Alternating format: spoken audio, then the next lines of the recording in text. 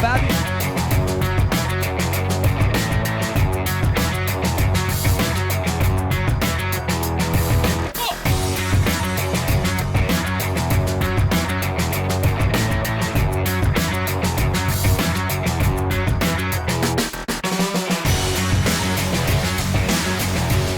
The track conditions were a lot different last week than what we've seen throughout the season so far. Tell us how that might have helped you.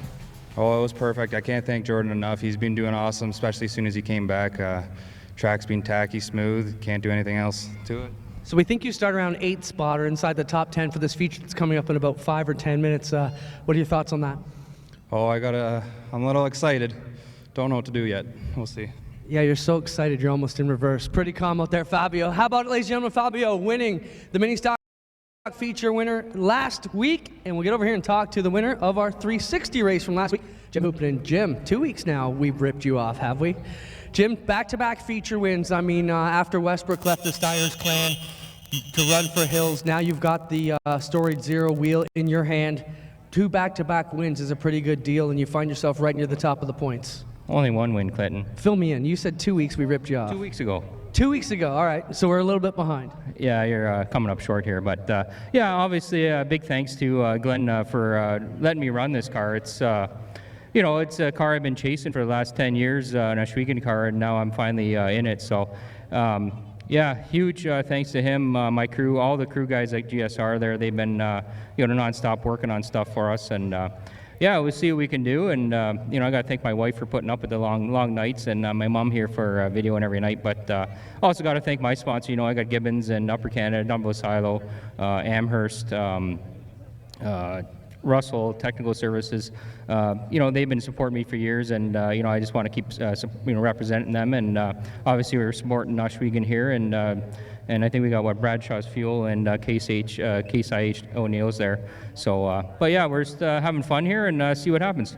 They have Jim Hoopin, winner 2 weeks ago. Get over here and talk to Jesse McDonald, driver the number 88. Jesse, you've had a story, and like I tell my buddies, make sure you're talking to me for the right reasons, because we're staying here on the concrete, not because you're in a ball of junk up in the turns. And so far, you've been half and half. Talk about your season so far back here with Glenn. The season's been up and down, but that's racing. You got to take the bad with the good and the good with the bad. It was nice to do good last Friday and get a win for my team. I got to thank all the guys that helped us, Josh and Matt and my buddy Cam and Fred and my dad, just everybody that's helped. We couldn't have done it without them. It's just been a team effort all year long, and it's just one of those things. You weren't even supposed to race last week because you were still suffering from the effects of the injury the week before. How tough was it to be in the car? Obviously, when you're out leading, it probably didn't hurt as much as if you're back in the middle of the pack knocking wheels, but how are you feeling tonight? I feel good tonight. Last Wednesday, I told my parents, I'm like, I don't think I'm going to race. I was still kind of woozy and stuff like that. And Thursday, I felt decent. Friday, I felt good. And I said, you know what, let's just get the car done. And, we'll try it in hot laps and see how I feel. And I felt good. I thought maybe the vibrations were going to mess with my head, but it was okay. Starting pole, that's key too, right? No dirty air and stuff like that. And we were able to get out front and just kind of put some distance on everybody, which really helped. Good job, Jesse. We'll look for you tonight. Jesse McDonald gets it done. And our other feature winner here, we've still got Scott Kruder. We've got Trevor DeBoer. Trevor, solid run for you. I mean, you've been having a pretty darn good season. Can you be happy with how things are going so far for you? Oh, feeling great how the season's going so far. The car's really been feeling a lot better, and it's been showing. Talk about the track conditions, how that's helped you guys in the Thunderstocks. Well, compared from last week, it felt like we were flying down the 407, and you could drive it anywhere and not worry about where the holes were. Can you beat Bailey and the boys tonight? We got a long ways to go to catch him. All right, there you have it. Trevor DeBoer picks up a feature win, and we get over here and talk to Scott Kruder, who didn't bring his car out, but that's okay, Scott. Scott, you're another one of those drivers who's had an up and down year. I mean, you're fast, dominant in the weeks. You're on the podium week in and week out. Then you're leading, get wrecked. Suffering a bit. On our show this week, you were telling us, suffering a bit in the upper chest area. How are you feeling tonight, and how are you feeling about your chances this evening? Good. The car's back in the pits because the track, it's definitely a little slicker than it's been. It's really smooth, which is good, but making some adjustments on that. So that's priorities. Get that thing ready so we can hopefully be back on this pad later tonight. But I'm feeling all right. I just can't lift anything over my head. My shoulder's still a little messed up, but other than that, we're doing good. Good to have you, Scott. Good luck tonight. Thank you. I got to thank the Hoddocks for sticking with me, and after wrecking the car opening night, and then having wrecking the car while leading. Even though it wasn't our fault, it's still a lot of work the team puts in. Can't thank them guys enough. Casey's Truck Salvage, Fiberworks, Merzax, Carl. Trey and Carl, they're working on the thing every night of the week. So without them guys, I couldn't do it. All right, thanks a lot. How about for our feature winners from the past, ladies and gentlemen? Scott Kruder, Trevor DeBoer, Jesse McDonald, and Fabio Oliveri, and Jim Hoopinen. We've got two two-seater rides coming up from our friends at Strickland's. And I want to welcome everybody from Strickland's here. They had a 200-person party back in Glenn's backyard. Guys, we're super proud of having Strickland's here with us. They've got two of their riders, coming up in the two-seaters right away. So you can see over there, if you're a newcomer here to Ohsweken Speedway, over in corner number 3, over where the sun is beginning to set, that is our micro sprint track on Thursday nights, where our young drivers race over there in their go-karts and micro sprints. It works as our push-off track for the sprint cars, as they do not have starters in them, and you can see that one sprint car with the wing there going around. That is the 2-seat sprint car. So as Clint said, there's some victims ready for rides in the 2-seat sprint cars. Clayton, have you been in the 2-seater? I have not. Have you? I was about to say, I know that you absolutely refused to do it. I got to do it, I think, 2 or 3 summers ago. Clint let me in there. I had Dylan Westbrook drive it for me, and it was pretty cool. He did a good job and gave a good ride, because he kind of took me to all corners of the racetrack. We ran the top, we ran the bottom, and those 5 laps, I think, will be the extent of my sprint car racing career. Those 5 laps were plenty good enough. Just want to give you guys a heads up. We will have one rider out, then we'll get our anthems. We'll have our second rider out. We'll be back with our mini stock feature number 1, and we'll be flying. Yeah, no, Clint and Tommy went in it the first year that they had the 2-seater. Tommy Gooch, former announcer here at the Speedway, and Tommy said when he went in it, he just felt like he was going to fall out of the left side of the car. That was the feeling he had, because it's an open cockpit on that side. And he said after about the second lap, he was ready to get out. He was glad he did it, but he was ready to get out. And I don't know. To me, I'd just like to be the one holding the steering wheel, not the one just along for the ride. It's almost worse, because they give you a steering wheel to hold, but it does nothing. So it's this false sense of security that really makes you think twice. It's like the Adam Ross of steering wheels. Pretty much. See, I'm burning him already. He's not even here yet. Somebody will play him back to tape. He's probably on his phone watching as he comes down the 407. I don't know. Adam has a hard time every week trying to find the live feed on Facebook. So we'll see. We'll see. Uh-oh. This is the full experience. We've got smoke coming out of the motor.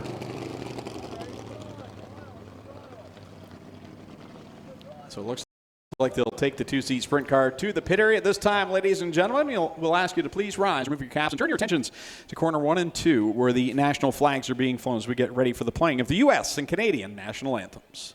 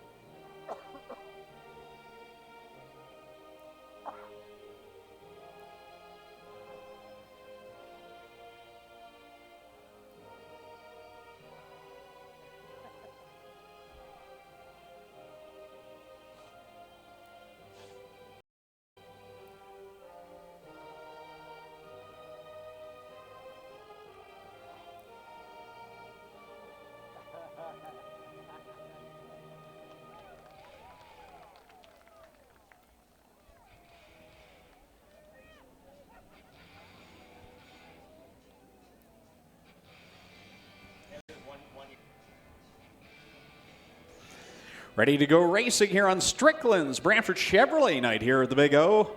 Again, my name is Greg Keltman. With me, filling in for Adam Ross for a little while, is Clayton Johns. Clinton Jeffrey is down trackside as we get ready for the HRW Automotive Mini Stock feature event from 1 week ago. Trevor Want will start from the pole. He's from Niagara Falls, Ontario, alongside the 16J. That'll be Jeremy May.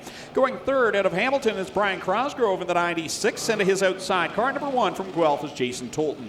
Starting fifth, it's Mike Taylor out of Hamilton, and going sixth is Paul Longboat in the 188. Starting seventh, Sean Iftati Cheeseburger in car number 15, and Fabio Oliveri in car number 16 goes eighth. Starting at ninth, Rob Twitchett out of Dundas in car 69, and going 10th, Mike Evers from Caledonia in the 265. Going from 11th, Jonathan Ayrton in the 21. Starting 12th, Cole Hardy in the 7C. Starting in 13th, it'll be Martin Schroeder aboard car number 60. And going from position number 14, Kevin Thorne from Caledonia in the 360. 15th starting spot goes to Wade Thorne in the 46, and Tristan De Silva will start 16th in the 01. Starting 17th, Ryan Hiller, the 21H, and to his outside in the 18th starting spot, Tim DeBoer in car number 9. Back in row number 10, it'll be Dusty DeBoer in the 23 and Kyle Wirt in the 19. Starting 21st, Craig Vlasic in the 44. 22nd, starting position goes to Christopher French in the 54. Starting 23rd, Mike Siritakos in the 6X. Andy Reitman will go from 24th in the 93. Back in row 13, Tim Newell in the 26 and Cody Somerville in the 517. Daniel McKay starts 27th in the 13M, and Aiden Maynard will go from the 28th spot in car 20A. 15 laps will be the distance for the HRW Automotive Mini Stock. And I believe this time, Kyle McKenzie, the man atop the flag stand, will show them the white flag. We'll be going green flag racing for the first time tonight here at the Big O. Greg, we were talking a little bit earlier about how great a crowd we have this evening, and every time we've got a big crowd, that usually means we've got some new fans in the stands here tonight. So keep an eye on our flag man, the director of traffic control up there, Kyle McKenzie. He's part of our show here at the Speedway each and every Friday night, and he'll keep you pointed in the right direction, keep you on top of the action and what's going on and what's coming up next as we get set to go green. He's got many nicknames as he stands up there on the perch. I like to call him the flagging frenzy. Kyle McKenzie sends him loose. The green flags are up, and we are on it here at Ohsweken Speedway with Trevor Watt leading them down into corner 1. They're already 3-4 wide on the first lap. Yeah, deep in the field, Greg. They didn't even make it to the flag center. Oh, hard up a turn number 2. Car into the outside wall. Wow, Jeremy May just all of a sudden turned to the right, and that car snapped into the wall. And coming across the stripe, we'll see the caution flag fly as they will take the lap. And then we'll bring out the caution flag. So again, officials holding there to see if Jeremy May able to get the car going, and they were able to take the lap. That's also something race control tries to do if they can safely, and they took the complete lap. So we will have 1 on the board and 14 to go. That was a tough break for Jeremy May, Greg. It looked like he was the car up on the outside, so I'm not sure if he got touched towards from a car behind him in the right rear that caused that car to go straight to the right and into that outside wall. We'll see if we can get a look on the replay here, but he's definitely the car up on the far right side, the outside of the racing groove, and he just touched the outside of Brian Crosgrove's right door, I think. Yeah, and up and around he goes, and another bad break for Jeremy May. We're going to get an angle from the second corner video cam, and just, man, like the slightest tap on the door of Brian Crosgrove, and that replay was quite a shot because we could see how violently the fence rocked back and forth. A hard impact for Jeremy May as the safety crew down there to attend to him, and Clinton Jeffrey is on the scene. Yeah, guys, Jeremy May has not had the season he would have hoped for. He's had all kinds of problems this year. I can't see the damage because he's buried into the wall right now, but the hay bales have done a great job to protect the left side of this car. But if this season could be over for Jeremy May, he'd probably close the door on it right now. Yeah, he looks pretty dejected down, sitting in that driver's seat right now, and good to see him moving around and A-OK, but man, Jeremy May has just had a season to forget so far in 2019. Yeah, tough break, as both of you have said, but I guess the silver lining to that is that Jeremy didn't go into those hay bales head on, and he was able to get the car turned sideways and kind of slide into it with the door, and hopefully did only maybe damage some parts to the left front rather than the entire front end. So hopefully the bolt-on parts are not so bad. Clint might be able to get a better look at it here as they pull the car away. We'll see what things look like, but hopefully the damage not too expensive for Jeremy. As those watching at home can see, Clinton's actually working the camera and the microphone. Unfortunately, Greg Boydell, our camera 2 guy that sits up on the perch on Friday nights, he is out tonight with heat exhaustion. So Greg, we hope you're watching at home and enjoying the show. We miss you here tonight, buddy. But Sean Robertson, who usually does the mobile camera in the infield, he's working in the corner 2 camera, and Clint is on double duty down there in the infield with the camera and the microphone, and some great shots there and a little better look on the left side of that car.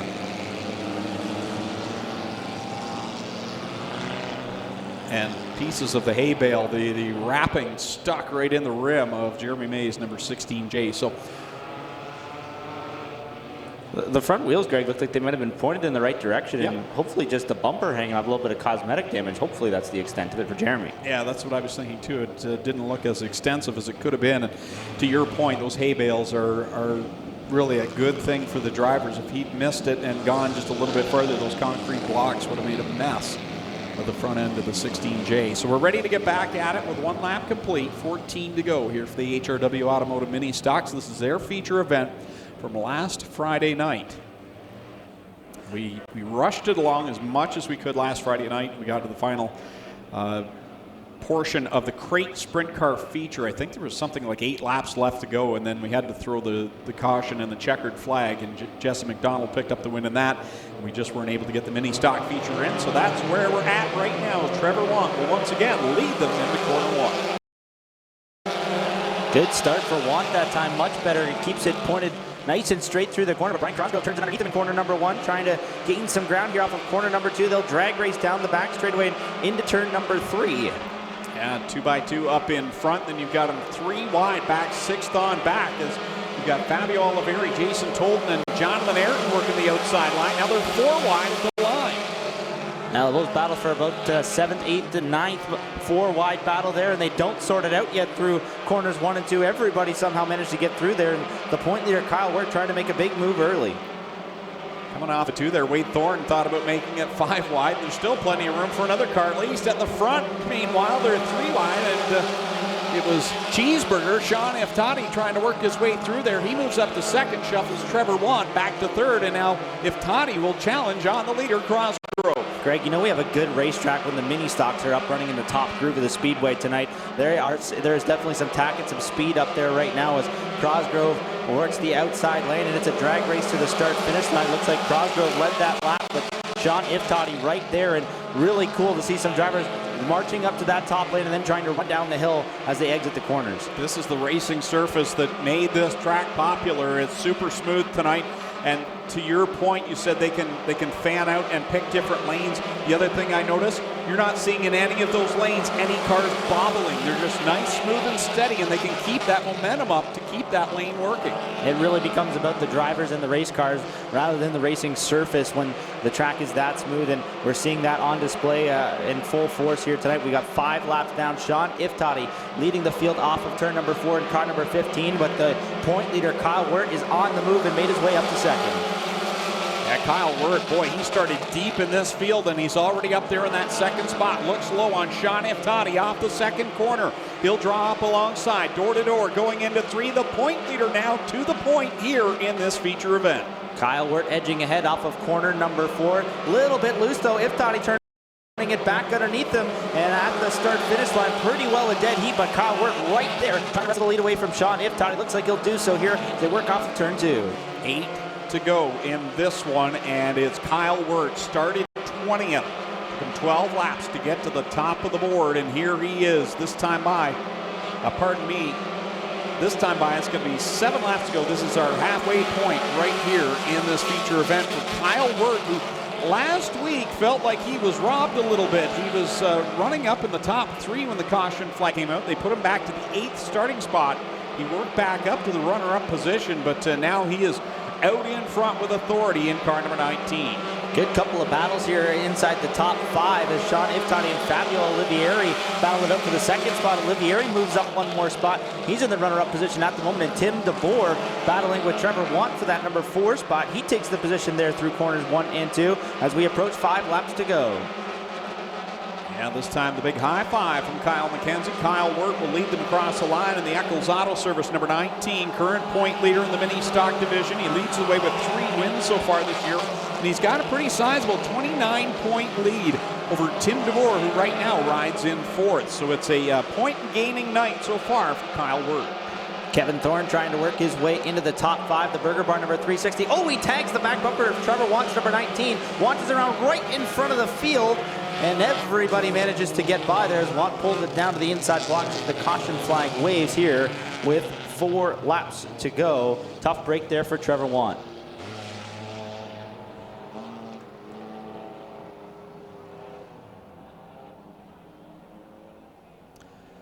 Trevor Want, the original pole sitter in this event, goes around, brings out the caution flag, and now with just 4 laps left to go, this will tighten things up for Fabio Oliveri, who was last week's, well, technically the winner from 2 weeks ago, but he won at the start of the night last Friday night, and he's right there with Kyle Wirt, current point leader, leading the way. Started 20th in this one, took him 12 laps, took him just 7 laps to find the front. And a nice run by him. I think that's Adam Ross's truck pulling into the pit area. Wow, my night just went from good to bad in a big hurry.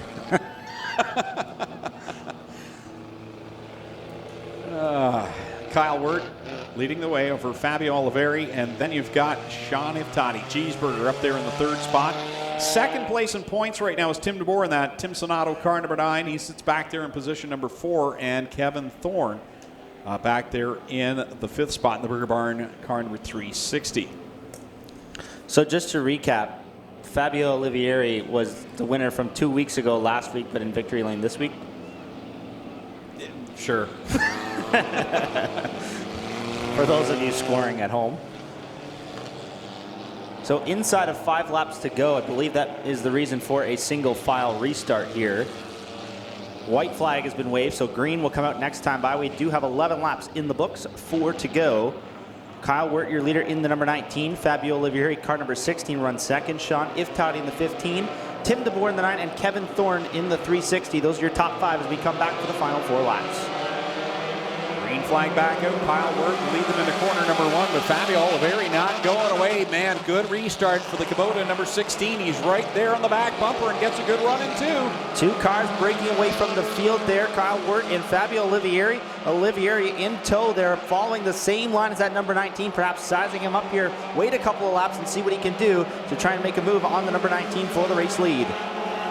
Fabio right there, and what we saw last week, a different track surface for Fabio. Sometimes drivers like a tackier track, and Fabio really showed last week that was to his liking. He's showing it again here tonight. He's keeping pace with Kyle Wirt, which is something not many drivers have been able to do this year. Yeah, that's been awfully tough. That number 19 car has already visited victory lane 3 times. Fabio's been there once 1 week ago, and now he drives to the inside, gets that right front tire to the number 19 on the door of Kyle Wirt's car. Can't quite get it done that time, and they'll see the white flag this time as they work off of turn 3 and 4. Wirt and Oliveri right there, 1 and 2 off of corner 4. White flag comes out one more time around for the point leader as he is being hounded by Fabio Oliveri. Great battle at the front now. It's Tim DeBoer working his way into the 3rd spot, gaining some ground, and here comes a run by Fabio. He gave a little tap to the back bumper of the 19, got all kinds of momentum at turns 1 and 2. Can he run it down the hill off of turn number 4? Nope, not going to be enough. Kyle Wirt will win for the 4th time in 2019. Kyle Wirt crosses the line as the winner. Fabio Oliveri will come home in 2nd. And it's Tim DeBoer in 3rd. Sean Iftati will cross the line in 4th. And Kevin Thorne will complete the top 5 in that Burger Bar number 360. Great race. And you know what? Kyle Wirt picks up the win. Very likable guy. I was kind of wanting to see if the Fabio fan club here was going to erupt with a victory down in front of us. Good run by Fabio.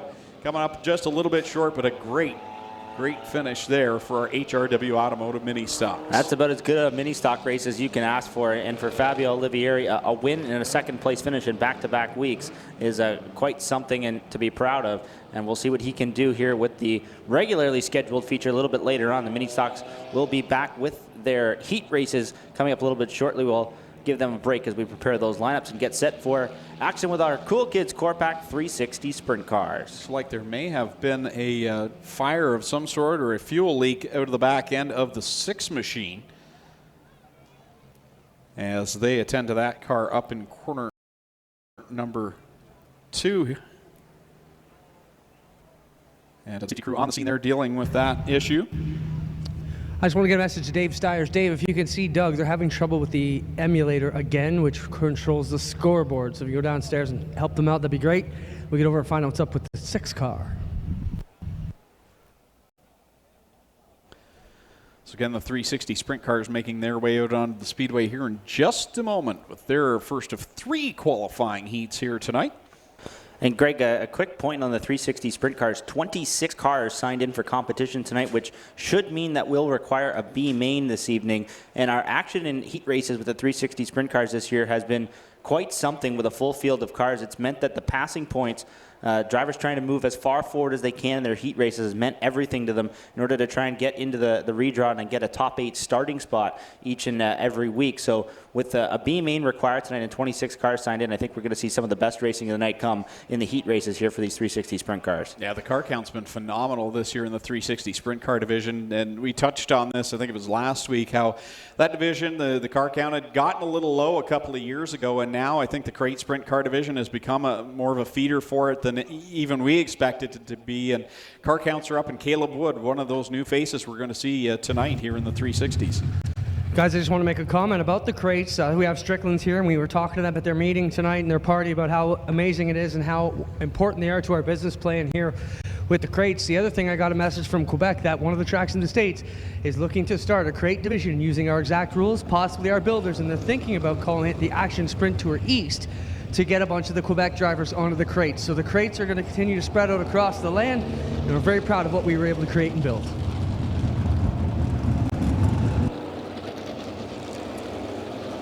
Ready to go with the first qualifying heat. Starting lineup will look like this going from the pole from Caister Center in the Charlie B. Honey Pie Spring and Alignment. Mudcat Entertainment Center, car number 11, it's Jamie Turner. Going from the second spot from Lewiston, New York to the G&J Contracting, car number 81, it's Derek Jonathan. Starting position number 3 from Simcoe in the Gales Auto Aftermarket 21J, this will be John Burbridge Sr. And going from position number 4 from Brantford in the Hills Tire and Gas, Brown Auto Service, Little Bend 110, it's Jake Brown.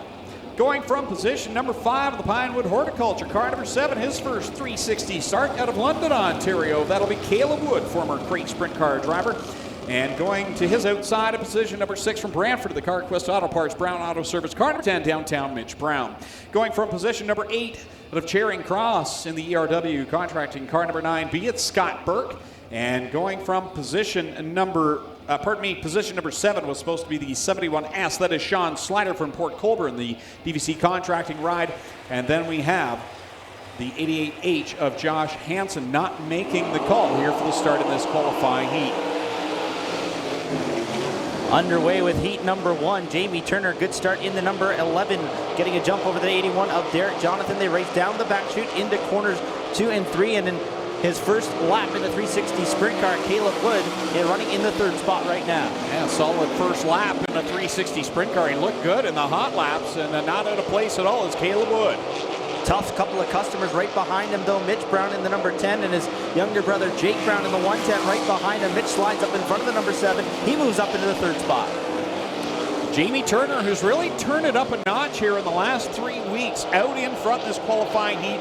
And Clayton, I'm really happy to see this for Jamie. There is no one nicer in the pit area than Jamie Turner, and it's good to finally see his luck turn around, and just, I think the improved track surfaces has helped him overall as well. Yeah, absolutely. He's much more comfortable on a nice smooth racing surface. I know he switched chassis over the course of the winter time, and it's taken a little bit of time to get adjusted to it. Much better, though, over the last couple of weeks, and in commanding control of this qualifying heat race, a half straightaway advantage over Mitch Brown, who sits in 2nd at the moment. Derek Jonathan back there in 3rd. Caleb Wood still solidly up in the 4th spot. Jake Brown back there in 5th. Sean Slider right now running in 6th. Then it's Scott Burke 7th, who gets it really sideways off of corner 4. And John Burbridge Sr. back there in the final spot right now in 8th. 2 to go for Jamie Turner. Good run going for the couple of drivers up front. Jamie Turner from 2nd to 1st here. Pardon me, the pole car in the number 11 machine holding serve there. out in front of the field, and right behind him, Mitch Brown, big mover from 6th to 2nd, as there to pile of passing points if he can hold on to this one over the final lap as the white flag is out for Jamie Turner in car number 11. Fantastic run for Jamie Turner from Caister Center in that Charlie B. Honey Pie Spring alignment. Car number 11 as there's smoke up in corner 4, and that is John Burbridge Sr.'s 21J. That will bring out the caution with 1 lap left to go in what was a certain win for Jamie Turner. Yeah, that's not a caution that Jamie Turner wanted to see. He didn't have 1 lap to go. He had 1 corner to go to bring that car off of turn number 4, and the power plant on the 21J reaching its expiry date there in turn number 4, and officials no choice but to throw that check, or that caution flag rather, in order to avoid the field coming up behind the 21J at full speed, despite the fact there was essentially just 1 corner to go there for the race leader. So we'll have a restart here with 1 lap remaining. So John Burbridge Sr. gets the push into the pit area.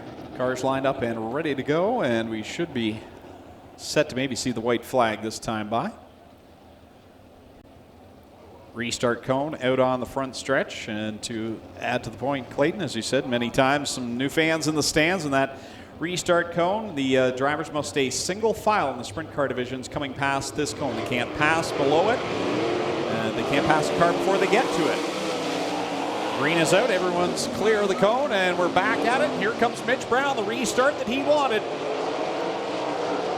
On the back bumper of the number 11 machine through the final 2 corners, Jamie Turner covering himself up from a slide job and will hold on to win heat race number 1. 2nd spot to Mitch Brown. Caleb Wood takes 3rd. Derek Jonathan in 4th.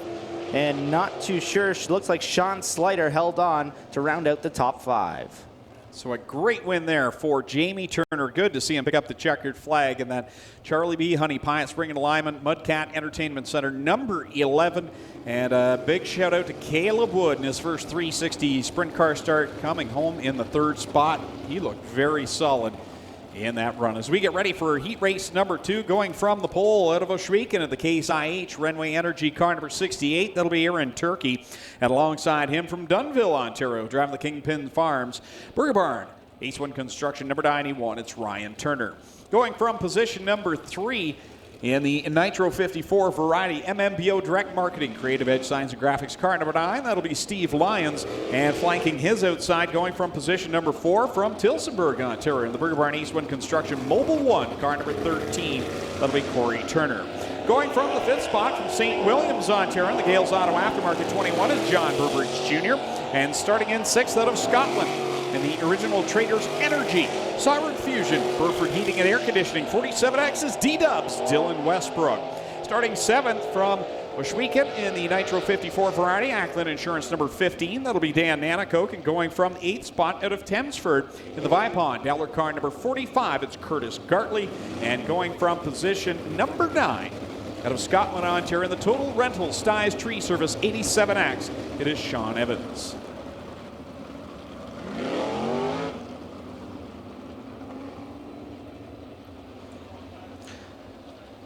Couple of heavyweights in this qualifying heat race. 3 drivers in the top 5 in points. The 91 of Ryan Turner coming into the night 5th in points. The 13 of Corey Turner 4th.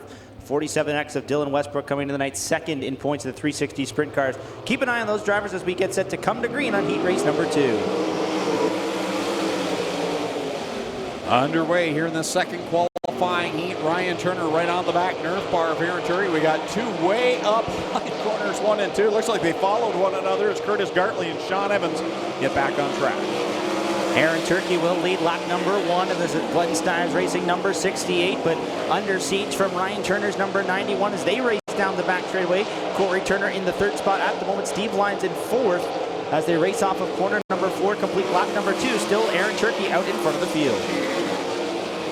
Aaron Turkey leading of Ryan Turner, Corey Turner, Steve Lyons, and John Burbridge Jr. who's trying to hold off Dylan Westbrook in that 47X, who's really not been able to make up any ground here in the first portion of this heat. Hey, coming after the number 21 machine here, that battle for the 5th spot on the Speedway as we have completed 3 laps working on lap number 4 here. 47X of Westbrook to the outside lane here. They race into turn number 3. Still Aaron Turkey though in commanding control. We reach the halfway point of heat number 2. Aaron Turkey was really hoping for a good run last week in the Frankie Turkey Memorial, but that was not the case for him. But tonight he's really got things turned up in that number 68, driving for Glenn Stires Racing, his rookie season in 360 competition, and handling this one nicely out in front of Ryan Turner and Corey Turner. Saw Ryan Turner drop back a little bit in that number 91 machine, not quite as close to the rear tail tank of that number 68 machine. Talk a lot about clean air in sprint car racing. It makes a big difference to have those wings cut through nice clean air rather than the air that's already been disrupted by the car in front of them. We'll see if Ryan Turner can track down Aaron Turkey here over the final lap. White flag waving for the number 68. Final time around, Ryan Turner closed the gap just a little bit that time. Now makes a charge down the backstretch and gets a really good run off of corner number 2. Does he have enough time? He looks down low in 3. Off of corner number 4, final time. Momentum up top is the difference. Aaron Turkey holds on to win heat number 2. Ryan Turner in second. His older brother Corey Turner comes home third. Dylan Westbrook will be fourth, and Steve Lyons rounding out the top 5. John Burbridge Sr., Sean Evans, Curtis Gartley, and Dan Nanico rounding out the field in heat race number 2.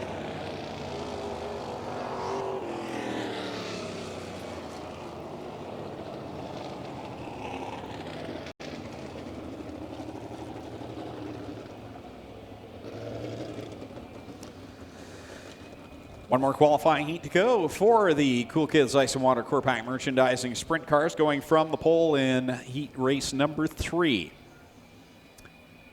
Aboard the Rip Shot Ackland Insurance, car number 17X. The highlight man, Mac DeMann, will go from the top spot to his outside. The current point leader, driving the Bradshaw Fuels Ohsweken Speedway Aero Express, John Gibbons, car number 0.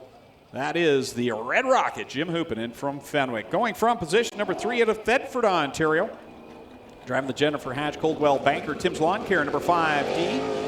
That is Shane Ross, and lining up to his outside after a couple of weeks missed from the schedule. Driving the Burger Barn East 1 Construction, number 55 from Caledonia's Mikey Bobby, Mike Thorne. Starting 5th, out of Alden, New York, in the Casey's Truck Salvage, Fireworks Composite, Merzak Enterprises, 49K. That's the straight shooter, Scott Kruder. And going from position number 6 out of Dorchester, Ontario, drive the Case IH Aero Express, Ohsweken Speedway car number 1. It'll be Holly Porter. Going from position 7 in the Pristine Pool and Spas, number 67. That'll be Pete Richardson from Verona, New York. And going from position number 8 out of Caster Center, the Jason Enterprises. Bodyline Auto Recyclers, Total Coatings number 46, it's Kevin Pauls. Kevin Pauls in the 46 will go from 8th. So 8 cars for 8 more laps. Third and final qualifying heat race of the night for the Cool Kids Core Pack 360 Sprint Cars. Getting set to come to green. Mac DeMann with a very slow pace. Getting set to come to the green ghost stick and wait until the last second before he hit the loud pedal. And we're underway with heat 3. Off they go down the back stretch. Mac DeMann, the highlight man out in front. Second place in points. Is he tonight? No, make him third in points. 4 points out of first. And he gets by the point leader, Jim Hoopinen, as they go back and forth now down in corner number 2.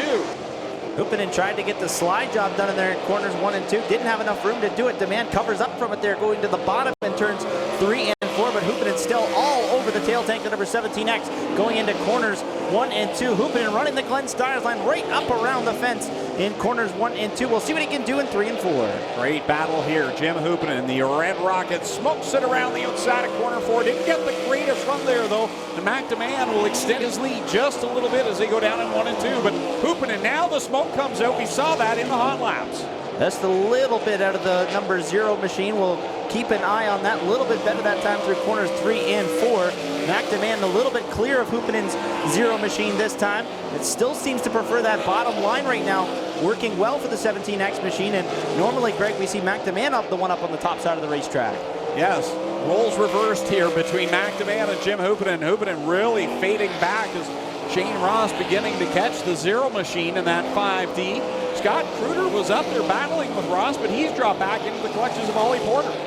Interesting to see just over the course of these 360 sprint car race how much this track has already started to slick off from heat 1 to heat 3 as DeMann continues to pull away from Hoopinen's number 0 machine. Meanwhile, Shane Ross gaining on that same number 0 car for the second spot. White flag set to come out this time for the 17X of McDeman.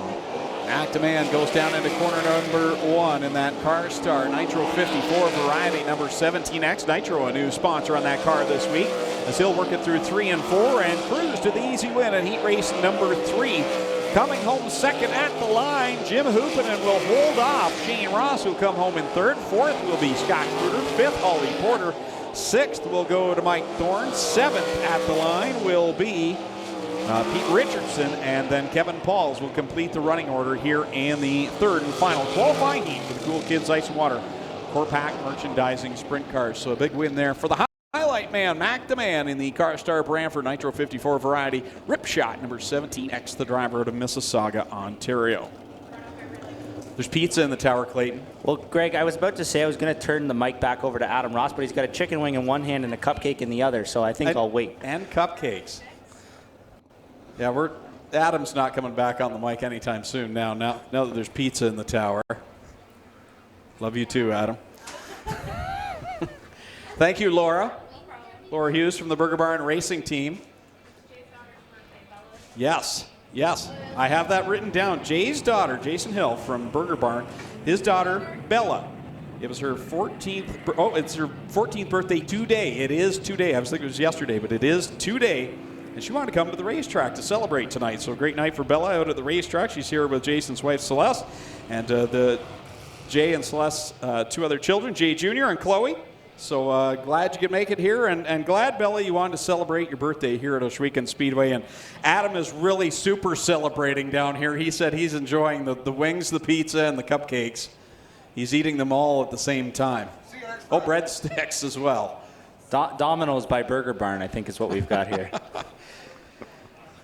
Meanwhile, there's racing going on. The Middleport Mechanical Thunderstocks ready to go with their first qualifying heat. Kyle Andrus out of Hamilton goes from the pole. Chris Dickey on the outside from Brantford in car number 1. Going third from Simcoe, it's Aaron Rowitsky in the 4 machine. And Casey Huffman in car number 13 will go from position number 4. Derek Liverett starts 5th out of Brantford. In car number 40, Go Fast Teeple goes from the 6th spot. He's from Thorold, Ontario in the 11. Jeff Rulofs from Chatham in the 6R. He went from 7th. And Adam Plazik in that 41 machine. He's from Caister Center. Car number 41 starting in 8th. Coming down to lead lap number 1, and it's Chris Dickey and Aaron Rowitsky lead the pack. Outside pole sitter making use of his front row starting position here, but now he gets turned around in front of the field. Oh, hard hit. Everybody piles in. Wow, Chris Dickey around in front of the field. 3 cars piling in. Adam Plazik, Go Fast Teeple, and I can't quite tell the other car involved there. Facing backwards, Jeff Rullis in the 6R. That was a hard hit. Rullis was the first car into that pile. And somehow Dickey was the car that was able to drive away. Although now it's sitting parked in the infield on the back straightaway there with looks like a little steam coming out from under the hood, and red flag displayed. Immediately go check on the safety of those drivers as the replay comes out for us. And Dickey just all by himself gets turned around there in front of the field. Man. That Adam Plazik, as he got into the pile there, that was a hard hit. As we take a second look on the replay for those watching at home, or if you have your smartphone here, you can watch the replays as well. And man, Aaron Rowitsky took a pretty good lick there off the right rear quarter panel as well. He managed to get through okay, but front end all ripped to shreds for Chris Dickey. Good to see he's okay and moving around there, but a hard hit for Chris Dickey out of Brantford in car number 1, as well as Jeff Roloffs in the 6R, who comes down from the Chatham area. He's been here almost every single Friday night and makes the haul down here. He's down there in the pile along with Adam Plazik and Go Fast Teeple. And that's a bad spot off of corner number 2 right now where the sun is at. And it's got to be probably the most difficult spot right now to see as you're coming off of that corner, looking right into the sun, and I'm sure that might have added a little bit to the pileup. Well, that, Greg, and added to the fact that the racetrack is considerably different than it was in hot laps just a few short moments ago for these Thunderstock drivers. The sprint cars really polished that top layer off and have made it slick out a little bit. So maybe the second time through corner number 1 just wasn't quite what Chris Dickey expected in that number 1 machine. Just got the tires spinning a little bit too much underneath him and wasn't able to gather it back in.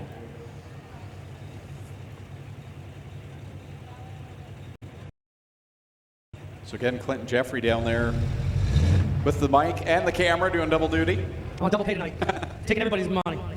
No, Adam Plaza, you see him there backing up in the number 41 car. He is able to drive away. I can't get in there and see the damage, but they've already got the hook on the back for the Roloff's 6R. I think you got to look at the Dickey front end of his car. Teeple looks all right. Probably the one who survived this one the most is Go Fast Teeple in the number 11. His car looks the best. It's got some right side fender damage. I do see a bit of water leaking out. Jeff Roloff's out of his car over there to talk to Teeple and make sure that, hey, it was just a racing deal, man. They shake hands. It's all good. Roloff's on his way back for the walk with the safety crew and our towing crew going to work on getting him up here. So yeah, we get a look, some right rear damage as well for Go Fast Teeple in the 11, and Jeff Roloff's getting the hook from the backside of that car. And it looks like the flatbed will come and pick up Chris Dickey. He's number 1, another driver that just has not had the racing luck on his side this year. It just seems problems have affected that car and not been able to get the finishes that he deserves and has been capable of having. Yeah, absolutely, Greg, because, you know, it's not that long ago that he was a championship contender with that number 1 car and showed plenty of speed last season, has had some bright moments so far this year, but just really at the end of the day, the results haven't come. He just hasn't had the luck, like you said.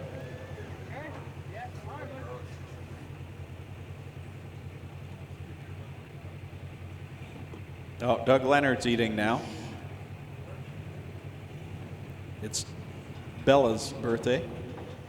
Jason Hill's daughter. We're celebrating here. Well, you guys are celebrating. How many cupcakes have you had now, Adam? He says 1 at a time. One at a That's how it counts, though. Apparently they're bite-sized. That was the most intelligent thing you've said all year. Every brownie's a 1-bite brownie. If you want I was going to say, have you seen the size of his face? Oh. Everyone's a 1-bite brownie. Glad I showed up for my roast. Oh, I'm going to pay for all this later. We love your cupcake anyways, don't worry about it. Oh, my. kind of enjoy this, like making him sit here and listen to it with his hands tied behind his back. Yeah, well. I won't enjoy it later. But Exactly. He's really suffering. Once he gets the microphone back, we're all in trouble. Great crowd here tonight. I want to thank everyone for joining us here as part of Strickland's Brantford Chevrolet night. Fantastic group of fans over on this side. I know there's a large contingent of folks from Strickland's over in the pit area. Great evening of racing. Well, I got Chris Dickey here, and I'm going to try and film him and interview him at the same time. Chris, your car's in a basket of parts. Your boy didn't do that to you on Sunday at Humberstone, and here he left it for you to do. Horrible thing for you to happen in your first few laps on Strickland's night. I know they're big supporters of what you got going on. Yeah, I screwed up. I don't know who else I took with me. Hopefully there are, but my bad. Well, it's big of you to claim it. Anything you can get fixed, you out for the night? I don't know. We'll see. We put our guys through the ringer this week, so we'll see if what's left of it here. I see the transmission's gone too, so. Well, Strickland's having a big party. Maybe you can catch a cold beer, Chris. There he goes, walking off, ladies and gentlemen, Chris Dickey. And you heard it, guys. He claimed it. This is my bad.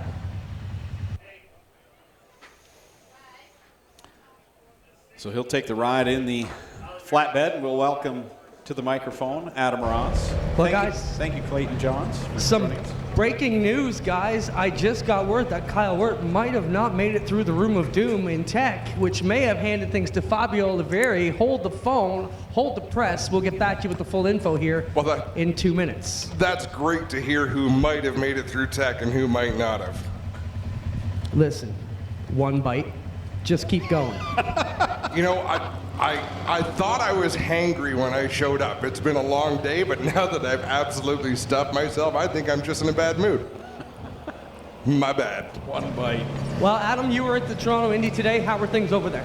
Clinton, I've got coworkers here tonight, so I may or may not have been at the Toronto Indy while I was doing my job diligently. Things were good. It was a great crowd on Fan Friday. I heard a rumor you were going to think about going. How's that? Yeah, I heard someone might have got thrown out in tech, too. We're doing a great job.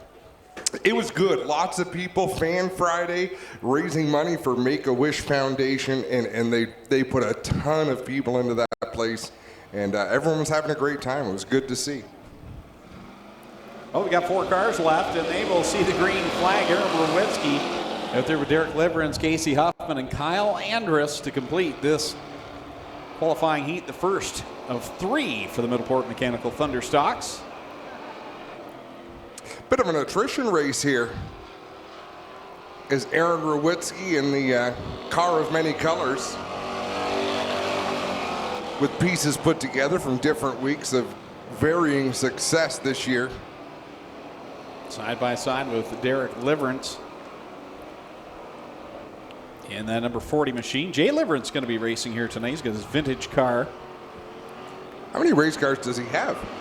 I'm not sure what they have left in the inventory. I know they had a late model at one time as well. Yeah, I believe he's raced the late model this year. Problems for Rowitsky. He has come up lame in 1 and 2. He's going to take that car to the pits. So now with 3 laps to go, we got 3 cars remaining. Derek Liverance out in front. And that Affordable Towing undercovering number 40. 2 laps remain. Guaranteed top 3 finish for the 3 cars remaining on the racetrack in this one. Got word our corner 2 cameraman, Greg Boydell's enjoying some Dairy Queen tonight. So thanks for rubbing that in, Greg. But hope you are feeling better, a little dehydrated, and has some heat exhaustion. So I love my clay sprinkles on a Dairy Queen cone. Coming down to the checkered flag here in this first qualifying heat for the Middleport Mechanical Thunderstocks. Derek Liverance will pick up the win over Casey Huffman and Kyle Andrus.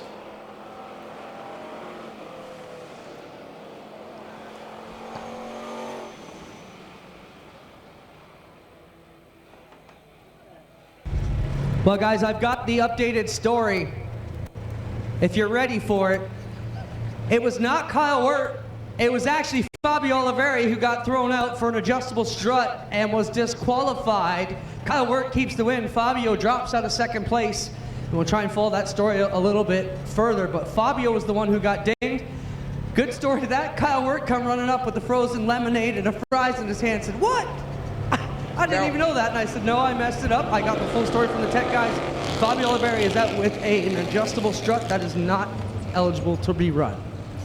I've seen the telephone game happen over a course of 4 or 5 where the story changes, but it was direct over the radio. That escalated much more quickly than most telephone games do. Let's quickly give you the starting lineup for Thunderstock Heat Race number 2. Rob Hoskins on the pole in the 37. Mark Fawcett in the 32. Ryan Dinning in the 8. The 28D is Donnie Lampman. 21X is Mark Bezine. 25, Ken Sargent. Jim Lampman in the 28. And Frank Turkey in the 38. That's how they start. But they're not going to stay like that for long. Donnie and Lampman looking to nose up through the middle there. He runs out of a little bit of momentum off at turn number 2, and Rob Hoskins will continue to lead down in 3. Here they come, 3 wide off the 4th corner. Mark Fawcett trying to use that outside line to his advantage. Has a good run going, and that is blocked by Rob Hoskins, and Fawcett has to give him a little bit of a tap on the rear end. And now we've got problems down in corner 2 as Mark Bezine has chewed up the front end of his car along the blocks. Yeah, he punched that block pretty hard down there. He's going to back away. I would imagine most of the damage will be cosmetic and emotional, Greg.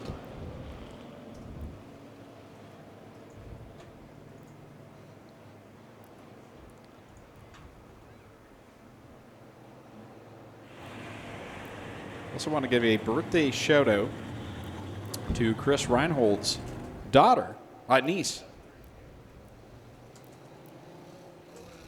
Okay, he's confused me. He says, tonight my daughter and my niece will be in the crowd. Okay.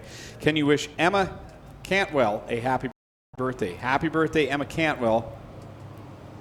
That is Chris's niece. Listen, I enjoy picking on you and I enjoy picking on Clinton, but please don't make it so easy. I mean, that's, all you had to do was read.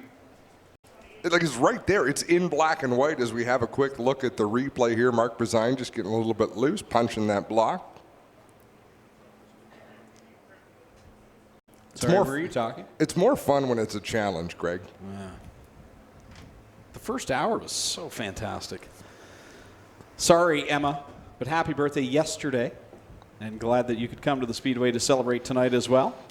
Mike Klazinga turns 30 today also. Happy birthday, Mike. Why aren't you racing? I want to welcome my entire family to the Speedway tonight. My wife is here for the first time ever. She's only been to one race where I've announced that was Applefest in 2000 before kids. BK before kids. In 2000 and sometime before the family. My wife Amanda's here, both daughters. Amanda, my wife, is here. Olivia and Eliza are here. And, of course, my son's down there working the Western Survivor beef jerky table again. He was a little worried. He dressed up, ready to work, and then the table wasn't set up, and he wasn't sure what he was going to do tonight. But the beef jerky is here, folks, and my son down there can help you get some of that. How did things go last night? He made his announcing debut with a stream of the micro sprints. Yes, he and Caitlin DeBoer got things started off, and last night was just a test trial run. They did it on camera. It wasn't live streamed yet. That's the plan in a few weeks' time, but they were a little timid to get things going, but come feature time, they really got into it, and they both had a blast doing it, and I think it's going to be fun to watch them on Thursday nights, just to see them progress, and I'll tell you what, Caitlin is not afraid to talk. She was down there doing the awards ceremony at the end of the night, and they did a great job. So that's awesome. Good to see you, and Jackson is going to be involved as well. He was racing last night, though, so Dad made him race. Dad, oh, what a horrible dad.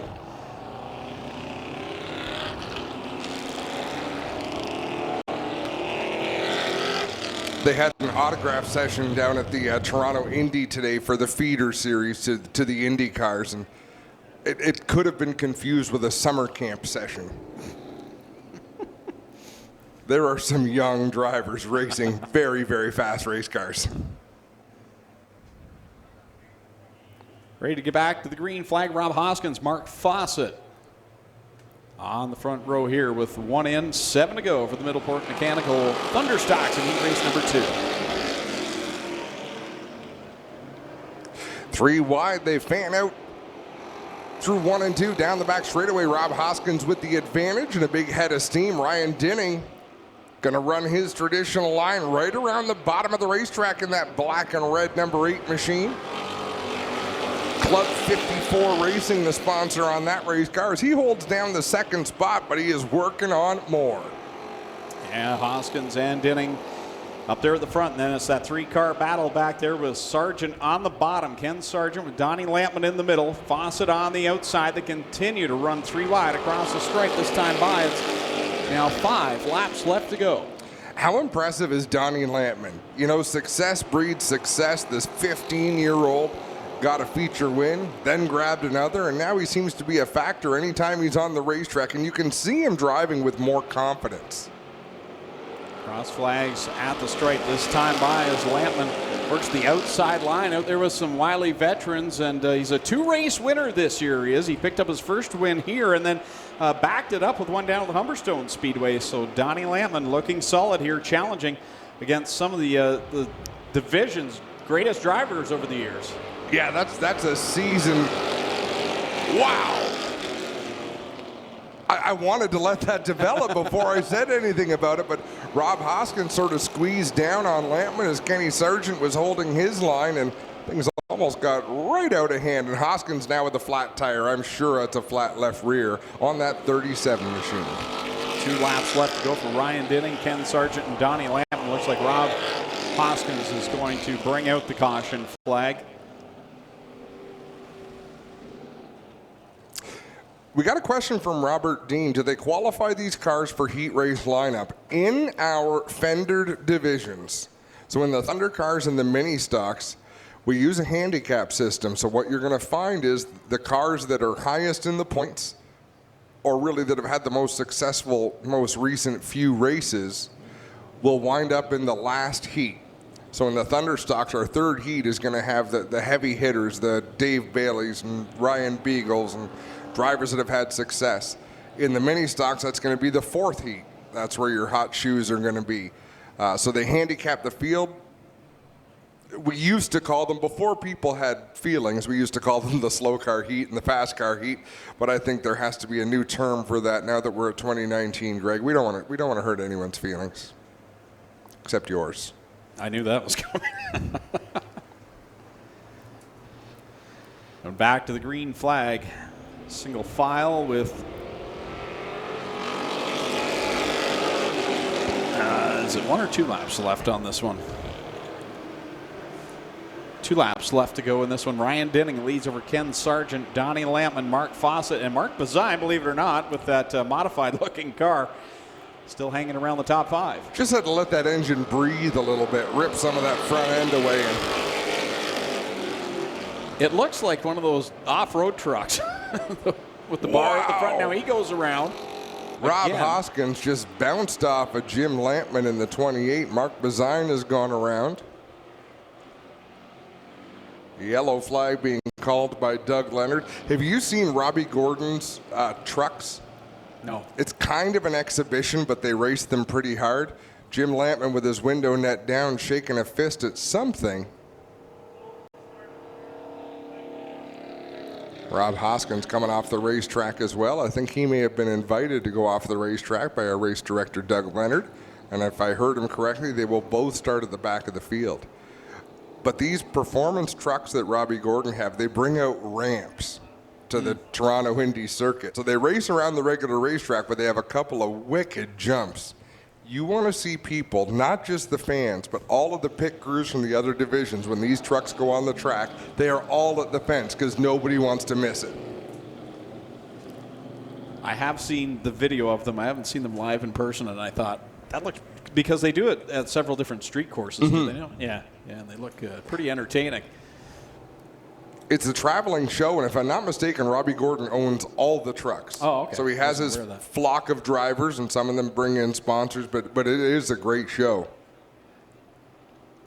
So try this with 1 lap to go now in this second qualifying heat. It's been a bit of a journey here to get through the Middleport Mechanical Thunderstocks tonight. Mark Bazine making a quick move to the outside in the Burger Barn 21. Meanwhile, at the front, Donnie Lampman, 6-0s underneath. Kenny Sargent down the back straightaway. Checkered flag in the air of Kyle McKenzie. This will be the end of this qualifying heat. The win goes to Ryan Denning, second to Ken Sargent, Donnie Lampman, Mark Fawcett, Mark Bazine, and Frank Turkey. Still 1 more qualifying heat to go for the Middleport Mechanical Thunderstocks. And I messed something up again. I forgot to mention my other son, Daniel. I shouldn't say other, but my oldest boy, Daniel, is here as well. He is the least interested in racing of my entire family, I think, but he is here as well tonight against his will. And hi, Daniel. I didn't forget you. Well, I wonder why he's the least interested. You mentioned your whole family and left one out. A loving dad. Well, get to work.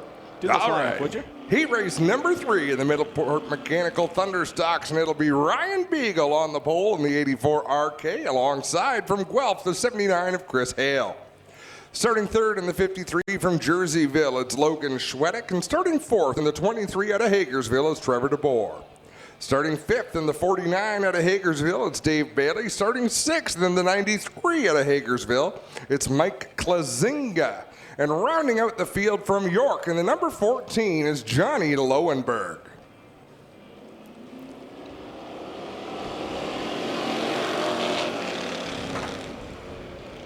Off they go into corner number 1. The heavy hitters, the top drivers in the point standings amongst the top 5 here, battling as Trevor DeBoer, last week's winner, worked the middle there to get by that 49 of Dave Bailey. Now Bailey fights back on the bottom. At the front, it's Ryan Beagle, Logan Schwedick leading the pack.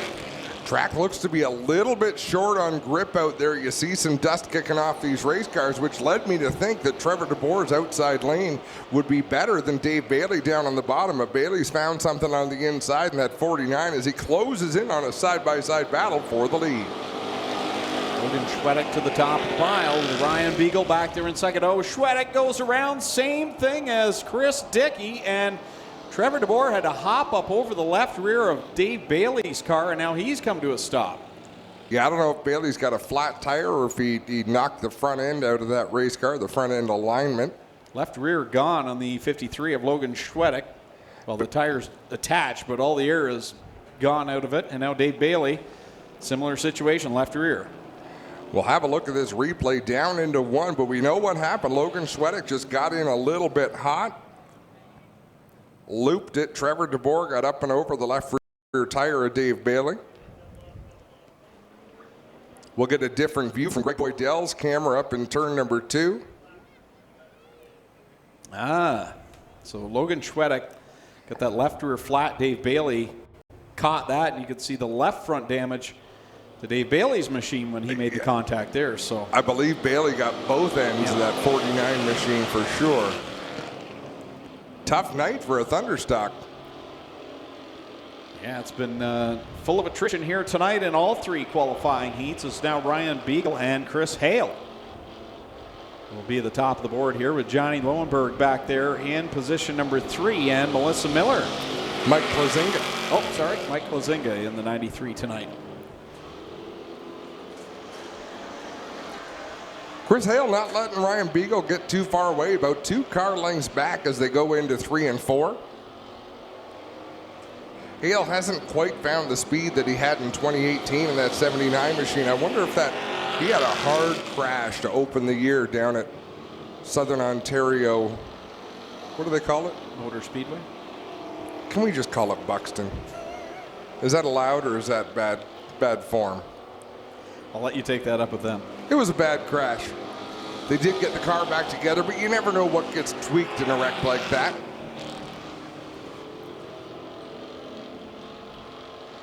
Down the back straightaway, Ryan Beagle opened up that advantage to about 10 car lengths. Last time around, 3 and 4. It'll be checkered flag this time for Beagle. He'll take the win.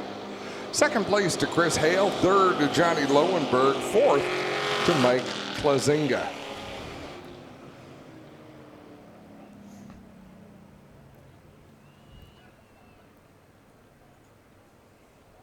Don't forget the Ice Mobile open for business behind the announce tower. If you're looking for some ice cream or a frozen treat, you can get that down at the Ice Mobile. The Western Survivor beef jerky table also open down in the concourse area with plenty of cold drinks. And as always, down the concession building, we've got plenty of the Pinty's delicious foods. Ice cold Coca-Cola products for sale. So if you're hungry, thirsty, need something to cool you down, you can get all that down in our concession area. The folks will be happy to serve you down there as we get ready for the first of the great sprint car qualifying heats.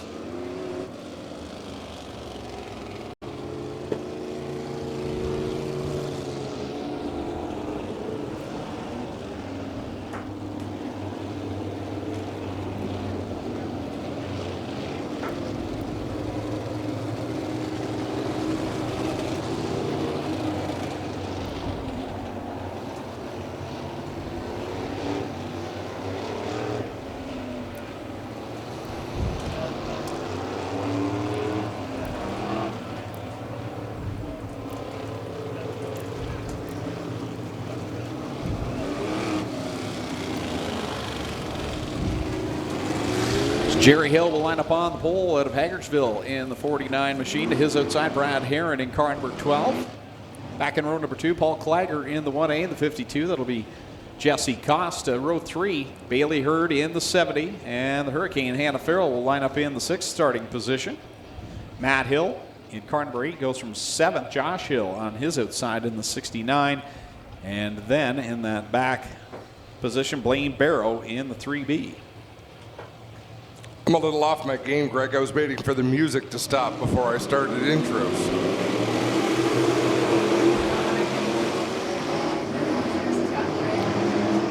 Look at Jesse Costa way up on the outside. Brad Heron takes the lead down the backstretch, but Costa hot on his heels with a big head of steam.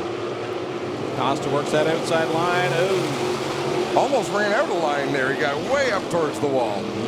Gathered it back up and got it back straight as here comes Paul Klager now challenging him on the inside lane. Brad Heron out in front. So Heron running a steady line near the bottom of the racetrack, but not right on the bottom. Jesse Costa way up on the high side. Paul Klager, he's moved around a little bit in that Schneider Electric 1A.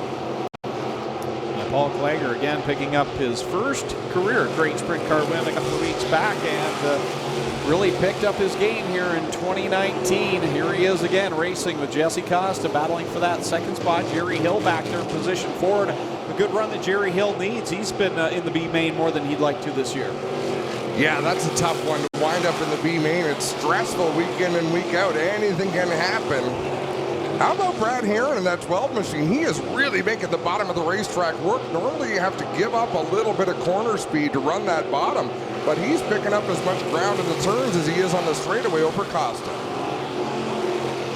It's Herron, Costa, Klager, Hill. Right now your top four. Hannah Farrell gets by Bailey Hurd. She's in that 5th spot in the Oakwood Transport, number 14. Bailey Hurd back to 6. Matt Hill running 7th. Blaine Barrow in 8th. 2 laps to go, and that's a big position there for Hannah Farrell. That knocks Bailey Hurd out of a transfer spot, headed towards the B main. If he can't close in and make a move, as we say that, Paul Klager gets a little bit squirrely in 1 and 2. At the front, though, is Brad Herron seeing the white flag. The big battle is from 3rd on back. Down the backstretch goes Brad Herron for the final time, working it through 3 and 4. And the checkers will come up. Brad Herron picks up the heat race win over Jesse Costa. Paul Klager will cross the line in 3rd. 4th will go to Jerry Hill. 5th, Bailey Hurd takes that away from Hannah Farrell. Finishes 6th. 7th is Matt Hill, and 8th is Blaine Barrow. So Brad Herron picks up the heat race win. And Adam, you touched on the stat about how many drivers will actually make every A main this year. So I went and had a look. Only 4 drivers have made every A main this year. Wow. I was surprised it was that few already this year. Yeah. We've had 7 features. Brad Herron keeps the streak alive. He has now made his 8th A main. The only other 3 drivers that are perfect so far, Lucas Smith, Stephen Beckett, and Rob Neely is the other driver. And that'll reward you at the end of the year when they tally up the points. That's an interesting mix of drivers to have made all of the features. There's something to be said for their experience, that's for sure. Heat race number 2 going to roll off like this. The man we just spoke about from Rockwood, Ontario, the radio shuttle number 74 is Rob Neely. On the outside of row 1 in the Pride Seas, number 45 from Mount Bridges is Nick Sheridan. Row 2 on the inside out of Six Nations, the 20 is Johnny Miller, and alongside him from Ancaster, the 26X is Terry Baker. Starting 5th from Beachville, the number 5 is DJ Christie, and starting 6th out of Ancaster, the 51 is Trevor Young. Starting 7th, driving the number 88 from Caledonia is Jesse McDonald, and starting 8th out of Binbrook, the 29 is Liam Martin. Rounding out the field, starting 9th from Brantford, the 69K is Jason Dixon.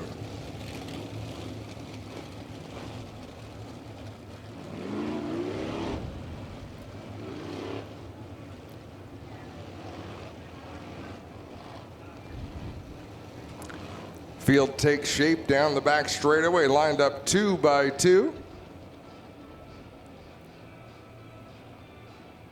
Rob Neely in the 74 on the inside, Nick Sheridan in the 45 on the outside, one of our oldest competitors alongside one of our youngest competitors. Green flag comes out, and Nick Sheridan gets a good run on the outside line, and he will get a good run through corner 2, and that will give him the lead, put Rob Neely back to 2nd. Neely back into 2nd, they settle in, down into turn 3. Wow, Trevor Young sailed that car into turn 3. Got a little bit upset in the race car. Not Trevor, he may be upset, but the car got a little bit upset. You can see he had to lift. Good battle back there for 4th, watching Terry Baker and DJ Christie going at it. Christie made a really strong run off of corner 4 last time. He'll clear Baker and now set his sights on Johnny Miller.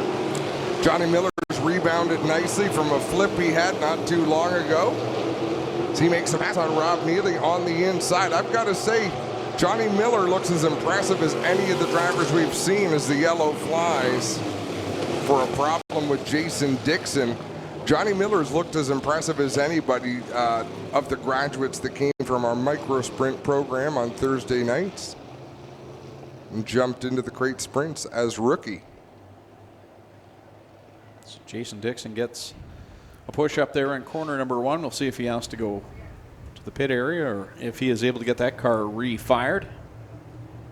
6 laps to go here in heat race number 2 for the Strickland GMC Crate Sprint Car Division. Still to come, we've got 2 more qualifying heats for the Crate Sprints, and then we have our Mini Stock Division with their qualifying heats, followed by the Vintage Cars, a pair of heats for them. Then we'll get into our last chance qualifiers for the 360s.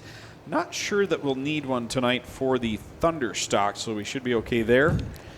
We wrecked enough of them in the heats that we should be good to go for the feature. Then we'll get into our intermission when they'll be doing the bicycle draw and giving away a bunch of free bikes here tonight. So if you haven't already, to be eligible for the bike draw, you need to go down to the Kids Club booth and sign up for that to be in on tonight's bike draw.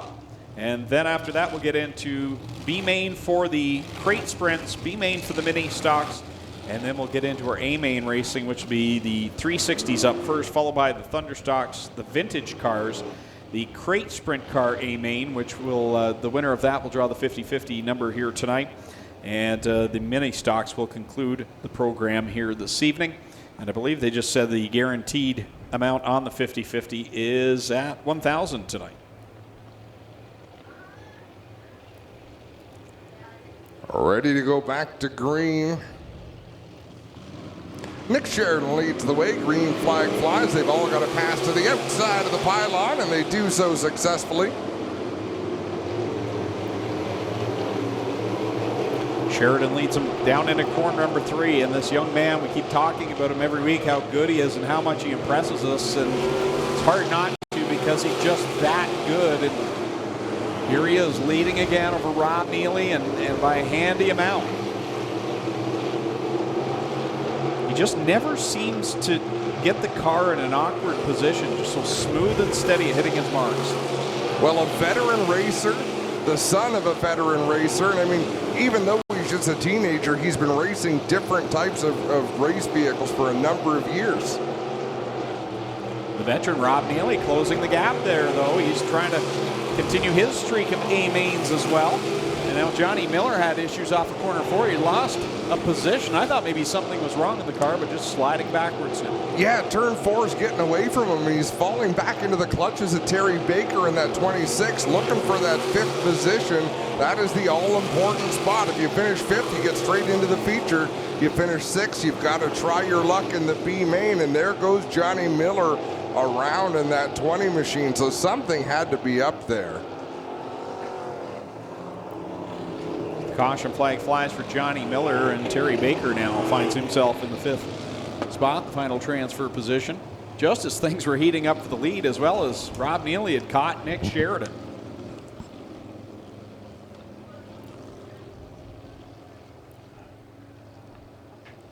Running in second has its advantages. Rob Neely able to gauge where Nick Sheridan's running, decide where he wants to be. Johnny Miller going to get pushed back to the pits. Or maybe not. Maybe the car just jumped out of gear on him or snapped around. Well, he'll have 3 cars to pass here if he wants to get into a transfer position. It's that 26 machine of Terry Baker, right now the final transfer car that will automatically make it to the A main. The rest of the drivers will go to the B main here tonight. And last week's winner right now is amongst those drivers. Isn't that amazing how that works? Also back there, Trevor Young in the 51. Green flag back out, so they go file past the cone as they go back into corner number 1. Rob Neely will once again try to mount the charge on the leader, Nick Sheridan. It's side by side for 3rd behind them. And for the battle for that 5th position, Jesse McDonald to the outside of Terry Baker as the white flag waves. I don't know what's going on in turn 4, but it is a handful for these race car drivers. Terry Baker now gets back around Jesse McDonald. Nick Sheridan going to take the win, Greg. Sheridan crosses the line first over Rob Neely, DJ Christie, Liam Martin, and at the line, Jesse McDonald will squeak past the 26X of Terry Baker into the transfer spot to put Baker, Young, and Miller into tonight's B main. Looks like a hard track to get a hold of here tonight. Well, guys, we'll give you a quick Case IH track report down here in 3 and 4. It is starting to polish up, and you've seen it get a little dustier. Jordan Hill did mention to us that it would get dusty before it got perfect. So tonight we're seeing a little bit of that dust, but the track is very smooth, very slick, and as they continue to polish it with these Hoosier tires, it is going to get slicker as the night goes on. While I got you on the line here, let's talk about a couple birthdays that were sent my way. I want to send a happy birthday out to Lynn Rose as part of the Strickland party here tonight. And Doug Wick, happy birthday to you, sitting up at turn number 1, guys.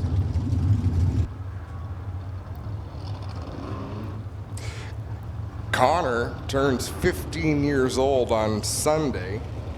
All he wants to do is go to the Action Sprint Tour race at Humberstone. So Jeff Durnan, I think, is going to take him down there. We're getting some work done on the house this week, so I've got to be committed to the home. But he's been on Jeff Durnan's pit crew a little bit this season, having a great time. So happy 15th birthday to Connor.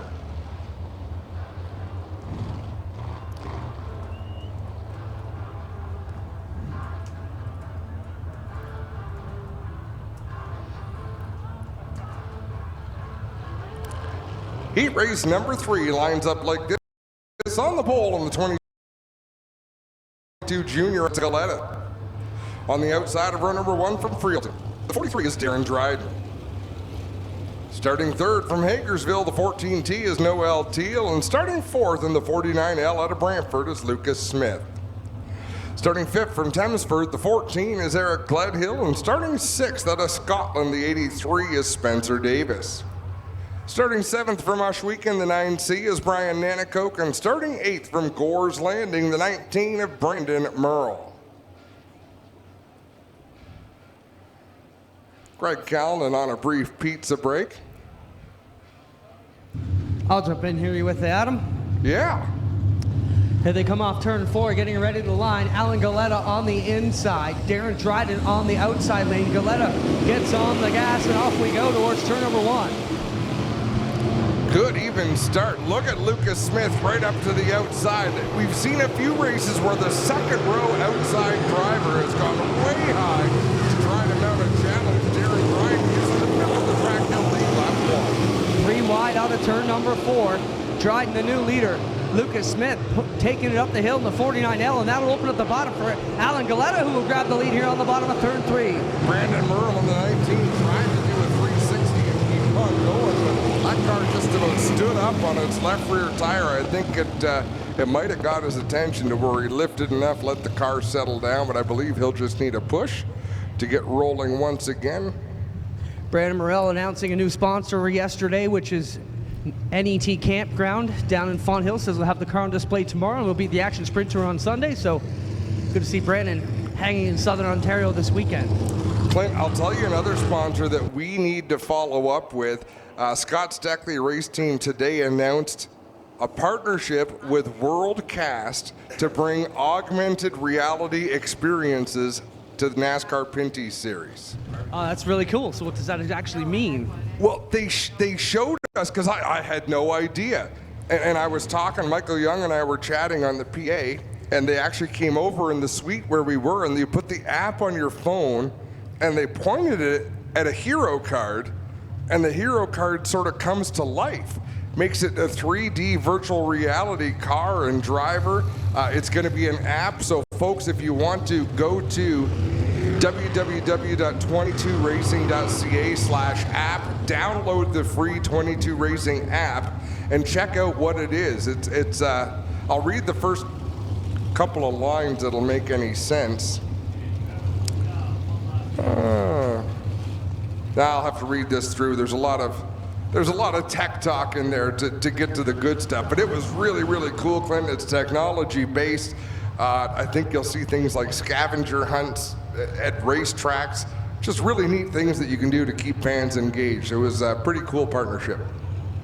We look forward to checking it out. Darren Dryden still leads here.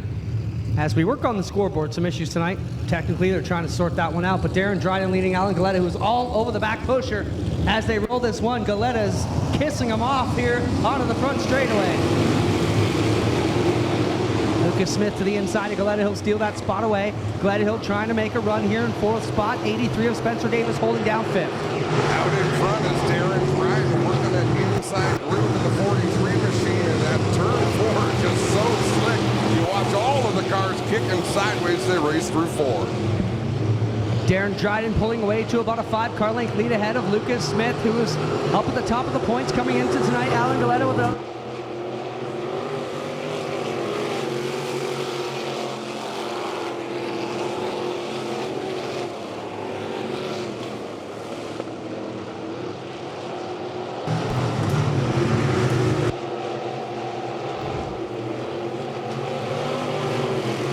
Lucas Smith all over the back end of Darren Dryden as they reach the halfway point. Pokes the nose to the inside in 1 and 2. Dryden gives him that lane, moves up the track just a little bit. Smith going to drive it deeper again in 3 and 4. Yeah, Smith let him know he was there, and these guys race each other quite a bit.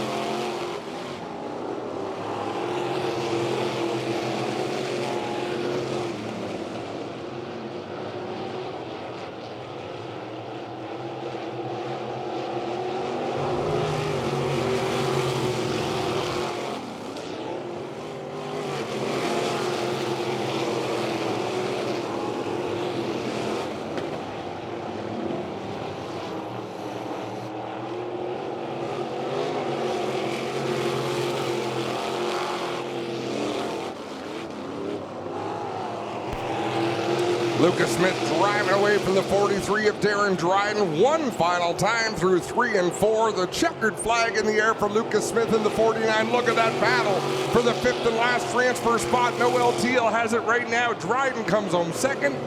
3rd to Gledhill. 4th to Spencer Davis. Noel Teal going to round out the top 5 and cash her ticket to tonight's A main event. So Hard-fought battles out there, Adam, in that qualifying races. We see Alan Galetta around at turn number 2. Had problem on her there, Adam. I had to drop out on you. I apologize. And good run for Lucas Smith. I think we tripped a circuit breaker up here in the tower, so. See, I'm reaching for my monitor thinking it's my batteries, but let's talk about Rivals quickly, Adam. That's the newest gaming and betting app here in Ontario and Canada for all things Ohsweken and a lot of things Ontario racing. Make sure you check it out. You can get into tomorrow's APC pool. We've also got bets up for next week. We also have our pools up for the 22nd and 23rd Northern Summer Nationals. We've got Action Sprint Tour up. We've got UFC 240 up. There's lots of things going on. Log on to racerivals.com and make your picks. And everybody's got to have a rival. You can't have racing without rivals. You got it. Our final heat race for the Strickland GMC Crate Sprint Car Division. Going to line up like this on the pole out of Ohsweken in the 28. It's Jordan Hill. Outside row number 1 in the 08 from Font Hill, it's Stephen Beckett. Starting 3rd out of Port Colborne, the 5D is Jacob Dykstra, and starting 4th from Hamilton, the 56 is Derek Lemaire. Starting 5th in the 19D from Waterloo is Alan Downey. Starting 6th from Woodstock, the 29W is Tyler Ward. Starting 7th in the 2 from Kitchener is Travis Hofstetter, and starting 8th out of Ohsweken, the 38 is Derek Miller.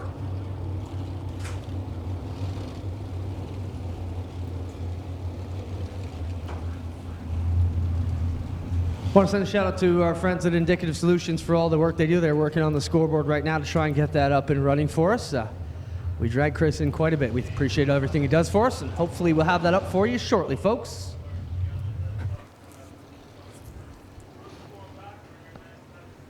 So our last qualifying heat for the crate sprints, the top 5 finishers goes directly to tonight's A main starting lineup. The rest will have to battle it out in the B main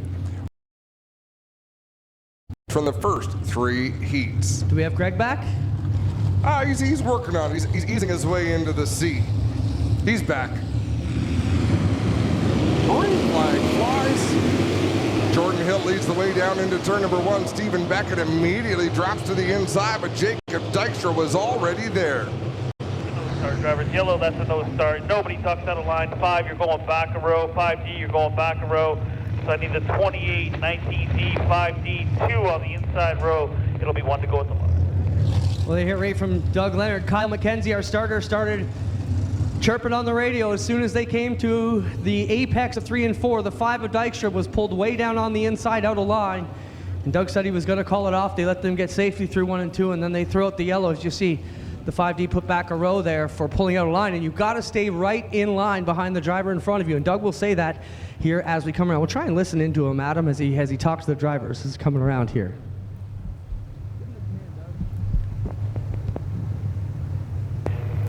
Okay, white flag's been out, chalk line's down, front row's going to fire together, that chalk line with the leader firing first. Rows 2 on back, bring her nice, tight, square, and even. This will be 8 laps, drivers top 5 qualify. Good luck. I always said Doug should have been a roller coaster guy at Canada's Wonderland. He's got locked down so well. Jordan Hill prepared the track. Let's see what he can do with it. Stephen Beckett up at the top of the points as well. Here we go.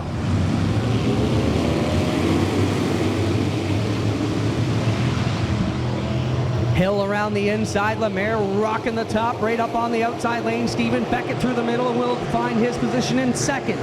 Jacob Dykstra, Meyer back in that.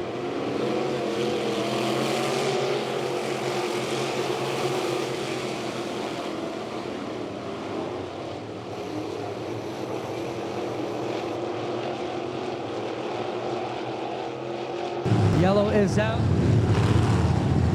Travis Hofstetter with problems on the bottom of turn number 2. And he will have to get that one sorted out here. Jordan Hill, your leader. Stephen Beckett running in second. Derek Lemaire third. Then Dykstra. And Alan Downey, the unofficial top 5. We'll see how that changes because they will likely go back to the last completed lap. So we may see a position or 2 change there still. So not sure why that circuit keeps tripping up here. Thought it was usually on a really hot night we'd get that, Clint. I've been talking to Glenn. We're going to get all systems tested this week. We got some issues going on. We're going to get it fixed up. Before our big Northern Summer Nationals, ladies and gentlemen, Mary is down in the front gate ticket booth. If you do not have your tickets for the Northern Summer Nationals Monday, July 22nd and Tuesday, July 23rd, which is a week from this coming Monday and Tuesday, Tony Stewart, Chris Ravel, Rico Aber will all be here along with Adam, my phone has been going off the hook with cars that are coming. I would expect 40 of the best 360 drivers to be here to battle those guys. Guys like Clyde Knipp, Paulie Colagiovanni, who's running so good down with the Patriots and the ESS. Davey Franek is coming. We're told Jason Barney. Mark Smith is flying in. The Poiriers are coming up from Quebec. It's going to be a good one here a week from Monday. Now, Knipp is running Jordan Thomas's car. Is Jordan Thomas also racing? Like, is it a backup? Yes. Okay, so they'll be running 2 pretty stout race car drivers out of that trailer. And we're hearing possibly Jared Horseman and some of the guys from the Ohio, Michigan end may be coming as well. So make sure you're here. Regardless of Tony, Rico, and Christopher, we're going to have the best of the best here going at it. And we are ready to go at it here again with the best of the best in the crates. And it's Jordan Hill on the inside leading Stephen Beckett. But look.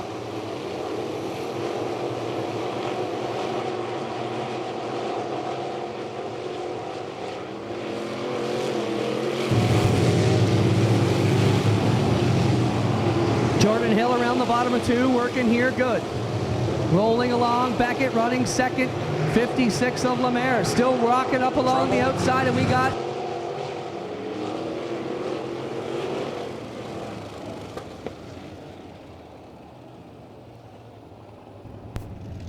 trouble for Tyler Ward in the 29W down in 1 and 2. Having a tough time with these slick track conditions here tonight.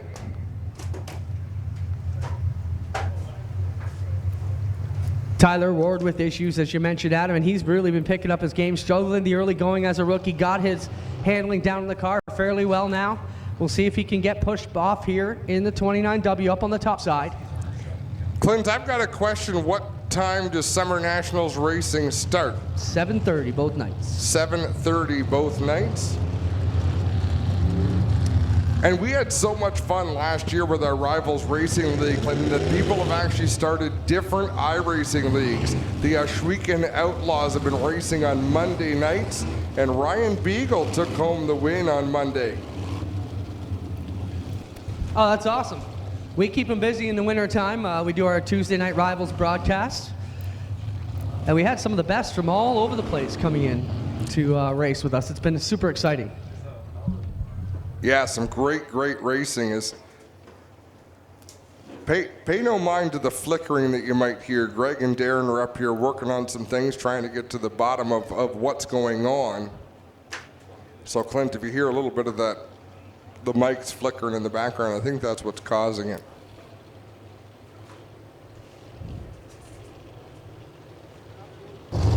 Hill with the control car. He gets on it here. Beckett will streak off after him, but Jordan Hill really drives away from them in this one. Look at Lemaire. I love that lane up around the top, Adam, and it's going to pay off for him eventually.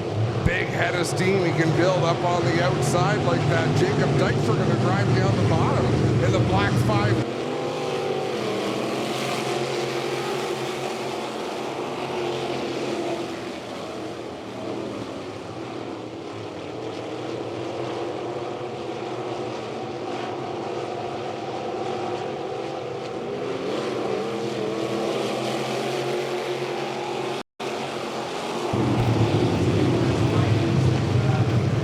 Lemaire around the outside trying to battle with the Dykstra 5D. Jordan Hill looking smooth through the middle. Now Beckett will try the bottom side.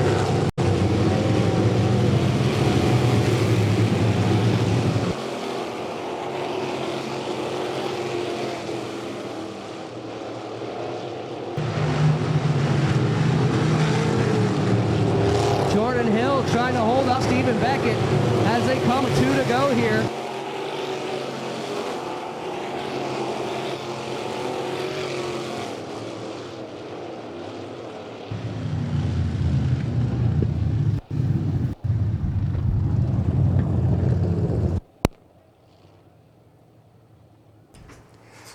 Yellow flag flies. Tyler Ward with some issues up in 3 and 4.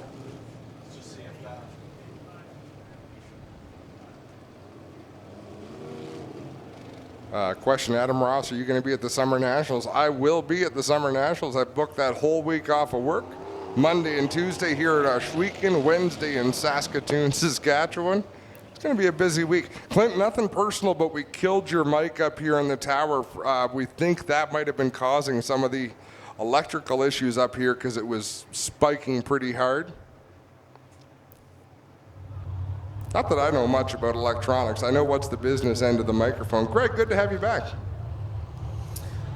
Yeah, we apologize for this. We're just trying to work through some of these gremlins, and we've got a circuit that just keeps popping here and not allowing us to continue the broadcast. So we'll work through this as best we can as we get back to racing action with 2 to go here in this final qualifying heat for the grades. Man, oh man, Derek Lemaire almost drove that thing out to the parking lot to get a big run through 1 and 2. Stephen Beckett about 5 car lengths off of the race leader, Jordan Hill.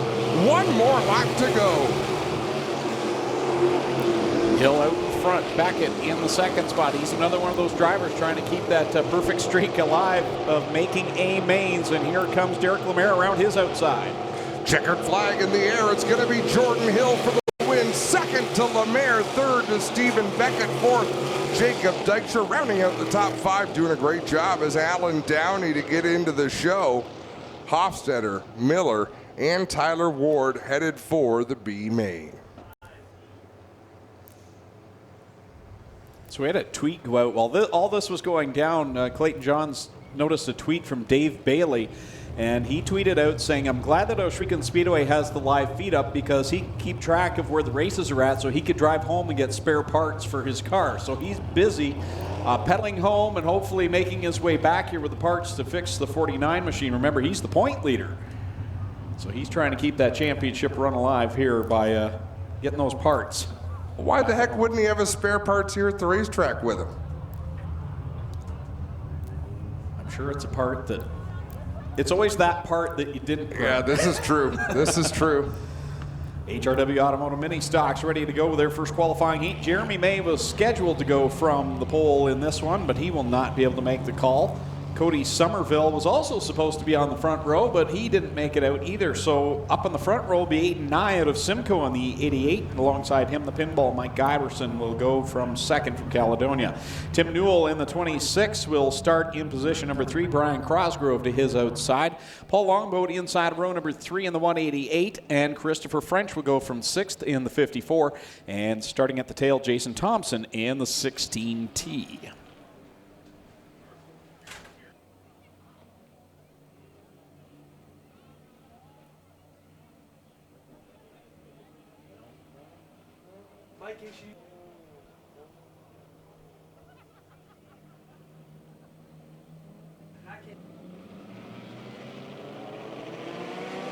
Four wide at the start of this one as Newell and Crosgrove go around.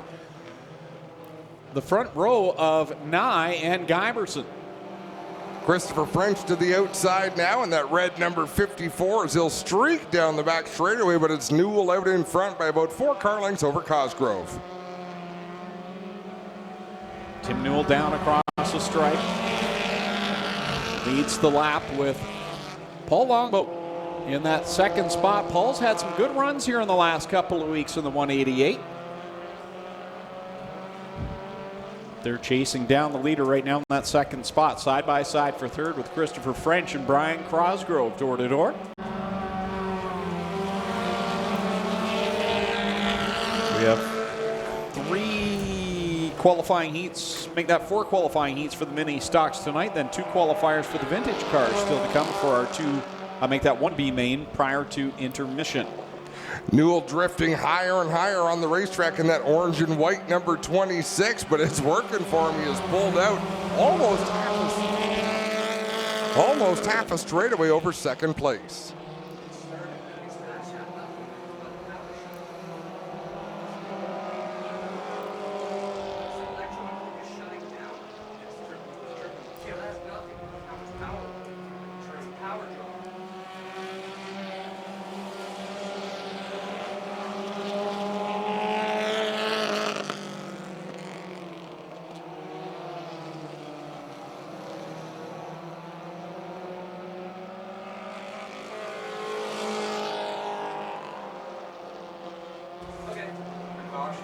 White flag is out for Newell in that 26, 1 more lap to go. Boy, these have spread out quite a bit in this qualifying heat for the HRW Automotive Mini Stocks. Checkered flag coming out this time by for Tim Newell in the 26 machine. That's the car that won the championship 1 year ago. Paul Longboat finishes second, Christopher French in third, fourth Brian Cosgrove in the 96. Aiden Nye will cross the line in fifth. Sixth will go to the pinball, Mike Guyberson, and Jason Thompson will conclude the running order here in the first of 4 qualifying heats for the HRW Automotive Mini Stocks.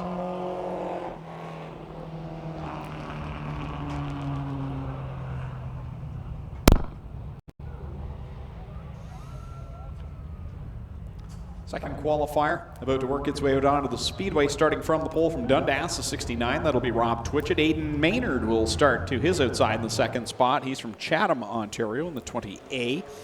Starting in position number 3 from Niagara Falls, the 19T, Trevor Want. And to his outside going fourth, Daniel McKay in the 13M. Driving the X machine here tonight, though, as read online that he had expired his second motor of the year. So Daniel McKay aboard the X machine here tonight. I believe Sam Iftati usually drives that car.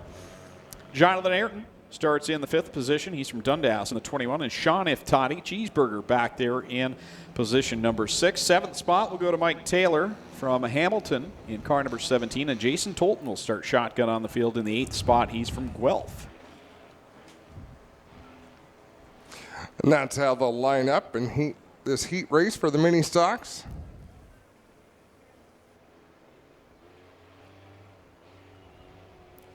Rob Twitchett setting the pace in that blue number 69. The green flag is out.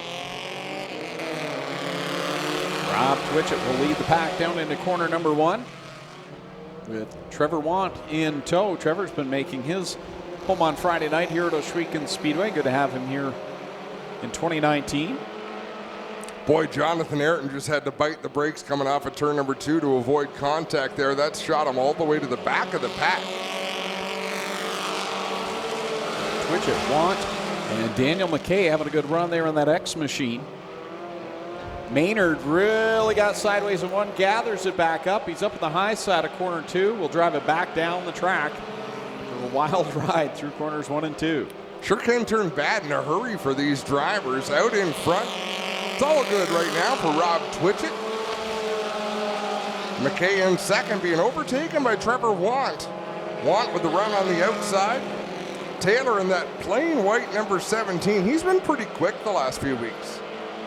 Yeah, he has. Looking very good start at the back of this one. He's up to the 4th spot now and challenging for that runner-up position as the cross flags are out. We're halfway home in the second qualifying heat. Rob Twitchett is Out on cruise control out in front as now Daniel McKay in that X car looking solid here tonight. He gets to second.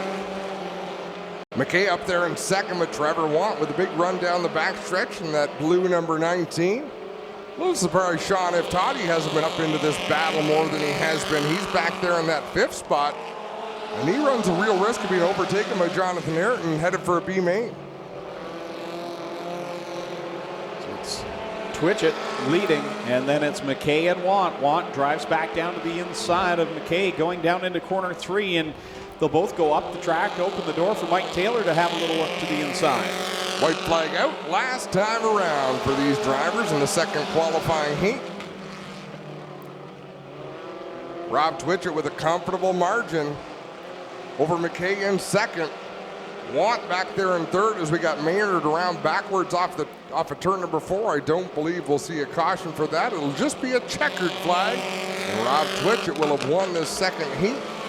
McKay in second, Want third, at Toddy fourth, Taylor fifth, and then at Tolton and Ayrton.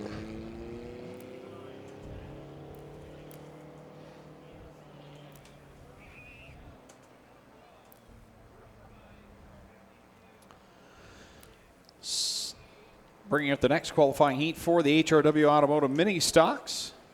Heat race number 3 going from the pole from Caledonia. Kevin Thorne in the 360. Fabio Oliveri will go from position number 2 from Ancaster. Ryan Hiller, the driver out of New Hamburg, will start in position number 3 in the 21H, and alongside starting 4th in the 6X, Mike Sirentakos. Going from 5th, it'll be Martin Schroeder in the 60. 6th starting spot will go to Cole Hardy. In car number 7C, he's from Welland. And in the back row, Dave Goodacre from Brantford in the 05, and Andy Reichman from Hamilton in car number 93. So this is heat race 3 of 4 for the mini stocks. 2 qualifying heats for the vintage cars. I believe we'll have 1 B main for the 360 sprints, and then we'll go to our intermission with the bicycle draw. So stay tuned for that. Kyle McKenzie will wave the green flag, and we're back underway. The HRW Automotive Mini Stocks. As Thorne and Oliveri at the front. Ryan Hiller, the rookie runner, right there in that 3rd position. They're 3 wide behind them. So Oliveri obviously had some spare parts he could put on that race car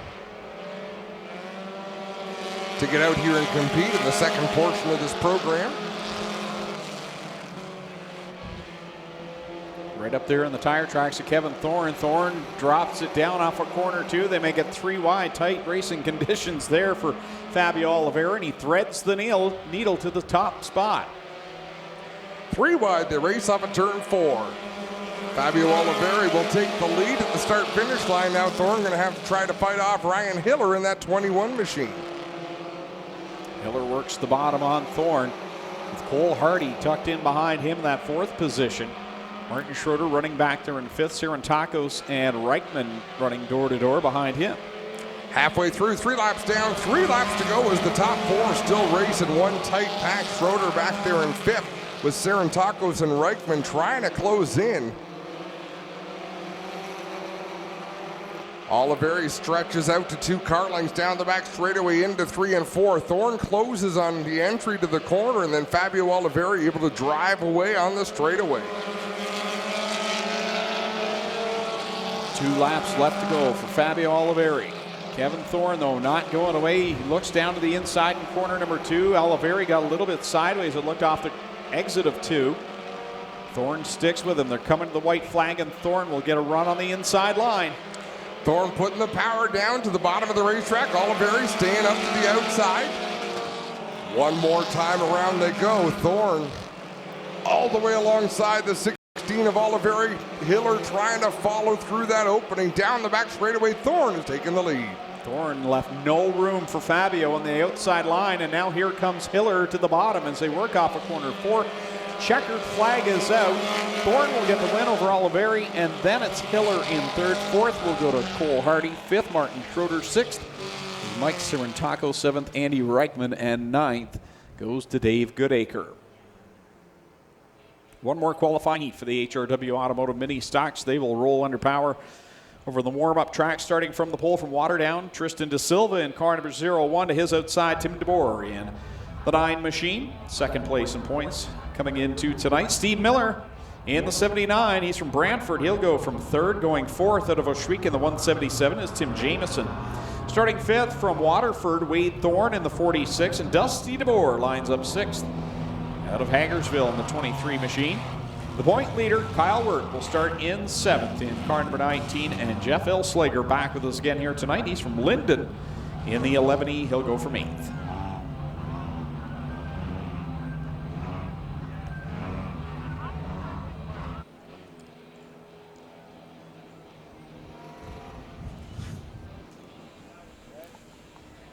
That's a youthful front row in this mini stock division for this qualifier. Tristan De Silva on the inside. Tim DeBoer on the outside. Tightly bunched through turn 4, waiting for the green flag to fly. Green is out there off down the front straightaway. Tightly packed down into corner number 1. Tim DeBoer around the outside of De Silva has the lead for the moment, but De Silva gets a good run through too, and he'll keep pace with leader DeBoer. DeBoer drives it deep into turn 3. De Silva backs out just a little bit, then gets on the throttle to pack right behind the 0-1 of De Silva. Kyle Wirt not taking long to find his way towards the front. He started back in position 7. He's in 4th and charging hard for 3rd to the outside of Wade Thorne, but Wade Thorne's no pushover here in this division. That 46 car doesn't get much credit from us as announcers, I don't think, but he is really strong every week. He really is, and I think you're right. I don't seem to remember talking a lot about him, but I know that he's fast week in and week out. Comes in 5th in points. Coming into tonight in that 46 machine, fighting hard with Kyle Wirt, door-to-door down the backstretch with Tristan De Silva directly in front of them, running 2nd. And right now, Tim DeBoer getting some distance on the rest of the pack as your leader. Halfway through is Steve Miller looking racy tonight in that red number 79 as he drives that car deep into the turn, trying to make a move towards the transfer spot. Easily the oldest car in this qualifying heat. It's been around this racetrack many a time in that 79. Yeah, you've got that right. Coming to the 2 to go signal from Kyle McKenzie. It'll be Tim DeBoer leading, Tristan De Silva, Wade Thorne, and Kyle Wirt having a good battle there for that 2nd spot.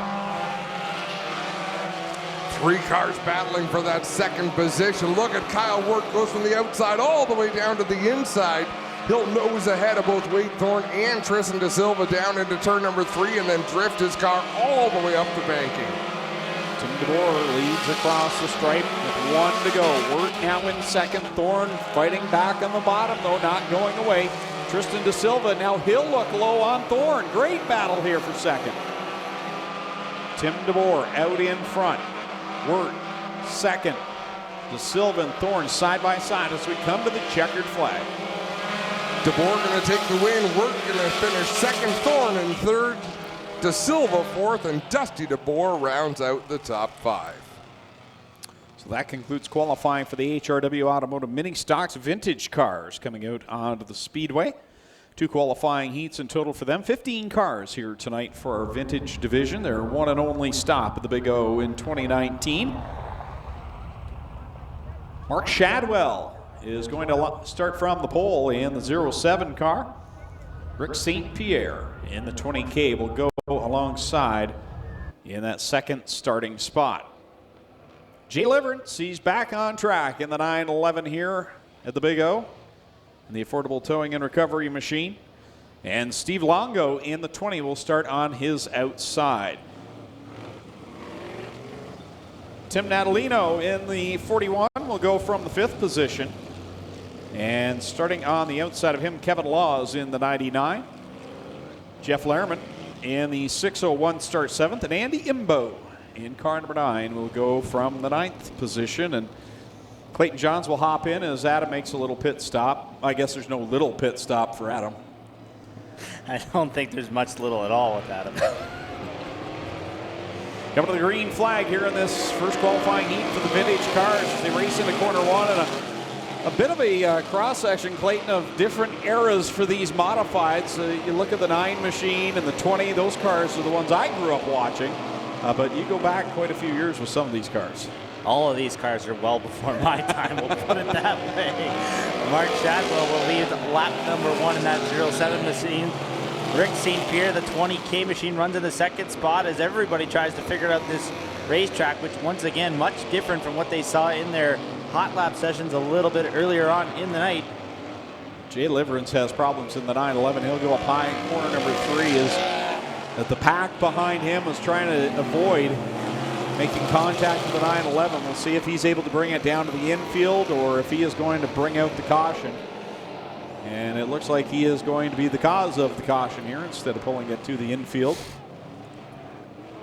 Couldn't get it to the inside in time as that car coasts down the front straightaway.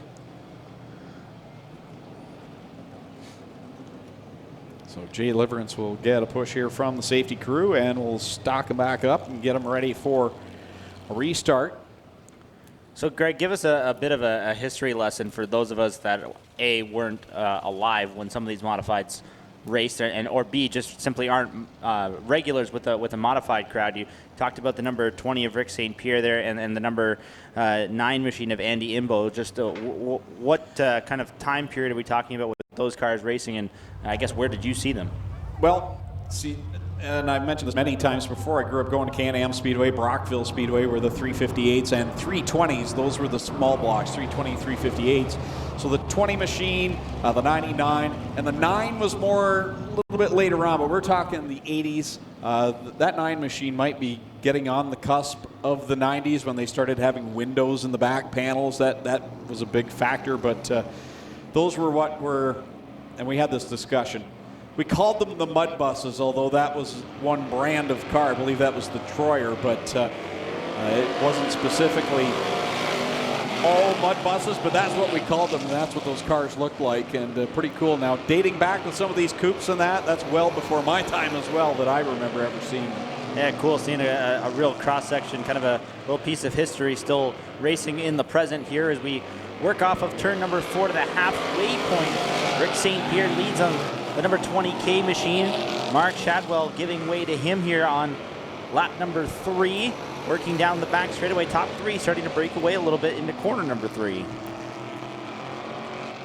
This time by, we will see Kyle McKenzie display 2 to go with Rick St. Pierre in front of Mark Shadwell, and that 9 car started all the way in the back. Andy Imbo, and probably the newest looking ride out there is Andy Imbo's number 9, and he's made short order to find himself up inside the top 3. White flag coming out. Yeah, not his first vintage qualifying heat. Sorry, Greg, not satisfied with just 3rd place either. As he's coming after both Shadwell and St. Pierre for the race lead. Gets around St. Pierre, who's got problems in the number 20 machine.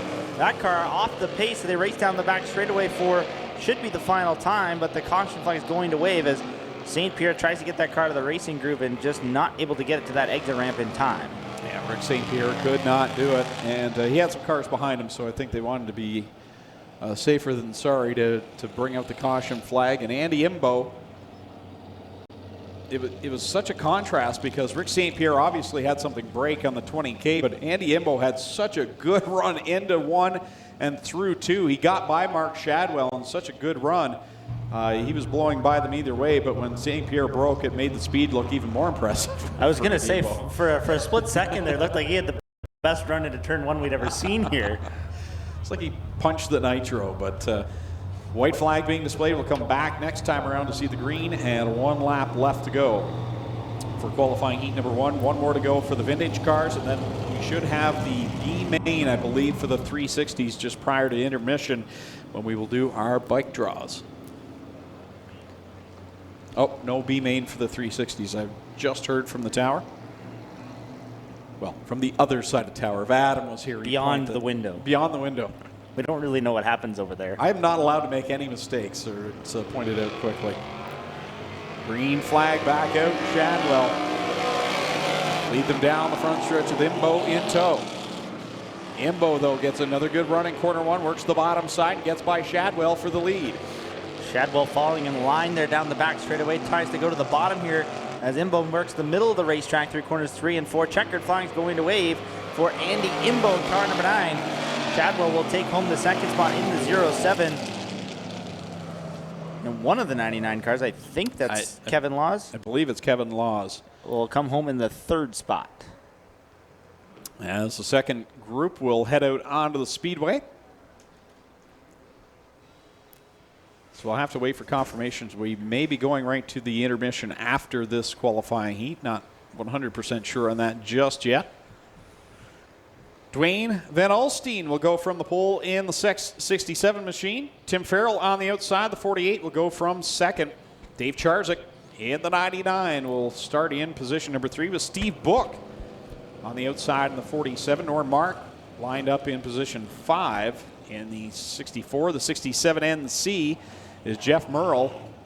And going 7th in the 222, Terry Lerman. So it looks like Tim Farrell not making the call. So Steve Book and the outside line will move up. Nope, Farrell's at the back. That would be the reason. There he is there.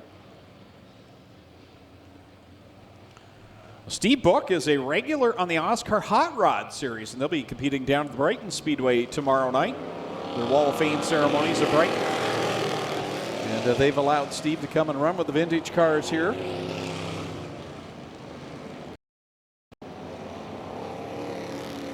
Out in front, Dave Charzik making a run here on the outside of the 64 of Norm Mark. Dave Charzik has a winner or two on this circuit with the vintage cars. Familiar name. Charzik trying to figure out that outside lane here in corners 1 and 2. Got a little bit loose there down at the top of turn number 1. Going to try it again here in turn 3 and 4 as Norm Mark drives the bottom groove off of corner number 4, and everybody got a little sideways, got it pointed back in the right direction there. Yeah, they stayed straight enough to go back into turn number 1. Even the vintage cars having struggles with corner 4 here tonight. It is a slick racetrack here as Dave Charzik moves in front, and Tommy Googe even has the all-time win list for our vintage cars that have they've made the visits. He doesn't have all the results, but from the ones that he has, Dave Charzik is the all-time winningest vintage modified driver here with 4. Looking to pick up a heat race win. 3 laps remaining. We work past the halfway point for that number 99 machine and battle for the 2nd spot side by side. The 47 of Steve Book and the 64 of Norm Mark going at it here off of turn number 4. So Dave Charzik works it off of corner number 2, sends it down the backstretch. As Book and Mark go at it back there for the 2nd spot. White flag out for Dave Charzik in the 99.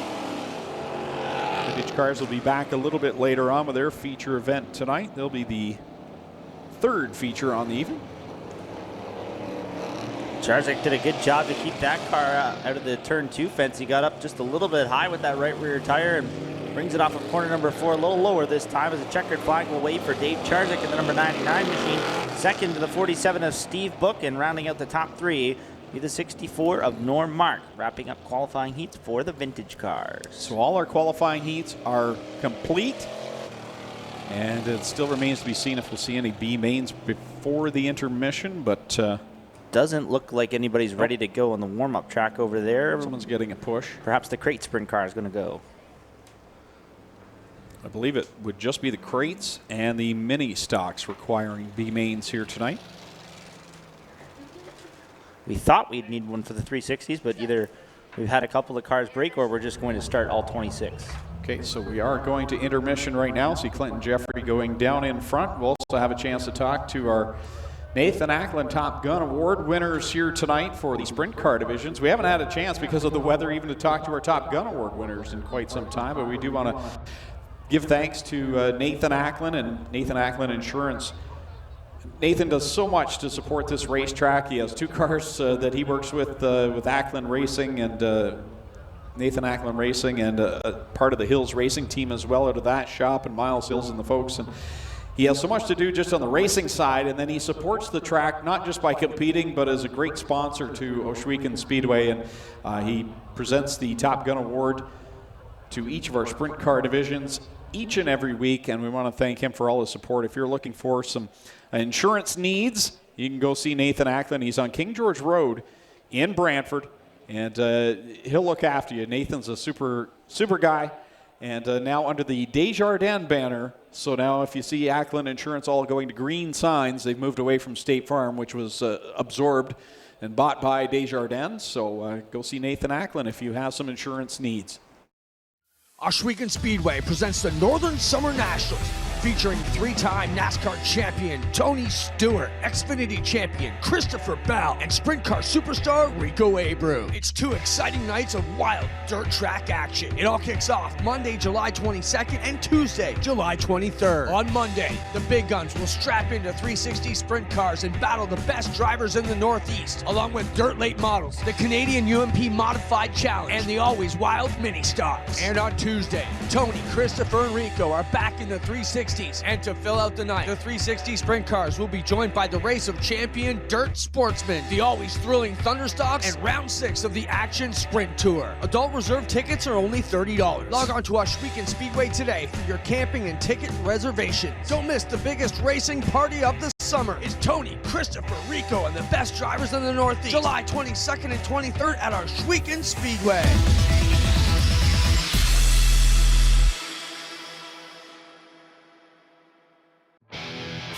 What makes a trailer a Miska? Is it the heavy-duty Canadian steel they are made from? Or is it the exceptional finish that will last year after year? How about knowing that these are the best backed trailers in the industry? These are the reasons you buy Miska. So what makes these trailers a Miska? It's the hard-working Canadians who craft them. We are Miska. We are Canadian tough. When you think about it, productivity starts at planting. So it's time to rethink how productive your planter can be. We did with the new Case IH 2000 Series Early Riser Planter. We rethought your row unit so it's tougher, more accurate. We rethought your meter, took the most precise technology, factory installed it. We rethought every inch of the Case IH Early Riser Planter to make it the most productive planter around. And if you think about it, that's exactly what you want.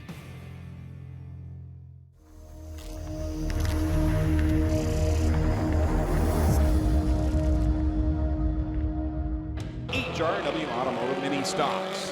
8 and 9 will lead them down into corner number 1 with Trevor Watt in tow in that number 19T. I don't think he needs an awful lot of help, Greg, but the 19 of Kyle Wirt being able to run a money-paying, points-paying feature event on this heavier racetrack, he loves it when you can just put your foot to the floor with that rear-wheel drive and steer that car. He's carving through traffic already. Yeah, this is his Friday night rush hour traffic, and he's already making some nice moves. Oh, Mike Sarantakos goes around in corner number 1. Lucky not to clip the end of the wall down there at the entry of the corner. Stays down to a complete stop and is out of the way, so I believe we're going to stay green. Good bit of racing back behind the top 3. Ayrton and Iftati. Kyle Wirt, the point leader, looks down low on Sean Iftati, takes the 5th position away because we got a good battle up front. Fabio Oliveri tickling the back bumper of Trevor Watt, the 19. They're about 8 car lengths ahead of Tolton, who's trying to hold off Jonathan Ayrton and Kyle Wirt. Wirt with a big run off of 2.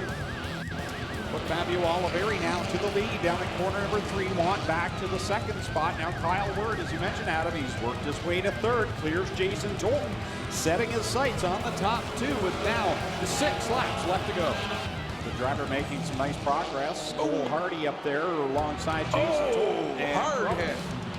Turn number 3. I believe that was Newell in the 26. He has come to rest on his driver's side door. I think he thinks that should say 19 in 2nd. But Kyle Wirt is adamant about something. And I don't think Kyle Wirt, I don't know him to be very vocal about anything. Well, Kyle Wirt's disputing his starting spot here. They're telling him to go back behind Iftati. He doesn't feel like that's where he should be. Fabio Oliveri with a nice launch out of turn 4. There's 5 laps to go.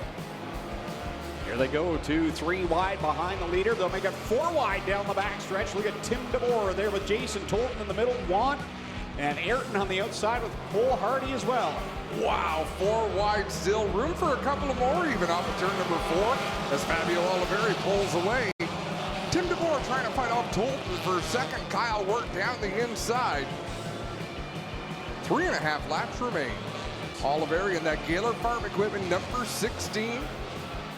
The car always looks good when it shows up at the racetrack, and he has had some tough nights here in the last season or two that I've been paying close attention to him. Kyle Wirt gets up out of the groove just a little bit out of turn number 4. He is using all of the racetrack.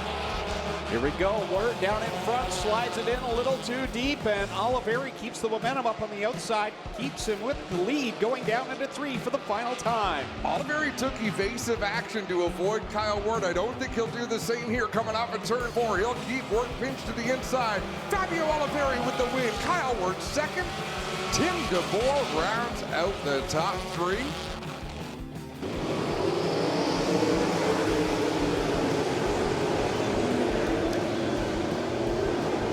Clean start now. Oh, not so much. One in turn number 1 has come up lane. The yellow flag flies. Green flag comes out again. We'll see if we can get through cars 1 and 2 cleanly this time around as they all shuffle down in there. And what a run right there by Scott Kruder. Dives to the inside of Jim Hoopinen, takes the lead, and he will have it off of corner 4. Hoopinen second, Ryan Turner third. A little bit of dust coming off of turn number 4. That'll be making visibility tough for drivers near the back of the field as Jim Hoopinen trying to fight back on the bottom. Hoopinen got that first win with Steyers Racing 1 week ago, looking for another one here. That one was a race cut short by the weather, and he didn't get to celebrate in victory lane. Here he is challenging against Scott Kruder, but Kruder pulls away by a couple of car lengths into 3. Gap between first and second, closing rapidly. 6 laps left to go. The straight shooter holds it down, but D-Dubs is on a mission, trying to get back towards the front with the caution flag coming out. Got one stop to the entryway of pit lane, and it's Aaron Turkey coming to a stop. Back to the green flag, a couple of lap cars mixed in there as we got Jake Brown and Todd Honick, that blue 110 and the black and orange 94 lap down. So your top 3 right now are Scott Kruder in first, Dylan Westbrook in second, and Jim Hoopinen riding in third. Jake Brown keeping down to the inside in that 110. That allows lots of room for Westbrook to get around on the outside. 5 laps to go. So Scott Kruder looking for redemption after having that bad crash a couple of weeks ago. Out in front, stretching his advantage over Dylan Westbrook. The white flag. Kruder by 10 car lengths over Dylan Westbrook. 1 more lap to go. He looks at a lot of lap traffic down the back straightaway. Kruder into some heavy lap traffic. Here he goes up the high side. Dylan Westbrook trying to close the gap, but it won't be enough. Schefter's come out. Scott Kruder straight shoots into victory lane. Dylan Westbrook will come home in second. Jim Hoopinen, another solid performance.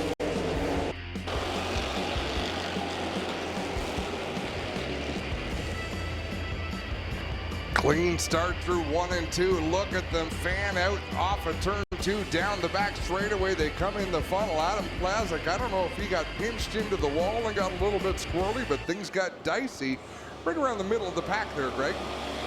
Yeah, it's interesting. Still on the front stretches now, Ryan Beagle gets pinched right in the middle of the front stretch. We had cars going every which way, and somehow they're all still going the right direction. But Ryan Beagle with problems up in corner number 2 as that car is slow down the back stretch. I believe he's either got a broken tie rod or a flat right front tire on the 80. Oh, Bonbury goes around, gets collected by Zach Leach.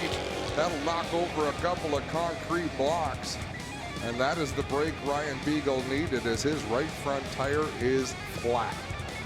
Or right there, about a half a car length off the back bumper of Ryan Denning in the Club 54 Racing number 8. Second all-time the win list in the Thunderstock division. Look at Dave Bailey.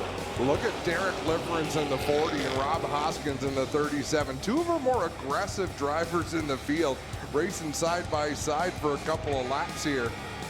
That's quite a battle. Here comes Trevor DeBoer, the battle for the lead. DeBoer steps to the outside line, looks to the outside of Denning, going in 1 and 2, looking for a good launch off that second corner, and he'll get it. DeBoer with a good run down the back straightaway. They'll race into turn number 3 side by side. Ryan Denning inches ahead on corner entry, but Trevor DeBoer with that momentum, he's going to take the lead and clear the 8 machine. 5 laps left to go for Trevor DeBoer. Troubles. Kenny Sargent goes up the racetrack. Ryan Beagle had nowhere to go. Stoves into the back of that 25 machine. He has done some damage to the front end of the 84. Dave Bailey able to keep that car pinned to the inside. 1 more lap to go. Final time around for Trevor DeBoer, looking for career win number 4 in the Middleport Mechanical Thunder Stock Division. Dave Bailey within a car length. We'll get it out there in corner number 3. As they work it through 3 and 4 the final time, Trevor DeBoer is going to see the double checkers and pick up his 4th career win over Dave Bailey. Chris Hale will finish in 3rd. Ryan Denning, a solid 4th place run. And Ken Sargent will cross the line in 5th. Jesse McDonald, as you've documented, Adam, has had a treacherous few weeks in that Enrium Dynamics 88. Here he is at the front of the field, and he's got the point leader right behind him.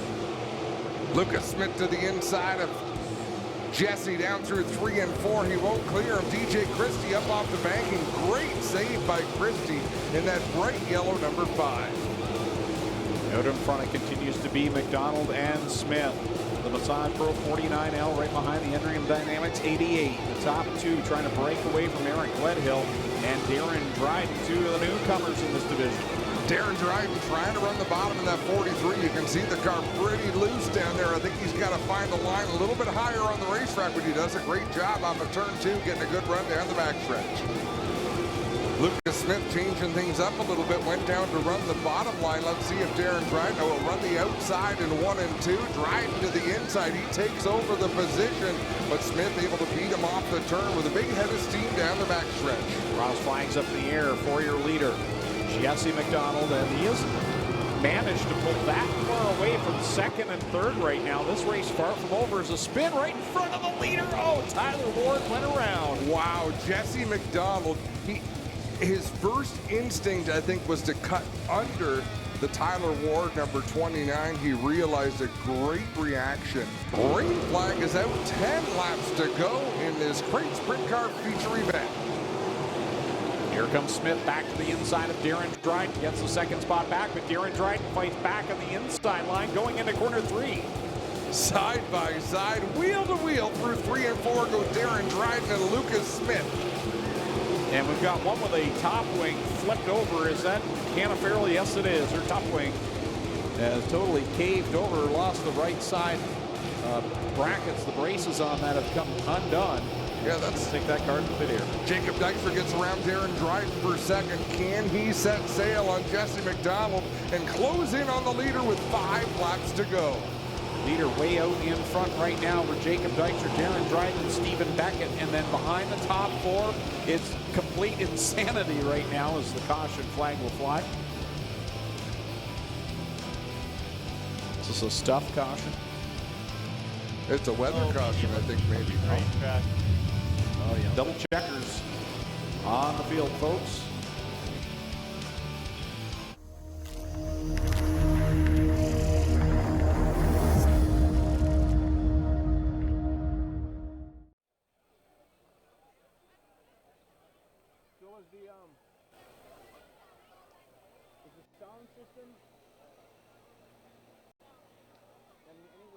All right, so we're just holding on to see how many kids we've got called up, make sure we've got enough bikes for all the names we've called, and then I'm sure we're going to call a few more still.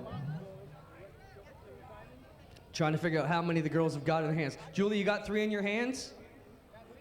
Ohsweken Speedway presents the Northern Summer Nationals, featuring 3-time NASCAR champion Tony Stewart, Xfinity champion Christopher Bell, and sprint car superstar Rico Abreu. It's 2 exciting nights of wild dirt track action. It all kicks off Monday, July 22nd and Tuesday, July 23rd. On Monday, the big guns will strap into 360 sprint cars and battle the best drivers in the Northeast, along with dirt late models, the Canadian UMP Modified Challenge, and the always wild mini stocks. And on Tuesday, Tony, Christopher, and Rico are back in the 360s, and to fill out the night, the 360 sprint cars will be joined by the race of champion dirt sportsmen, the always thrilling Thunderstocks, and round 6 of the Action Sprint Tour. Adult reserve tickets are only $30. Log on to Ohsweken Speedway today for your camping and ticket reservations. Don't miss the biggest racing party of the summer. It's Tony, Christopher, Rico, and the best drivers in the Northeast, July 22nd and 23rd at Ohsweken Speedway.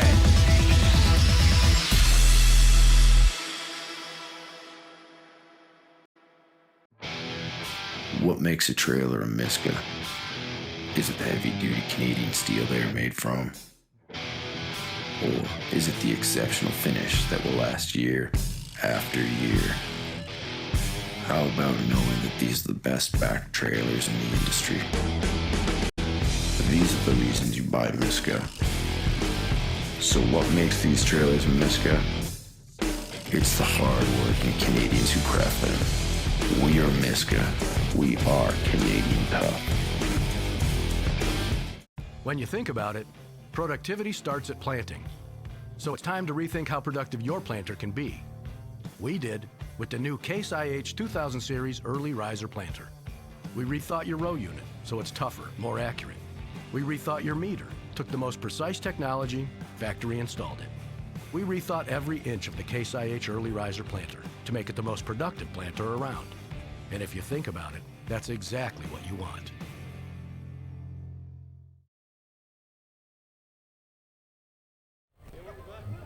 All right, we're just hanging on, make sure we don't want to call any extra names if we don't have bikes for the kids.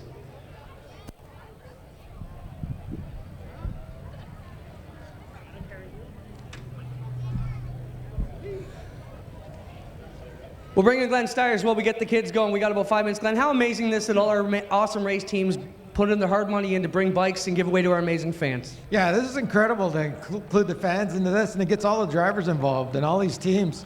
And I mean, they're giving back too. It's incredible to see.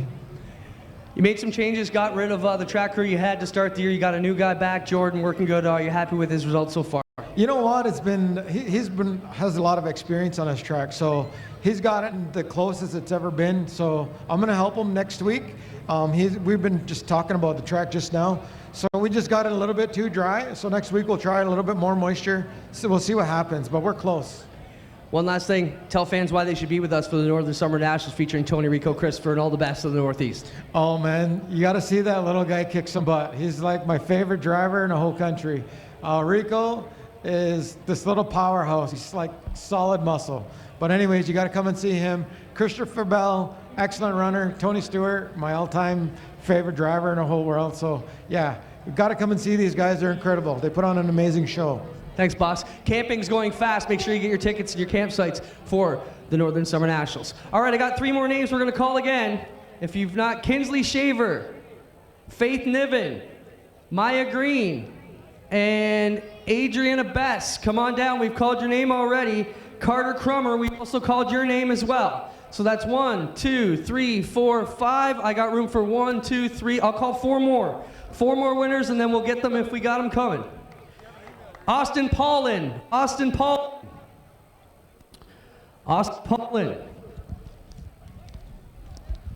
Cody Swift. I love that people go, oh, like Cody Swift was one name off their name, right? Another one I can't read. Parents, you got to write them clear. I can't read it. I can't give you a bike. I'm going to try this one because I pulled it out 3 times and I threw it back because I couldn't read it. But it must be, can you read it? Dominic Young, maybe? Tyler Green is the parent name. Tyler Green is the parent. Come on down. We got a couple minutes left. Is that you guys? Dominus, thank you. 11 still to go. We still got a few names that we've not seen. Kinsley Shaver, Faith Niven, Cody Swift, and Austin Paulin. And I'm going to call 3 more, and then we're going to move the rest of them. Dustin, if we can move them back behind the victory lane, and we'll get the crates out here for the feature event. Curtis Sky Montour, sorry. Tommy LaForme, and I'll call 1 more. For now, we'll give a few more if we get them. Serenity Hill, come on down. That'll do it for our bike drive. How about a hand for all our winners and the amazing race teams who gave away these bicycles to the fans? Mary, I'll keep that ballot with me, and if we can give any more out between the victory lanes, we shall. If we've got any unclaimed, you got to come down. You got 2 minutes to claim your bikes.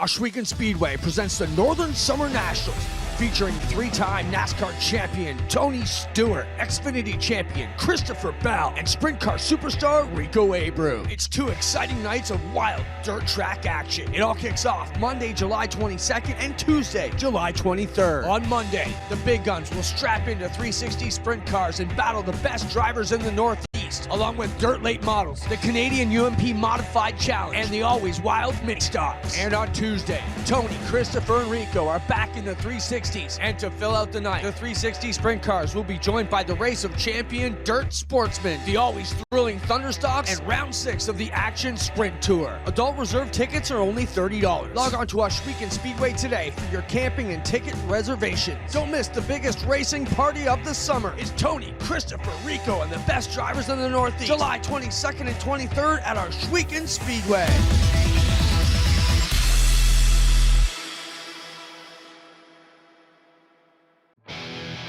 What makes a trailer a Miska?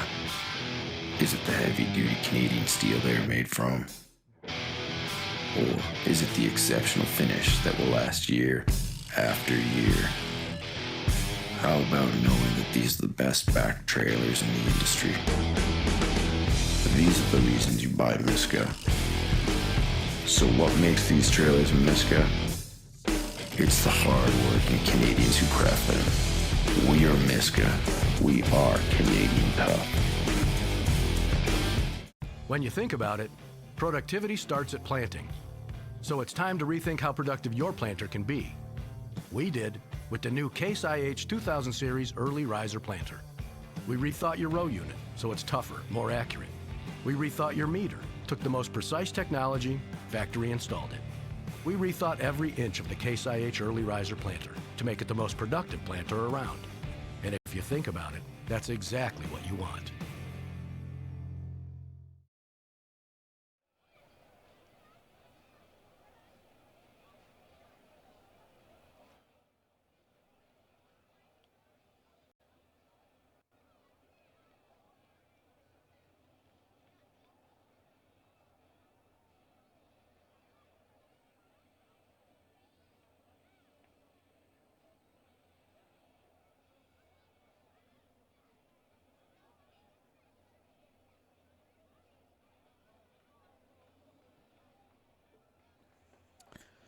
Ready to go racing for the Strickland Brantford Chevrolet Crate Sprint Car Division. There are 2 B mains for the Crate Sprints. We have 2 B mains for the mini stocks as well.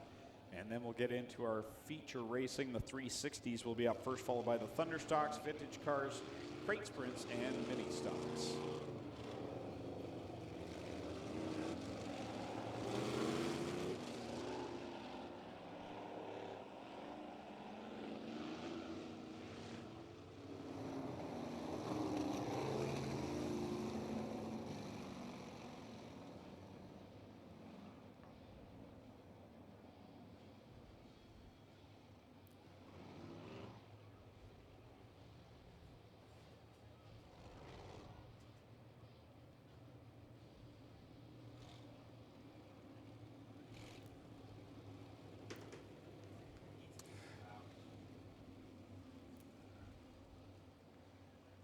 And here we go, Greg.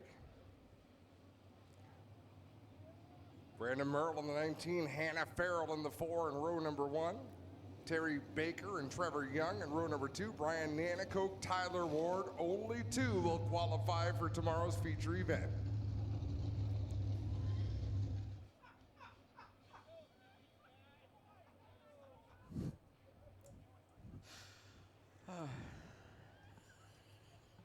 Subtlety is key, Greg.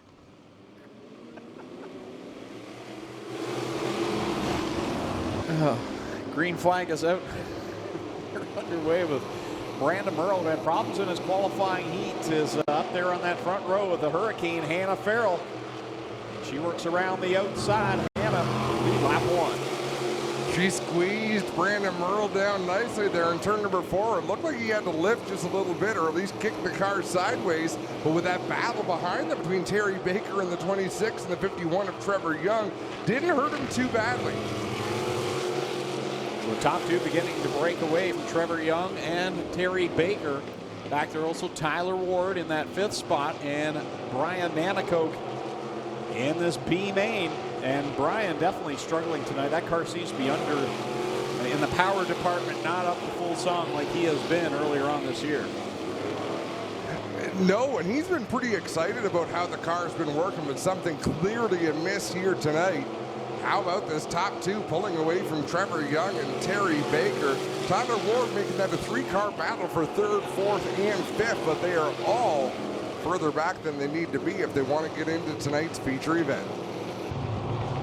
This time by, only 5 laps left to go in B main number 1. Anna Farrell and Brandon Merle. Brandon's really struggling with the car, considering he is holding down that 2nd spot and having a good run. He just seems to be a little bit loose in that number 19 car and still able to keep it in that transfer spot. Well, they all are loose, especially at the very exit of the turn. You're right, Merle really kicking sideways, but I mean, Terry Baker looked like his car's handling the best. He's able to drive it off straight, but he's not making near enough speed. Hannah Farrell's in a district of her own, though, right now, looking very strong in that Oakwood Transport number 4. She'll go under the stripe with 3 laps left to go, and she's about to catch the lap car, Brian Nanakoke. Nanakoke way down to the inside, giving plenty of room for the leaders as Tyler Ward gets loose in 1 and 2, makes a nice save.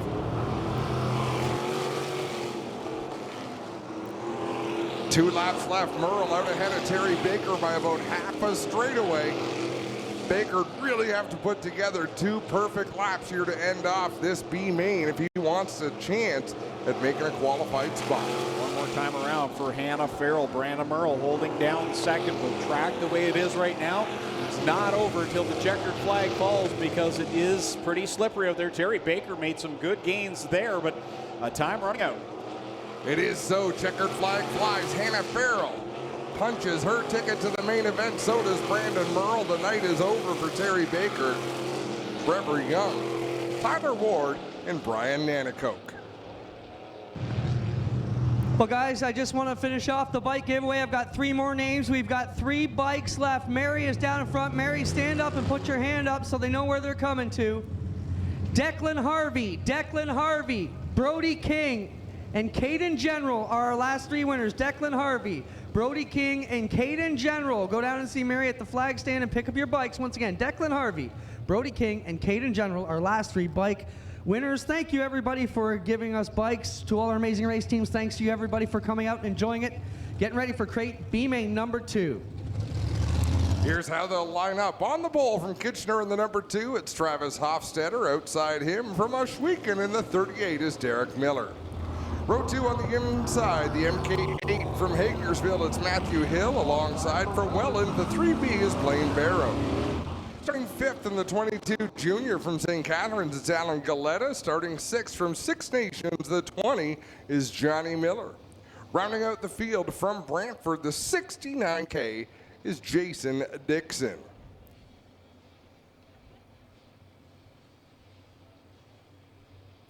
Remember, folks, the top 2 finishers will qualify for tonight's main event. For everybody else, their night is complete.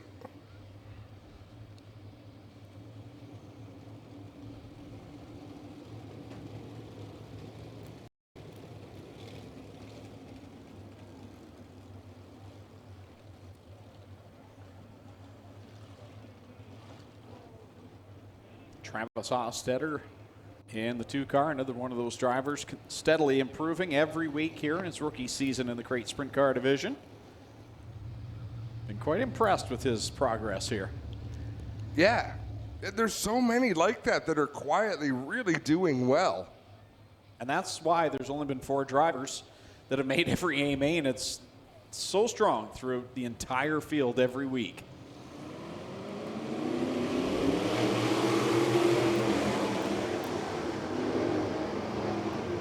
Green flag is out. Hofstetter will pull away with Derek Miller in the 2nd spot. Blaine Barrow holding down 3rd. Johnny Miller works to the outside of Matt Hill, trying to take 4th and set his sights on the top 3. Blaine Barrow, I thought he was going to shoot through the inside to take that spot from Derek Miller, but Miller's up on the wheel tonight, driving that 38 machine hard. He pounds the cushion in 1 and 2. not quite able to keep pace with Hofstetter. Blaine Barrow right now and Derek Miller. That's the battle to watch. The 38 machine and the 3B as they battle it out for the final transfer spot. Miller had a good lap that time and stretches the distance back to third. Yeah, Blaine Barrow's going to have to find a new plan. He's got to find a line that'll work for that race car, or the line that Derek Miller is not running in, because right now Miller turned some good laps. He got a nice smooth line in that 38 machine, and it's been a little while since Derek Miller qualified for an 80 event. Yeah, he's had his struggles, especially the last handful of weeks.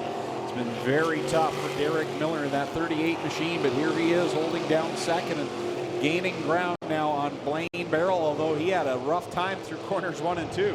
And Blaine Barrow actually cut a really nice turn 1 and 2. So 5 laps down, 5 laps to go. Travis Hofstetter with a commanding lead over this B main. And now we watch Blaine Barrow try to make back the ground he lost over the first half of this race. Travis Hofstetter out in front and cruising his way as he leads right now with now 4 laps left to go over Derek Miller in that Victory Games number 38. Blaine Barrow back in third. Johnny Miller sitting in the 4th spot, and I'm sure Johnny would like to have that heat race back, because that's what put him, that spin that he had in that heat race is what put him where he is right now. Whoa, trouble for Alan Galetta in 3 and 4. Got way sideways, did a nice job to save that car. But it'll be 2 laps to go this time, and I don't think Blaine Barrow's making any ground up right now on Derek Miller. No, I think it's going to take a mistake by Derek Miller to give up that 2nd spot with 2 laps left to go. But the track's been so icy tonight, it's hard not to say that something could possibly happen. Oh, you're absolutely right. Anything can happen with sprint car racing, and it happens very quickly with 1 more lap to go. Barrow's gone up to the outside in 3 and 4 the last couple of laps. Trying to find some sort of an advantage over Derek Miller. It's not working, Checkers will come out. Travis Hofstetter is going to put in a very strong performance to pick up the win of B main number 2. Derek Miller will drive it off of corner number 4, and he will cash in the final chip into the A main tonight. The Victory Games number 38. Derek Miller will finish in the 2nd spot. So Blaine Barrow, Johnny Miller, Alan Galetta, and the 8 of Matt Hill will all be done for the night.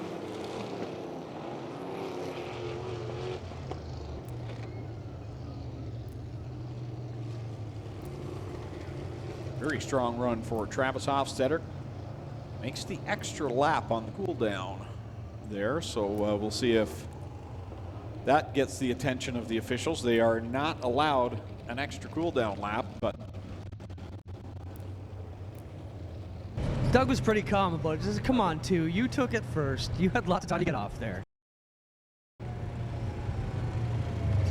Still looking for Declan Harvey as a bike winner, a final bike winner. Declan Harvey, where are you at? Come on down, claim your bike. We're going to give it away to some other lucky kid. B main number 1 for the mini stocks. It's the Pinball Mike Iverson on the pole. On the outside will be Jason Thompson in the 16T. Then we'll have Jonathan Ayrton back there in the 21, the 28 of Aiden Maynard, and the 1 of Jason Tolton. It looks like a few cars are not going to make the call in this one. There were scheduled to be 7 cars and only 5 in this.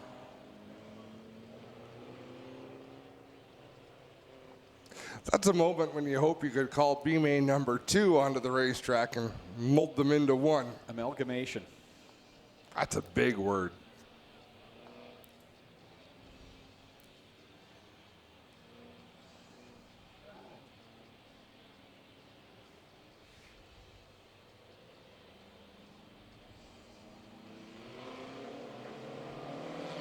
Green flag is out. Thompson on the outside, Giverson on the inside. Ayrton looking up the middle. Tolton looking to the inside. 5 cars in this race, and they are 5 wide into 1. And they'll come 4 wide off the 2nd corner as Ayrton and Tolton, the 2 cars you kind of expected to make their way to the front quickly, are up there now. Jason Tolton, the former winner of the 42-lap Art Hill Memorial. He leads the way, and Jonathan Ayrton, you can consider him one of the heavy hitters in this division as well. He hasn't got a feature win, but I still think we count him as being one of those top runners every week in the HRW Automotive Mini Stocks. It's definitely one of the steady contenders in the field. Always can count on him to have a solid run in that 21 machine. Jason Tolton across the stripe now with 4 laps left to go in this B main for the mini stocks. Tolton, Ayrton, 1 and 2. Aiden Maynard back there in position 3, and now Jason Thompson goes around up in corner number 2. Locks that car down and comes to rest between the turns. I believe it's running. He's looking for a gear down there. I think that's just a case of a driver being relatively new and not wanting to do the wrong thing at the wrong time.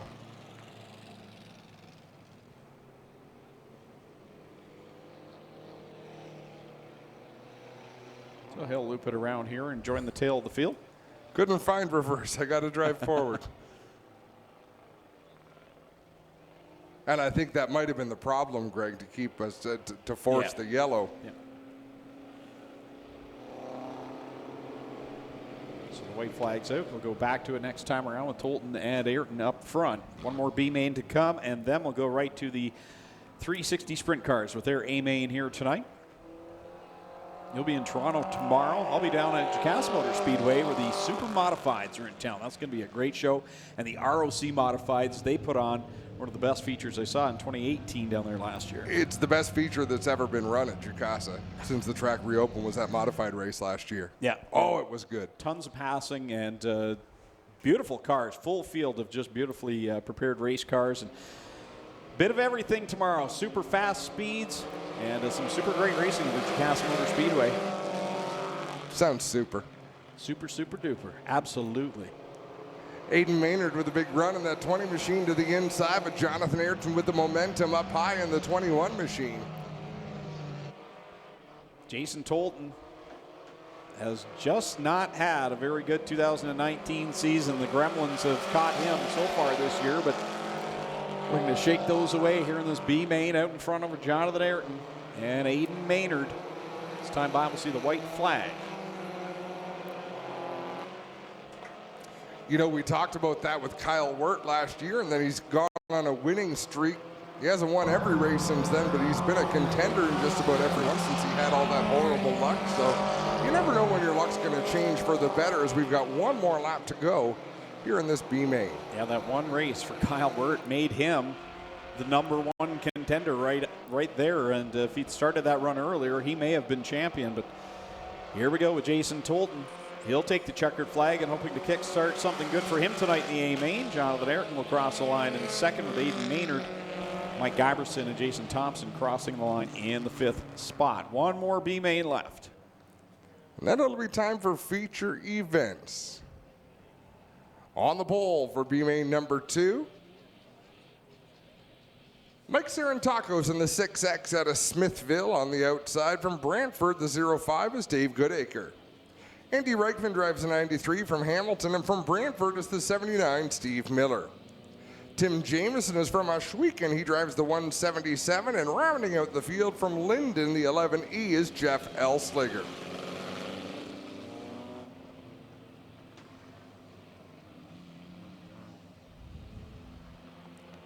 Five cars, 6 laps, 2 transfer, 3 don't.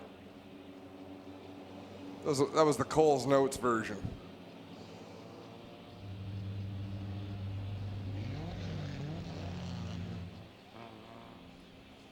I'm kind of excited. I'm going to watch this sprint car feature from out on the deck, I think, because you and Clayton are going to be calling that race, Greg, and I'm going to go smell the methanol. Green flag is out. Yeah, it's definitely a different vantage point being out there in the thick of it. I can't remember the last time I saw a sprint car race outdoors. Yeah. Mike Sarantakos leads the way. They're 3 wide behind him. Reichman on the bottom side. Tim Jameson to his outside. Jameson tucks in front of Reichman nicely and sets his sights on Mike Sarantakos. That was a nice move to get out in front of Reichman. He'll set his sights on Sarantakos down into 1 and 2. Look to the outside again. Really pitched that car loose in the turn. Saved it up rather nicely. Car's got some get up and go here tonight. Does that 177 to Tim Jameson. He's all over the back end of that Lampman Salvage 6X and Mike Sarantakos, and just can't get the line that he wants just yet. He'll try it again down at corner 1, where last time, as you said, he pitched it in hard. Does it again. Reichman and Miller right there as well. Remember, the top 2 is where they've got to be if they want to race in the feature event tonight. So Reichman in the 93 is not up far enough. Neither is the 79 of Steve Miller, but boy, oh boy, they can smell it. Serentakos across the line with cross flags, continues to lead. 3 laps left to go. Jamieson makes another run, and you have to, sometimes you wonder, you're in second spot, you're in a transfer position. Why are you pushing so hard? Well, he, as we've mentioned before, he doesn't have mirrors. He doesn't know who's right there behind him ready to pounce and pass both of them. If he doesn't take that line, who's to say the car behind him won't leave him on the outside looking in?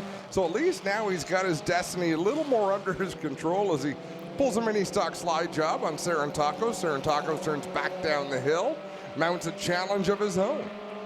Still side by side, great battle up front, coming to the white flag.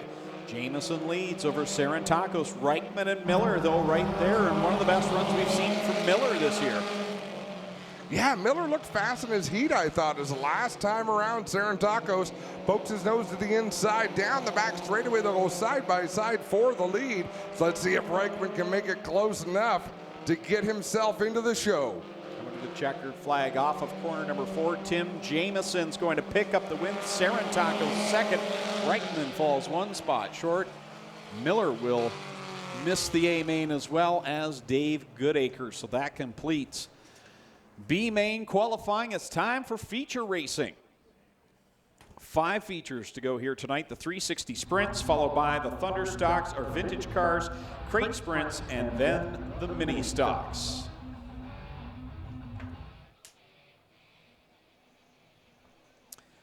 Cool Kids, Ice and Water, Core Pack, merchandising, sprint cars getting pushed off over in the warm-up track and ready to roll here for their 20-lap main event, race number 8 of the 2019 season. This is how they will line up. Starting from the pole in the Case IH Aero Express, car number 68, it is Aaron Turkey of Ohsweken on the pole. Starting to his outside from Tilsonburg in the Burger Barn Ace 1 Construction Mobile 1, car number 13, it'll be Corey Turner. Going from position number 3, the inside of the second row from Mississauga, Ontario. Driving the Nitro 54 Variety, Car Star Brantford, Ripshot, car number 17X, the highlight man, Mac Demand. Going from position number 4, picked up a heat race win here tonight from Caister Center. Driving the Charlie B. Honey, Pius Spring and Alignment, Mudcat Entertainment Center's car number 11, it's Jamie Turner. And going from position number 5 out of Scotland, Ontario, driving the Sovereign Fusion Original Traders Energy Burford Heating and Air Conditioning 47X D-Dubs Dylan Westbrook. Going from spot number 6 tonight in the A-Main out of Brantford, driving the CarQuest Auto Parts, Brown Auto Service, car number 10, it's Downtown Mitch Brown. And going from 7th, the current point leader out of Fenwick, Ontario, driving the Bradshaw Brother Fuels, Ohsweken Speedway Aero Express, car number 0 is the Red Rocket, Jim Hoopinen. Jim Hoopinen in car number 0 will go 7th. Starting in the 8th spot, out of Dunville in the Kingpin Farms, Burger Barn, Ace 1 Construction, car number 91, that'll be Ryan Turner. And starting inside of row number 5 in the 9th position, out of Thetford, driving the Coldwell Banker by Jennifer Hatch, Tim's Lawn Care, number 5D, it'll be Shane Ross. Going from position number 10 out of London, Ontario's first ever A-Main in the 360 sprint cars, driving the Pinewood Horticulture, number 7 from London, it is Caleb Wood. And going from 11th out of Alden, New York, driving the Casey's Truck Salvage, Mersac Enterprises, Fiberworks Composite, 49K, the straight shooter, Scott Kruder. Going from 12th out of Dorchester in the Ohsweken Speedway, Case IH, car number 1, it's Holly Porter. And starting 13th out of Lewiston, New York, the G&J Contracting, car number 81 is Derek Jonathan. Starting in the 14th position for Port Colborne in the DVC Contracting, car number 71S, it'll be Sean Slider. And going from 15th out of Carlisle, Ontario, driving the Nitro 54 Variety, MMBO Direct Marketing, Creative Edge, Signs and Graphics, car number 9 is Steve Lyons. Going from the 16th position out of St. Williams, Ontario, driving the Gales Auto Aftermarket, car number 21, that'll be John Burbridge Jr. And lining up in the 17th spot from Brantford in the Hills Tire and Gas, Brown's Auto Service, Little Bend 110, it's Jake Brown. Starting 16th, make that 18th out of Caledonia in the Burger Barn, Ace 1 Construction, Aiken Motors 55, it's Mikey Bobby, Mike Thorne. And starting in 19th out of Scotland, Ontario, driving the Total Rentals, Ackland Insurance, Styes Tree Service, car number 87X, that will be Sean Evans. Going from 20th out of Scotland, out of Charing Cross, driving the ERW Contracting, car number 9B is Scott Burke. And going 21st in the Prestige Pools and Spas, number 67, spit that one out. That is Pete Richardson out of Verona, New York. And going from 22nd out of Thamesford, Ontario, in the Biopond Ellercarn 45, it is Curtis Gartley. Starting in position number 23 in the Jason's Enterprises Total Coatings Bodyline car number 46, it is Kevin Pauls. And going from 24th out of Ohsweken, the Nitro 54 variety, Ackland Insurance 15, it'll be Dan Nanacoke. Starting from the 25th and final spot, around the parts source, Janney Recovery, car number 88H, it is Josh Hansen. Josh Hansen did not make the call in his qualifying heat, and I'm not sure that he's going to make it for the A main either here tonight. So Josh Hansen looks to be a scratch from tonight's program. So it'll be 24 cars making up tonight's 20-lap main event for the Cool Kids Ice and Water Core Pack Merchandising Sprint Cars. Clayton John's going to join me here in the call of this A main event. Seeing some great shots down trackside. Clinton Jeffrey down there with the portable camera riding along with the sprint cars as they take shape. And now they'll get into the most exciting formation in all of racing. The four-wide salute for you, the fans. As they come off of corner 4 this time, folks, we want you up on your feet, wave your hat, your program, whatever you got. Send these 24 drivers on as they do battle for you. They are 4 wide and fancy for you, the fans. This is the Cool Kids Ice and Water Core Pack Merchandising Sprint Cars. Greg, there's nothing better than a full field of sprint cars, 4 wide, 24 deep. And those watching at home get to ride along as part of the 4 wide salute. Where else do you see that? So cool.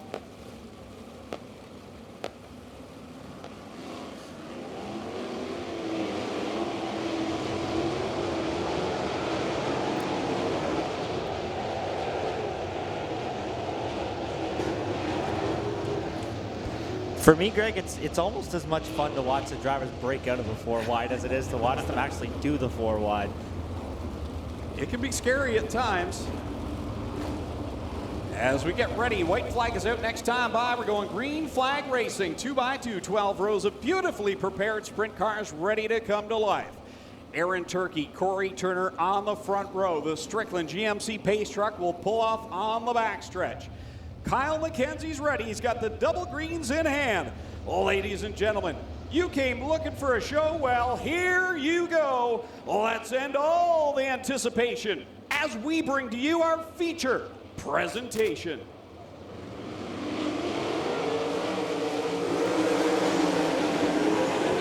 Good start into corner number 1 for Aaron Turkey, sliding through the middle of the racetrack.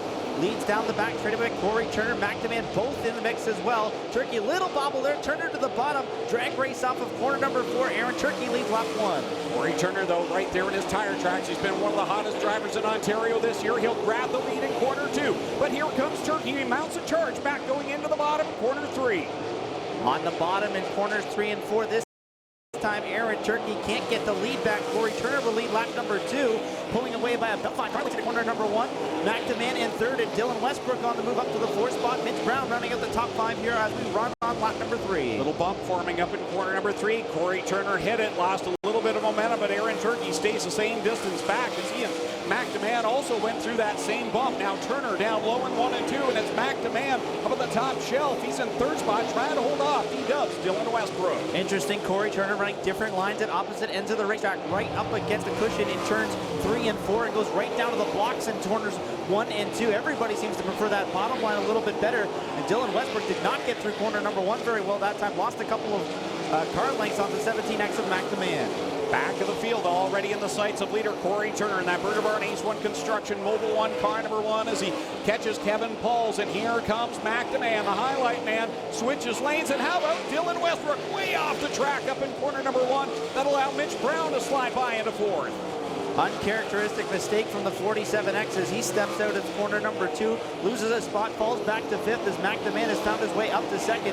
Corey Turner in lap traffic. Kevin Paul's the first victim. He goes 1 lap down as the number 13 machine works through the slower cars. Corey Turner now works to the outside of Dan Nanakoke, and he's getting into the thick of the traffic as he's got Sean Evans racing right now with Derek Jonathan and Scott Burke. Right now, Corey Turner threads the needle, gets down past Dan Nanakoke, now slips to the inside of Sean Evans. But here comes Evans' teammate, McDeman, with a big run at corner number 3. He'll whip it around the outside, trying to get by Corey Turner. Just about got there as Turner had to take evasive action to get by the number 9 of Scott Burke, and now McDeman right on the tail tank of the number 13 as they race down to the corner number 3 to the inside. New leader McDeman. Corey Turner trying to turn it back underneath him on the bottom. They'll drag race to the line, and Corey Turner gets it back. What a battle up in front as they're trying to split these lap cars. Derek Jonathan right in front. Turner threads the needle. McDeman gets caught up behind them. Turner back to the lead. Here comes McDeman looking to the inside. Caution flag comes out as we got Mike Thorne around down in corner number 3. And Curtis Gartley. Curtis Gartley in that number 45 brings out the caution on lap number 10. What a battle for the race lead in lap traffic there, and a heck of a move by Corey Turner to thread the needle between Sean Evans and Derek Jonathan. And McDeman, after a great move himself off of corner 3 and 4, just ran out of real estate there and lost about 5 car lengths there before the caution flag waved. The question will be, where do those lap cars fall on the last completed lap? Right now, you've got the leader, the 13 of Corey Turner, then the lap car, the 87X of Sean Evans, the 81 of Derek Jonathan. The second place cars, that 17X of McDeman. Well, guys, down here, Mike, Bobby in the 55. Mikey Thorne, car looks all right. Gentle spin around. No issues with the body on the car. No issues with the suspension. Same deal for the 45 of Gartley. I think they're all right. We should be ready to go, guys. So both lap cars will get the wave around, and it's Corey Turner, McDeman, Aaron Turkey right now, your top 3. The caution flag probably played into the favor of the best of Dylan Westbrook in that 4th spot, who had blown the car way off the track in 1 and 2 mid part of that run. And now with the yellow flag, he's locked right back up, and he'll be able to be up there with the top 3. Yeah, that really costed him when he got up over the top there and let Mitch Brown slide by into the 4th spot. He was starting to gain a little bit of ground and getting some momentum through the middle of the racetrack there after he struggled early on and just cost himself all kinds of time. And as you mentioned, he'll benefit most from this caution. Got back by Mitch Brown, running in the 4th spot right now and lining up behind a former teammate in Aaron Turkey. So it looks like Scott Burke will line up behind McDeman, and in between he and Aaron Turkey in the 3rd spot. You want to talk about how slippery this track is tonight? Just have a look at the top wings of some of these sprint cars and the pitch that they have put into them. Dylan Westbrook's really got that wing down low on the front, pitched way up high in the back, and trying to get as much downforce as he can in those rear wheels. Yeah, absolutely, Greg. And for some of our new sprint car fans, the drivers can control moving the wing forwards and backwards within that race car when the race is already ongoing. They can slide the wing forward and back, but the pitch of the wing is something that they have to set before the race. That gets bolted in place, but then they can move it either forwards or backwards over the rear tires to try and improve their downforce. But that's something that they've all determined before the race started. We saw a couple drivers out on 4-wheelers there before we got our bike night underway, kind of checking out the track, and obviously most of them determined that it was obviously a very slick racing surface here tonight and wanted that extra downforce over the race car. And that will just continue to be the case as the next few features come out. By the time the crate sprint cars come out, they're really going to have to put some adjustments into their car. They were struggling just in the heats and the B mains tonight, so you can imagine what those sprint cars will be doing a little bit later on tonight, their feature event.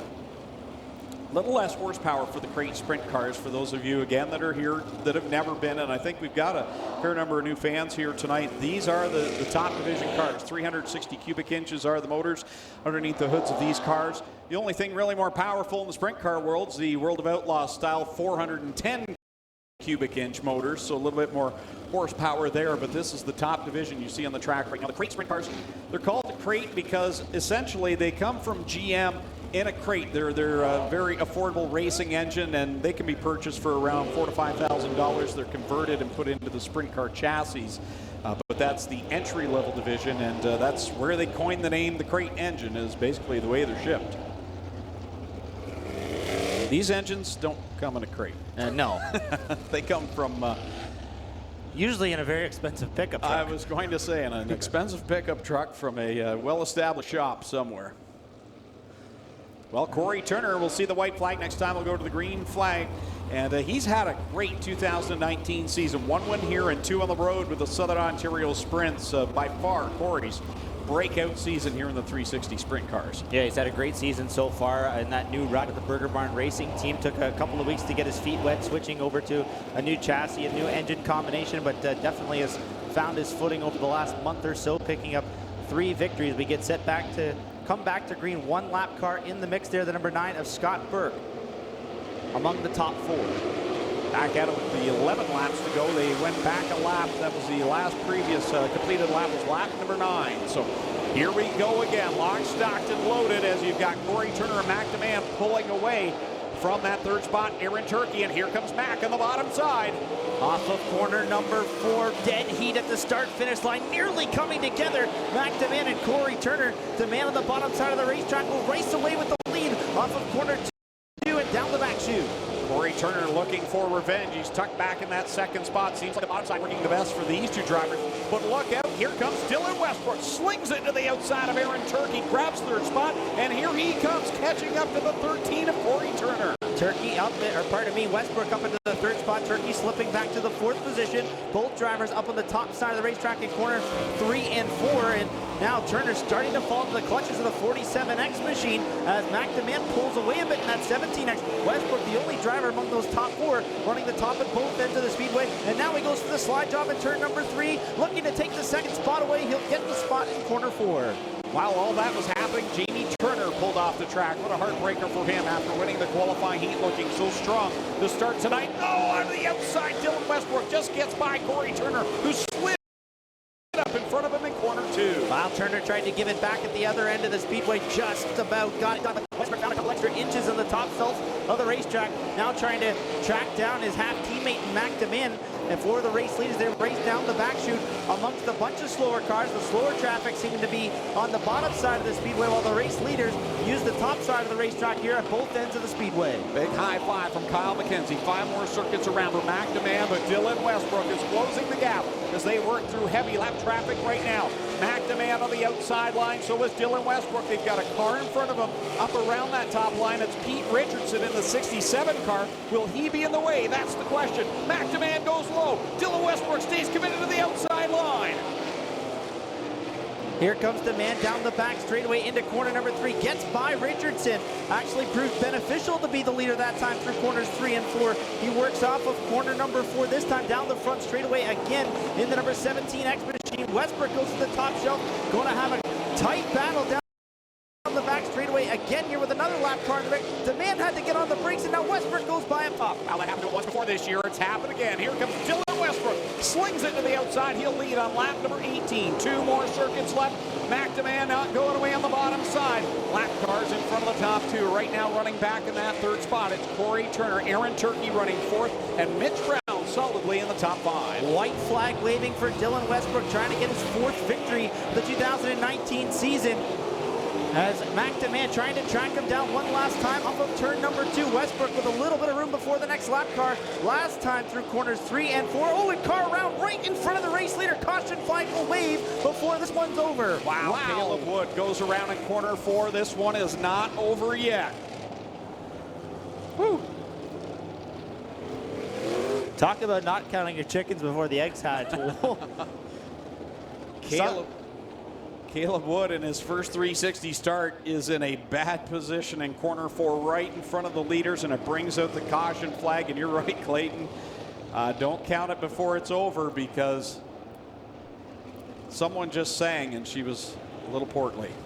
I'm not sure which Burbridge car that was, but one of them made a hard right turn to avoid hitting Caleb Wood's number 7 machine, and Dylan Westbrook was right on the outside trying to take that checkered flag.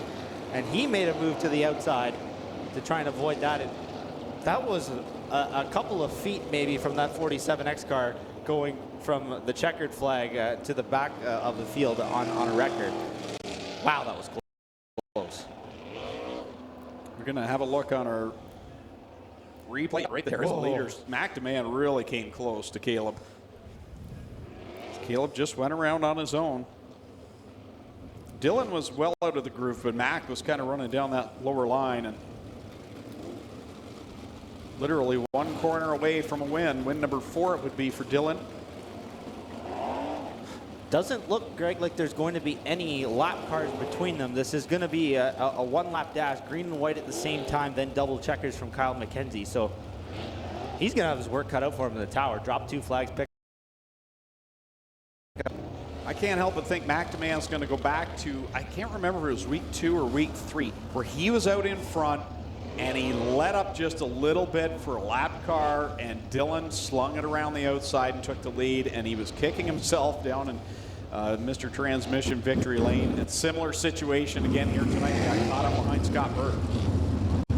Guys, just want to clear up why Caleb Wood is being told to move up through the mid portion of the pack. He was the cause of the caution, but he is still on the lead lap, so he'll be the last car on the lead lap. He and the Burbridge 21 jostling for that position. Doug Leonard telling them over the one-way radio system what the correct order should be. Corey Turner and Aaron Turkey. I don't know what was going on between the two of them, but I'm not sure if they made contact or not up there in corner 2, but something was going on between them. Nonetheless, we're coming back to the green flag. Single file past the cone, a one-lap shootout to decide who wins race 8 of the 2019 season. What a start by Dylan Westbrook. Wow. Westbrook completely fooled McDeman there coming off of corner number 4. McDeman made up all kinds of ground though. Westbrook's going to go to the top, opens the door for DeMan to try something off of corner number 4. Final time, and Westbrook's going to get it done up top. Impressive win by Dylan Westbrook as he picks up the victory over McDeman. Corey Turner comes home in 3rd, Aaron Turkey 4th, and at the line, the point leader, Jim Hupinen, will cross the stripes in the 5th position. Another great one here at the Big O in the 360 Sprint Car Division. Lone Wolf Fireworks lighting up the sky, the official firework provider of the Big O. You can find them over on Highway 54 in Middleport. Lone Wolf Fireworks, the official firework provider of Ohsweken Speedway. So the top 3 will go across the scales to make sure that they all make weight, and then we'll go down to Mr. Transmission victory lane and talk with the top 3. But Dylan Westbrook picks up his 4th win, and he didn't make it easy on himself, Clayton. Partway through that race, he was off in the brambles up in corner 1, but he made up a lot of ground quickly. Yeah, absolutely. Didn't do it the easy way, but got the job done here tonight in that 47X machine in quite exciting fashion, to say the least. And Greg, you mentioned Jim Hupinen sneaking into the top 5 there at the end of the race, his 7th top 5 finish in 8 starts this year, and that is why he is the point leader. Looks like we're going to run right into our feature for the Thunderstocks. Yeah, Middleport Mechanical Thunderstocks out onto the Speedway. Their 20-lap feature event starting from the pole out of Hamilton. Kyle Anderson, the 43. Aaron Rowitsky will go from spot number 2 aboard car number 4. Starting in position number 3 from Brantford, the 13 is Casey Huffman, and going from 4th, Derek Liverance out of Brantford in car number 40. Starting in 5th from Thorold, car number 11, Go Fast Steeple, and going from 6th from down in the Chatham area, Jeff Roloffs in the 6R. Spot number 7 goes to Canfield's Mark Fawcett in the 32. And starting in 8th out of Hagersville, Ryan Denning in car number 8. Starting at 9th, Donnie Lampman from Castridge Center in the 28D, and to his outside the 21X. That is Mark Bazine from Caledonia as the white flag is displayed. Ken Sargent starts in 11th. In car number 25, Frank Turkey to his outside in the 38 will go from 12th. Starting in the 13th position, it'll be Ryan Beagle out of Vittoria in the 84 RK, and 14th, Christopher Hale out of Guelph in the 79. Starting in the 15th position, that will be Logan Schwedick out of Jerseyville in the 53, and Trevor DeBoer lines up to the outside, and in the outside of row number 8 in the 23 machine, he's from Hagersville. Starting 17th, Mike Klazinga from Hagersville in the 93, in the 18 spot, Adam Plazik out of Caister Center. Starting in position 19th, Dave Bailey, the point leader out of Hagersville in the 49, the 20th starting spot, the 14 of Johnny Lowenberger from York. Chris Dickey starts 21st in the 1. Rob Hoskins 22nd, 23rd will be Jim Lampman. I think a few of those cars not able to make the call here tonight.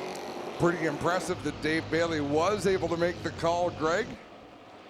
Didn't have the best first lap he could have hoped for, but he's out on the racetrack earning points. Mark Fawcett leads him down into corner number 1 on lap number 1 with Aaron Rowitsky out there in that second spot. Derek Liverance also in the thick of this one. Ryan Dinning in that 8 machine. He's looking racy. The last couple of weeks, he's shown some moments of brilliance out there, as though we might see him return to top form. 3 wide behind the leader, Mark Fawcett. He's got Rowitsky on the outside line, Derek Liverance in the middle, and Ryan Dinning down to the inside line in that Club 54 Racing number 8, as we've got Johnny Lowenberg around in corner number 2 in the 14. And Kyle Andrus has a sympathy spin for him.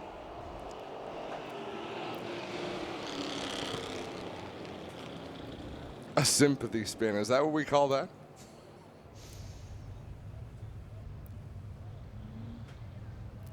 So that was a lot of fun watching that race from down in the stands. Did a little bit of squinting. Whereabouts were you?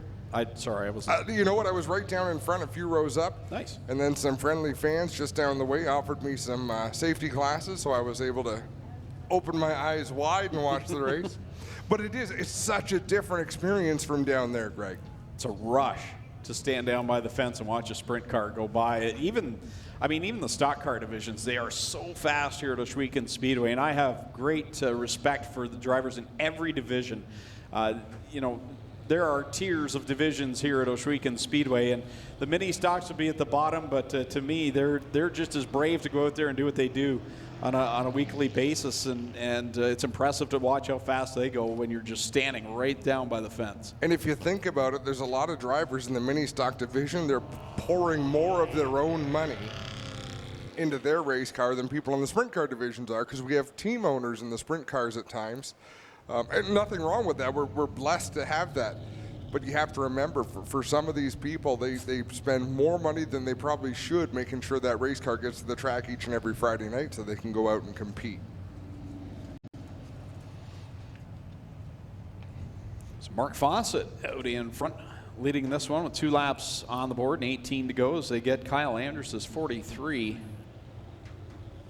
pushed up out of corner number 2.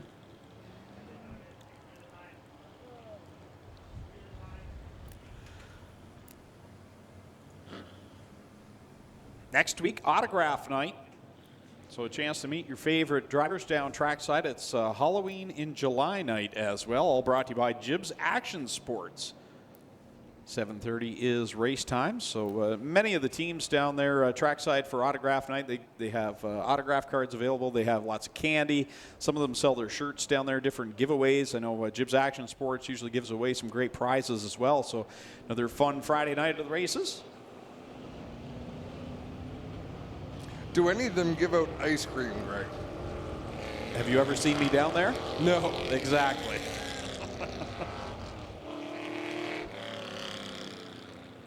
Aiden Nye has the Dairy Queen sponsorship, so we need to see if he can. I've seen Mr. Freezy's down there.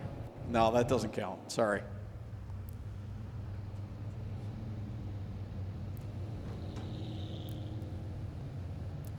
It counts for something. I had to think about that for a bit. That's still some effort.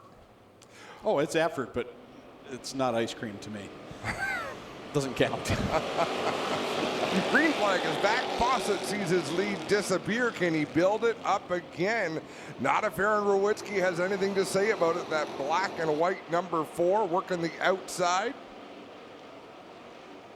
And look at Ryan Beagle work up the outside in that 84. I think he passed about 4 cars since that restart up on the high side. Oh, Dave Bailey with a solid hit on the back end of Mark Bazine going down the front stretch. Wow, Jeff Rulifs did get back out for the feature. I didn't notice that. That was a hard hit that car took. Yeah, I was impressed to look up and see when we were going through the lineup that he did make the call back out, as did Go Fast People. Oh, Donnie Lampman and Chris Hale. Wow. Hale's still trying to save it. That should have been 1 or 2 really tore up race cars there, but these guys did a nice job. They seem to be a little bit perturbed tonight. Do you notice that? It seems that way.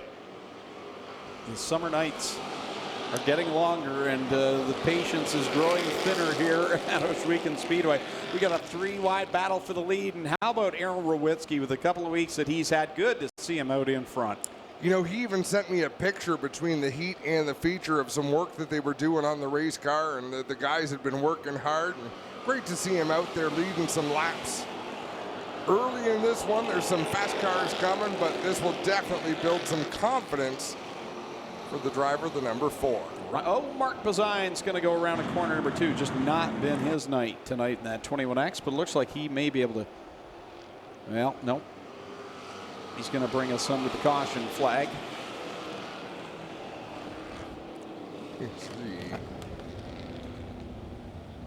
I should mention, Adam, I know you've been bugging me. I've renewed my iRacing subscription. Good. I did not realize they had the off-road trucks on there now. Oh, apparently they're just fantastic. So we have those now as well. As soon as I saw that, McLean's giving me the big thumbs up. He loves them.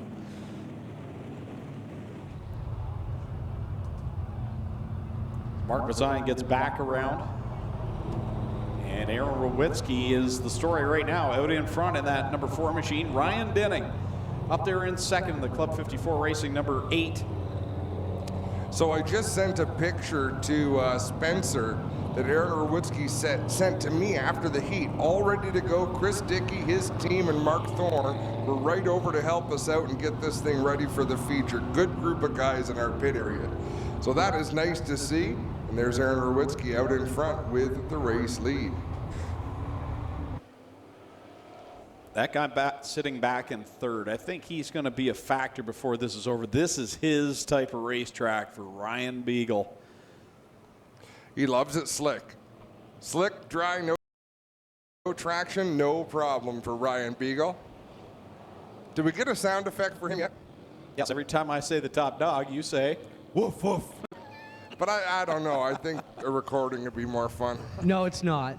You keep doing what you're doing. I got to tell you quickly, guys, before we go back to green. Last week, Glenn and Tina were on vacation. They watched every word, and they were super impressed with the job you guys do up there, and I want to pass that on. They absolutely loved the show last week, even your educational talk of dictionary words. Listen, that was informative.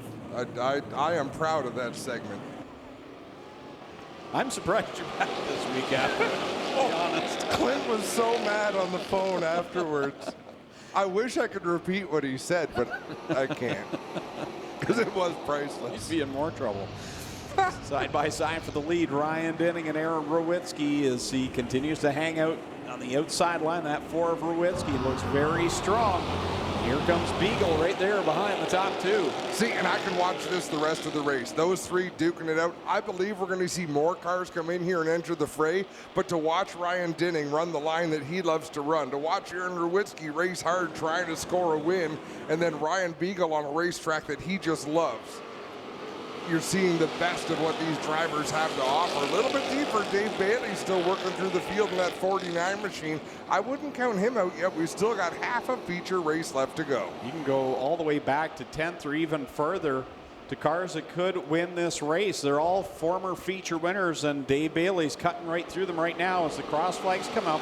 10 in, 10 to go with Ryan Denning out in front in fine form tonight. Maybe he's one of these drivers that's liking the old Ohsweken look on the racetrack here tonight. Well, and it hasn't passed my notice that, yeah, this is an old school Ohsweken type track, and we've got an old school Ohsweken type driver leading the way as Trevor DeBoer slides up in front of the 4 of Aaron Rowitzki in that second position. I'll bet you Aaron Rowitzki's all smiles right now in that third spot, although Ryan Beagle's coming to the inside of him. Just to be racing with these guys up at the front has to feel so good for Aaron Rowitzki. He's hanging tough with Ryan Beagle. And it may sound crazy, Greg, but it's also different to race with these guys at the front in the second half of a feature compared to the first half, because they know the handicap's in effect in the first half. So you've got a lot of comers and goers, people going to the front, people coming from the front. He's still in the front. So You know what I mean? You're in the late stages of the race where things are different. Casey Huffman off the track in that 13 machine. Looks like his night's going to come to a premature end. Yeah, Aaron Rowicki has established himself as a goer. He's going to stay there and compete here in the top 5, and he stays tough with Ryan Beagle. Now they've switched lanes as Beagle moves up top, and Rowicki battling back in the bottom. And, oh, yep, look behind. There's Dave Bailey. Didn't take him long. It was only a matter of time, but 6 laps to go. And this is tough traffic for Dave Bailey. He's got a line there to run. But for one, Trevor DeBoer is out in front running a real pretty line. And for 2, there's at least 2 cars ahead of him that are running the same line down low. Safe to say this is a breakout year for Trevor DeBoer, leading the way with 5 laps left to go. Not that he hasn't won before or been a solid contender, but now he is he's one of those guys that you kind of expect to win on a Friday night instead of thinking he could win. He's got to make it happen now. It's only a matter of time before all his kids get to drive, and he's just back there turning wrenches and paying bills. Still 3 wide behind Ryan Denning, and Aaron Rowicki makes a nice pass by Ryan Beagle and Dave Bailey right in the tire tracks, and he looks low on Ryan Denning. Good run with the caution flag coming out. It's not over yet as Frank Turkey goes around in corner 4. Man, oh man, that's a spirited drive by Aaron Rowicki. And it's got to make people like Chris Dickey happy, who went over and helped him. So they're, I'm sure, back in those grandstands in the pits watching and happy for him. Chris might have just found himself a full-time job with the Rowicki racing team here. Hopefully Chris will be able to get that car back and ready for next week. Problems for Derek Liverance, flat left rear on that 40 car, guys. So he will be told to take it to the pits. And he does so in turn number 2, makes that hard right, heads into the pit area.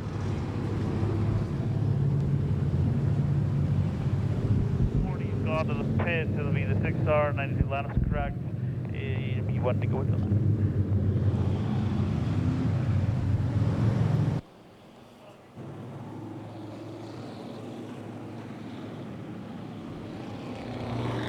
One to go, we'll go green next time out of 4 with Trevor DeBoer leading the way in the 23, Ryan Denning in the 8, Aaron Rowicki in the 4, Ryan Beagle in the 84, Dave Bailey in the 49. 6th through 10th, the 79 at Chris Hale, Logan Schwedick in the 53, Rob Hoskins in the 37, Jim Lampman in the 28, and Mark Fawcett in the 32. Back under the green, and here we go as Trevor DeBoer trying to hold on for another win this year. Ryan Denning right there in second, Rowicki not going away. I'll tell you what, I may be crazy, but everyone towards the front drove right to the bottom in 1 and 2. Aaron Rowicki is content up high.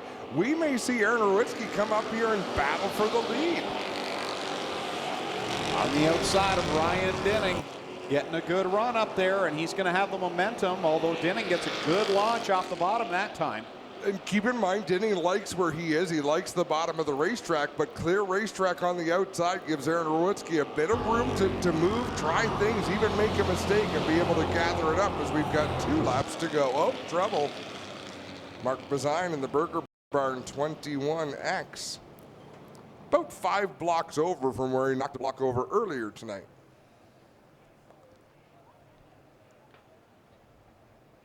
Trevor DeBoer with 2 career wins. 2 this year. Sorry, there's more than that. I'm looking at the wrong list. What does Trevor have? 4 career wins. So looking for his 5th here tonight. We talk about Tommy a lot. Tommy Gooch, who was co-announcer here for many years and has kept track of the stats on our website.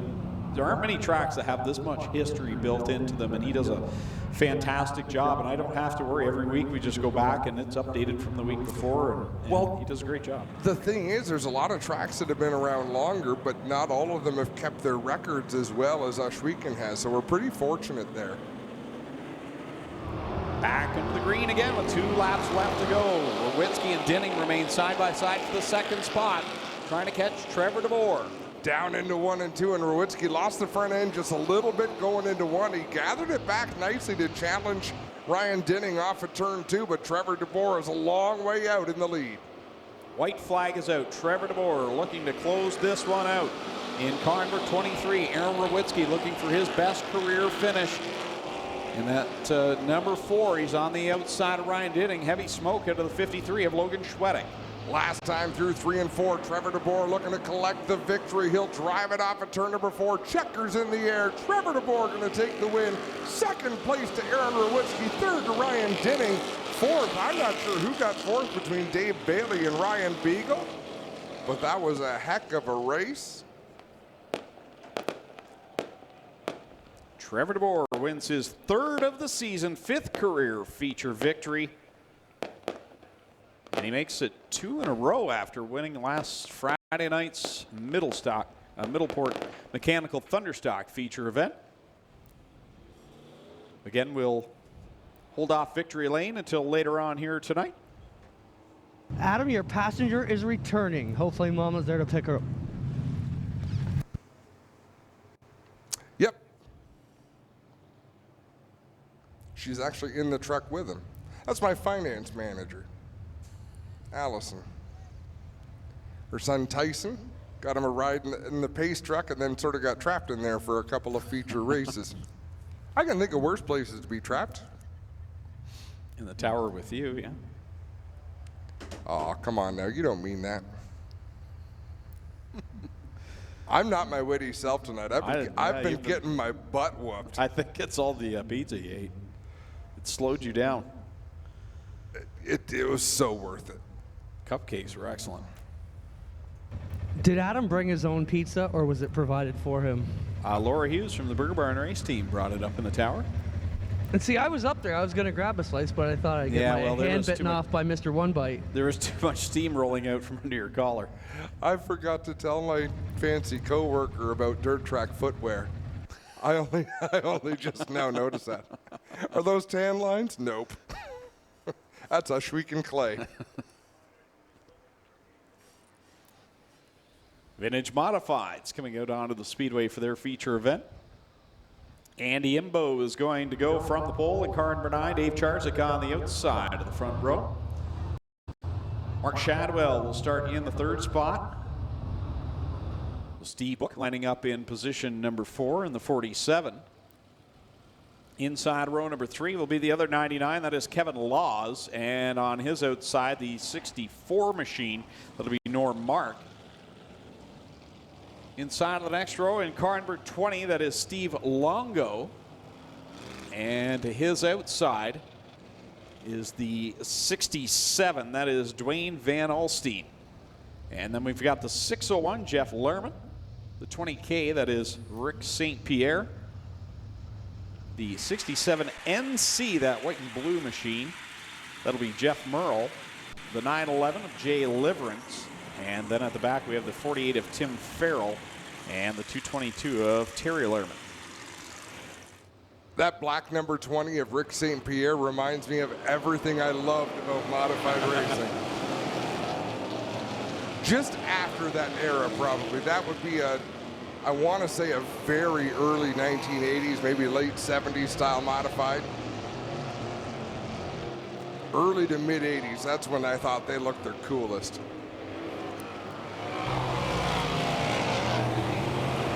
Green flag out here in the Vintage Modifieds is Andy Imbo in that number 9. He was strong in his qualifying heat and strong again here with one going around. It's Steve Book.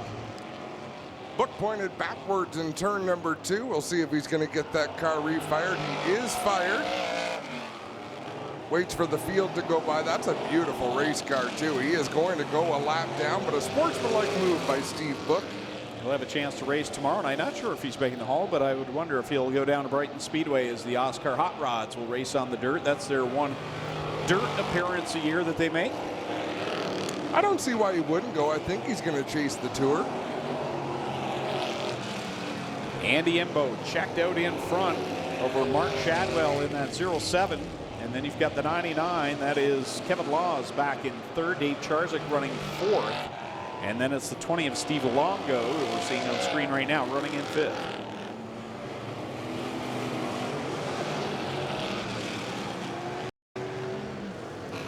I just sort of take this in as a fan. Look at that flock of cars off of turn 2. Whoa! The 222 goes around down in front into Mr. Transmission Victory Lane. That's one way to get yourself into the winner's circle. Was it Robbie Rounce that used to drive the 222? No, he drove the 111. The 111? Oh, okay. And it was 3 digits. But he had a similar dark and light paint scheme, did he not? That was... yeah, he did. It wasn't black. I think it was blue and white. But with pink numbers. Yes, I do remember the pink. The things we remember. I'm very much like you in this race, Adam, just listening to these cars. I love the sound. Just taking it in. As Andy Imbo's got this one well under control. Almost a third of a lap lead over the 07 of Mark Chadwell. Cross flags up in the air for Andy Imbo. And as I say, I think I talked about this on the air a few weeks ago after I watched. The leader goes around. That will bring out a yellow flag. In this era, all of these cars had different places where they were fast. Some would make big horsepower, but they wouldn't turn. Some would turn, but they didn't make big horsepower. Some found a balance, which is why way back in the day, Junior Hanley had such a big effect on asphalt modified racing.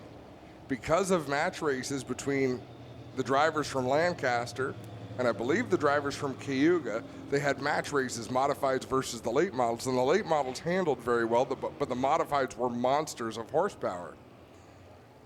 Well, they got to realize, if I'm not mistaken, Maynard Troyer and Junior Hanley remained friends for quite a long time and talked about race car setup and race car design and things of that nature, and the fact that they have to go around corners as well as down the straightaway.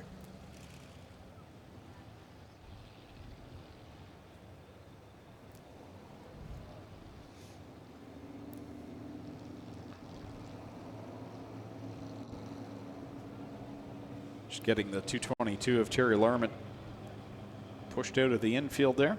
I swore that was the steering wheel in his hand as he was being pushed off. I saw that, but it's his neck collar. Greg, to fill you in, our buddy Dave McGrin was the 222 for many years here. Oh, yes. Big boys racing. I wondered if that was McGrin for a minute out there, but that's going to hand things over to Mark Shadwell. Mark's a Hamilton guy. They race down Pennsylvania, all the big races at Syracuse. Over the years, his brother John was known as the carb man, genius with the carburetor. Mark was the racer. I used to watch Mark when I was a youngster down at Humberstone and Merrittville and those kinds of places. I want to thank Mark. They have their Speedway Park Alumni Association, and they have a breakfast at the first Wednesday of every month.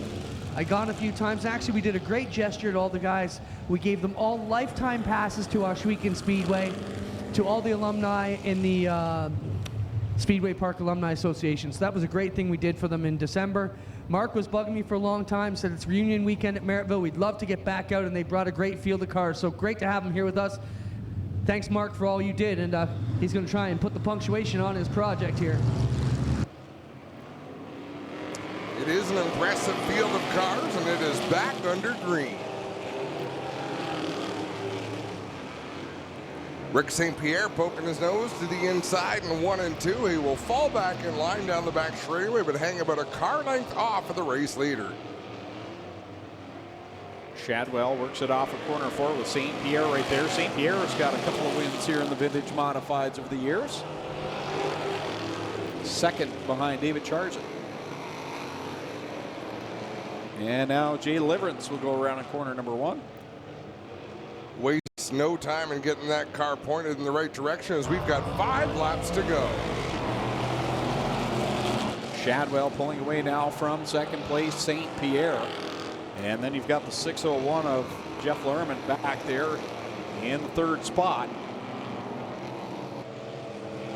4 laps left to go this time by as St. Pierre is closing the gap a little bit. Yeah, Shadwell is working the extreme bottom of the racetrack, slow through the corners, get the car pointed down the straightaway. He's going to have to come off the bottom for this lap traffic.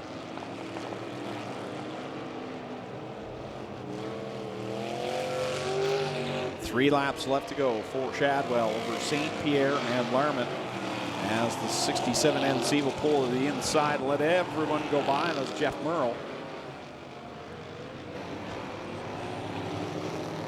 Couple of more lap cars for the leader to encounter before this race ends, although maybe just the one, maybe just Jade Liverance with 2 laps remaining. Shadwell catching the back end of the lap car of Jay Liverance as we got a 3-car fight back there for the 3rd spot, as Andy Imbo has wasted no time getting back up into the top 3. Shadwell really gingerly getting around Liverance in the 911. That allows Rick St. Pierre to get a bit of a run, but I think it's going to be not enough. In fact, Rick St. Pierre not even going to finish in the 2nd position from the looks of things. Checkers out, and Mark Shadwell will pick up the win. So Andy Imbo will drive up to the 2nd spot over the 20K of Rick St. Pierre. So that's your top 3 in tonight's vintage car feature event. Still 2 features to come, the Strickland Brantford Chevrolet Crate Sprint Car Division, and then our HRW Automotive Mini Stocks.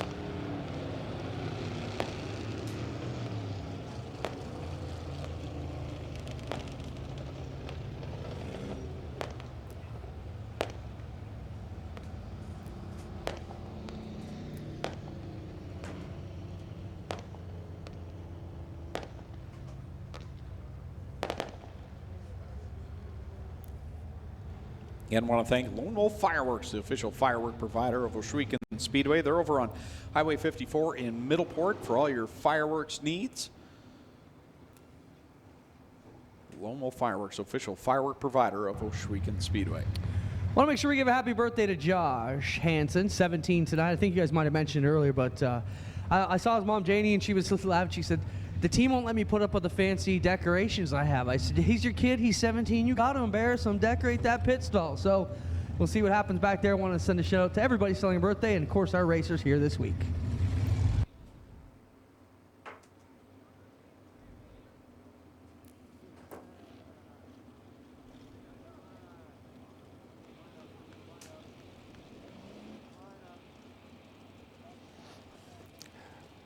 The Strickland's GMC Crate Sprint cars coming onto the racetrack now. Here's how they're going to line up for their feature event. On the pole from Bin Book in the number 29 is Liam Martin. Starting in 2nd out of Beachville, the 5 is DJ Christie. Starting 3rd, it'll be Jesse Costa out of St. Thomas in the 52. Starting 4th is Brad Heron from Burford in the 12. Starting 5th from Ohsweken, the 28 is Jordan Hill. Starting 6th in the number 45 out of Mount Bridges is Nick Sheridan. Starting 7th from Hamilton, the 56 is Derek Lemaire. Starting 8th from Brantford, the 49L is Lucas Smith. Starting 9th from Thamesford, the 14 is Eric Gledhill. And starting 10th from Freelton, the 43 is Darren Dryden. Starting 11th in the number 74 from Rockwood, it's Rob Neely. Starting 12th from Scotland, the 83 is Spencer Davis. Starting 13th in the 1A from Beamsville is Paul Klager. Starting 14th from Fonthill in the 08, it's Stephen Beckett. Starting 15th in the number 88 from Caledonia, it's Jesse McDonald. And starting 16th out of Port Colborne, the 5D is Jacob Dykstra. Starting 17th from Hagersville, the 49H is Jerry Hill, and starting 18th from Niagara Falls, the 70 is Bailey Hurd. Starting 19th from Waterloo, the 19D is Alan Downey, and starting 20th in the 14T out of Hagersville is Noel Teal. Starting 21st from Vanessa, the 4 is Hannah Farrell. Starting 22nd from Kitchener, the 2 is Travis Hofstetter. Starting 23rd from Coors Landing, the 19 is Brandon Merle, and rounding out the field from Ohsweken, the 38 is Derek Miller.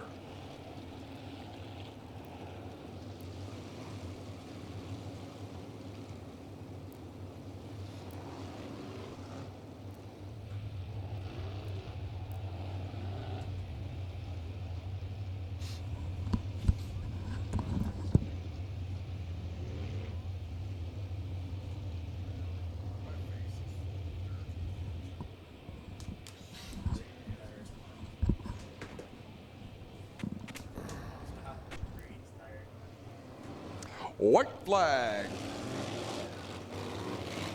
As Liam Martin scrubs his tires down towards Jesse Costa in the 52. Things nearly got exciting for Clinton down there in the buggy.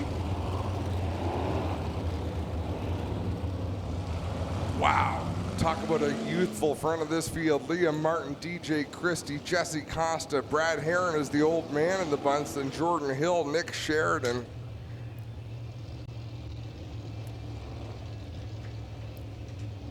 That is the race order as they approach the double green flags from starter Kyle McKenzie.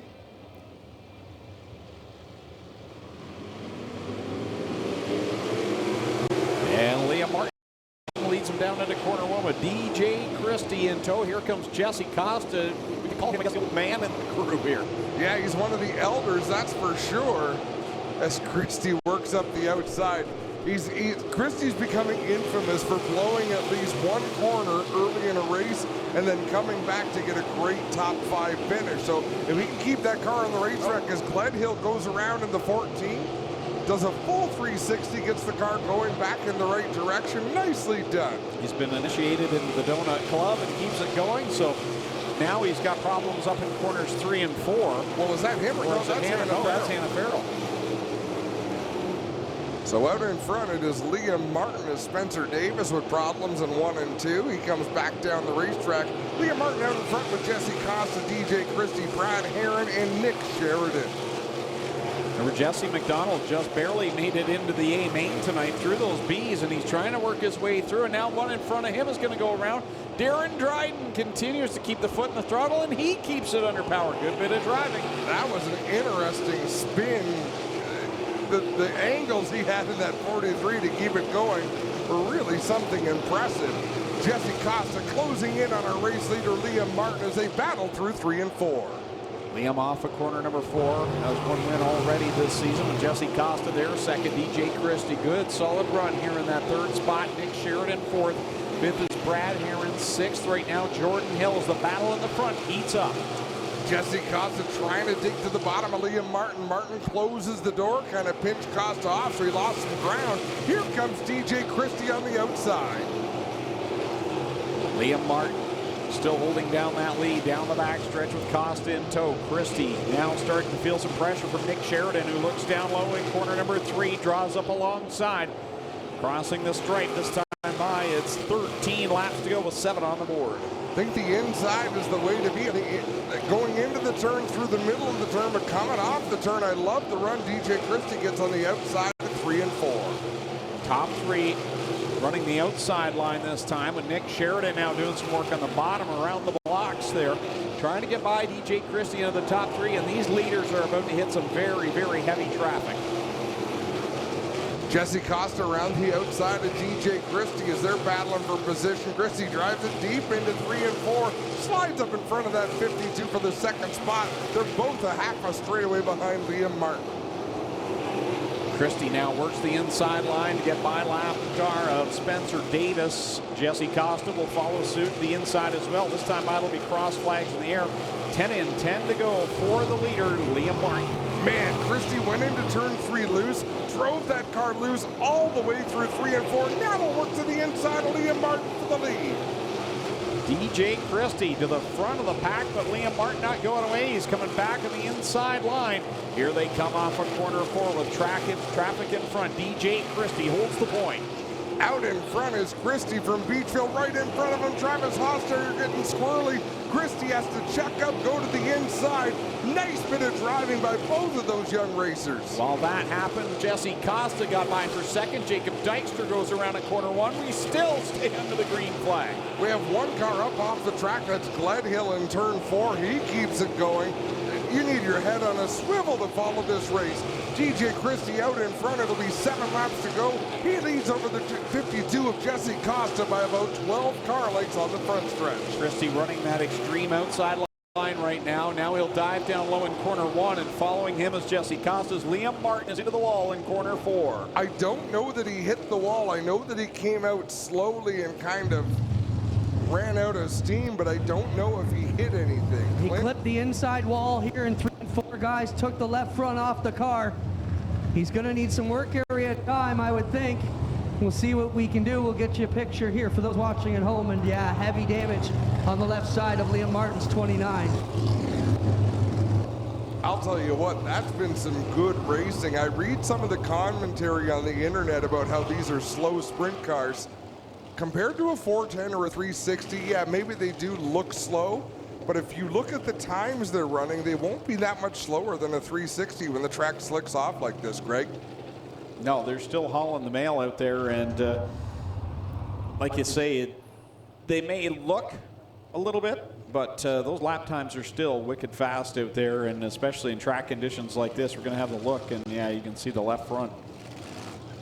Definitely damaged on the 29 of Liam Martin, who had a really solid start to the season. You know, our summer times up here are fairly short, but our season is long. You'll go through peaks and valleys. You've got to ride it out. It's a long time. Take the good with the bad. I got him here. Liam, you were so fast. Looked like you clipped the inside of 3 and 4. You're telling the guys you're done. What? I can't hear you. What happened? I was just digging too hard, and I just clipped that inside wall too much. You don't want your 2 minutes? We can try. They're going to check, guys. We'll see if he can get this one fixed.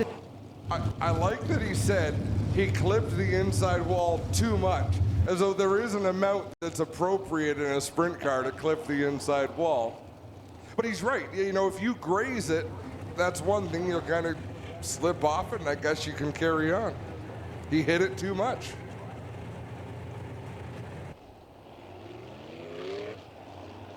As always, great work by our camera operators. Who is up in turn? Is Sean up in turn 2? Sean's in corner 2 tonight. Greg is on the couch. Yeah, Greg set me straight in a message a little bit ago when I talked about his handiwork up there in turn 2. What a night of racing we've had. A lot of racing has gone on.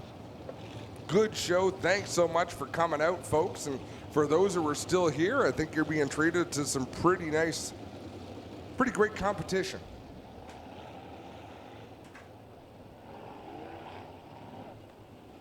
You think Jay Christie is a little nervous right now? I should check my phone to see if he's texted me. I love the texts I get. I get different messages in different ways, depending on who the racers are. Jay will often give me a little bit of commentary the day after or the night. Did you see the picture, in fact, of DJ Christie this week after they were working on the car? I did. Little bit of fire blew up through the carburetor and took some of his hair away. There's only so many openings on an engine that can spew fire out of them. I try to avoid all of them. Yes, the night Sean Evans did the oh my moment down in corner 4, I got the brown emoji from Nathan Ackland right after that.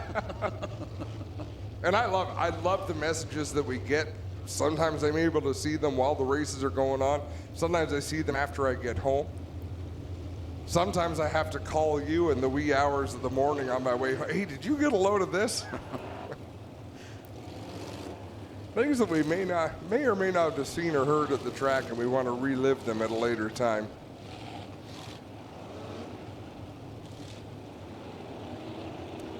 Some lap traffic is going to play a factor here in this restart with 7 laps to go. You've got Derek Miller in that 38 car. He is a lap down between leaders DJ Christie in second place, Jesse Costa. Then you've got Travis Hofstetter in the 2 between Costa and the 45 of Nick Sheridan, who sits in the 3rd spot. So it's going to be tricky here to catch DJ Christie, but still 7 laps to go. I think that's such a great rule, the way they do this, though. I mean, DJ Christie earned that spot. He earned to have Derek Miller between himself and Jesse Costa because he passed Derek Miller. Yep. You know, if they take the lap cars out, you're penalizing the leader every time you do that. Then you've got another lap car behind Nick Sheridan, 2 lap cars, Eric Gledhill and Spencer Davis. The next car in line will be the 28, the Club 54 racing machine.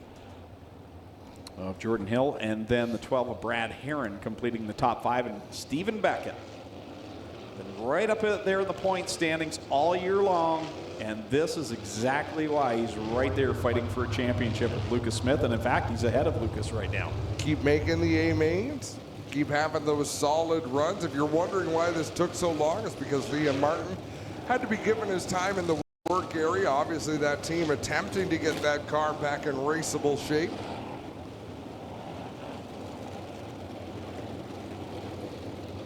Does not look as though they're going to.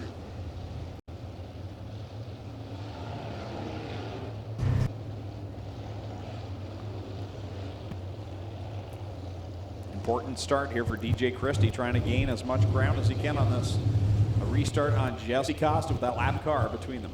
They could not get the bent rim off for Liam Martin. They're going to keep working and pray for a yellow, guys. The rim was in the way. Here we go. Everybody gets by the cone. Yes. They were trying to get that yellow out for Liam Martin on the front straightaway. It just didn't happen. DJ Christie out in front. Jesse Costa runs the bottom at 3 and 4. Christie up to the high side. He'll lead by 6 car lengths at the stripe. DJ Christie, Jesse Costa 1 and 2. Nick Sheridan still trying to dispose of Derek Miller and clear himself so he can set his sights on the top 2. Right now, Christie just running lines of perfection on the outside with 5 laps left to go. I'm watching Lucas Smith back in the pack. That car looks really darty on the 49. He's making some bold moves in heavy traffic, and it's really bottlenecking things up. I think he's got a broken shock again on that 49. Something is wrong. No, I don't think he has a tire. Where? Is it gone? Someone on Facebook's commenting the 49 doesn't have a tire. Car goes around. Travis Hofstetter. Well, the 49's got 4, unless he's got a wheel and no tire. Well, that's what Amy on Facebook is saying. The 49, from here I can't see, but left front tire? The tire's gone, but the rim's still there. And Lucas Smith is waving his arms a little bit inside the race car.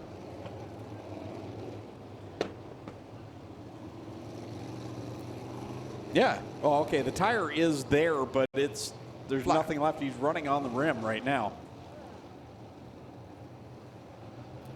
Lucas Smith has had his share of adventures this year.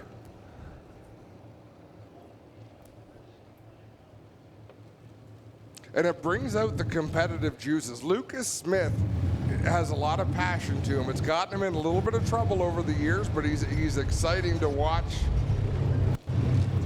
Clinton, what do you got for us down there?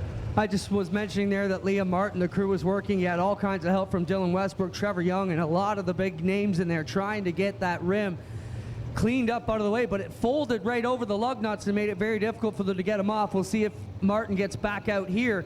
The other problem they had is he took his belts off, and a couple of the guys had to get in there to help him get buckled back in, but it looks like it's all for naught unless he can make something out. He is down a couple laps, but still in the point chase, every position will count come the end of September.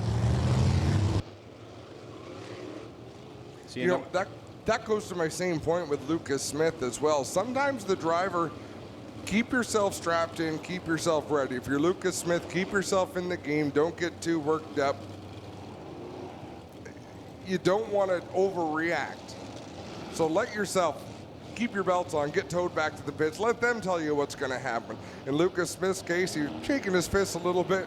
Settle down, get back in there. You've got a good top 10 run going. I'm sure he can wheel the car home. No lap traffic among the leaders now. Good job there by Dave Steyers getting a zoom-in shot there at the left front of Lucas Smith as we come back to the green flag. DJ Christie and Jesse Costa will head down into corner 1. Costa fighting on the bottom, trying to get the lead away. Christie working the bottom groove of that track. You could see him sawing on the wheel to keep control of the car. Costa drives to the inside in 3 and 4. He'll slide up in front of Christie and take the lead. The veteran of the division gets in front and will take the lead with 3 laps left to go. But DJ Christie not going away. Nick Sheridan hanging there in the 3rd spot. A good side-by-side fight for 4th as Brad Herron gets by Jordan Hill. Man, they're battling all the way back through this back, bouncing off each other. 2 laps to go in this great sprint car feature. 2 to go. Jesse Costa leading over DJ Christie, who really had a hard time in corner number 2 that time and lost a ton of ground to the leader, Costa. Sheridan beginning to close the gap on him. No quitting DJ Christie as the white flag flies. He is working all over the racetrack, trying to find a line that'll close him into Jesse Costa. Look at the wing angle of the Costa 52. He is trying some serious wing into that race car, and it's going to pay off. Checkered flags in the air. Jesse Costa for the win.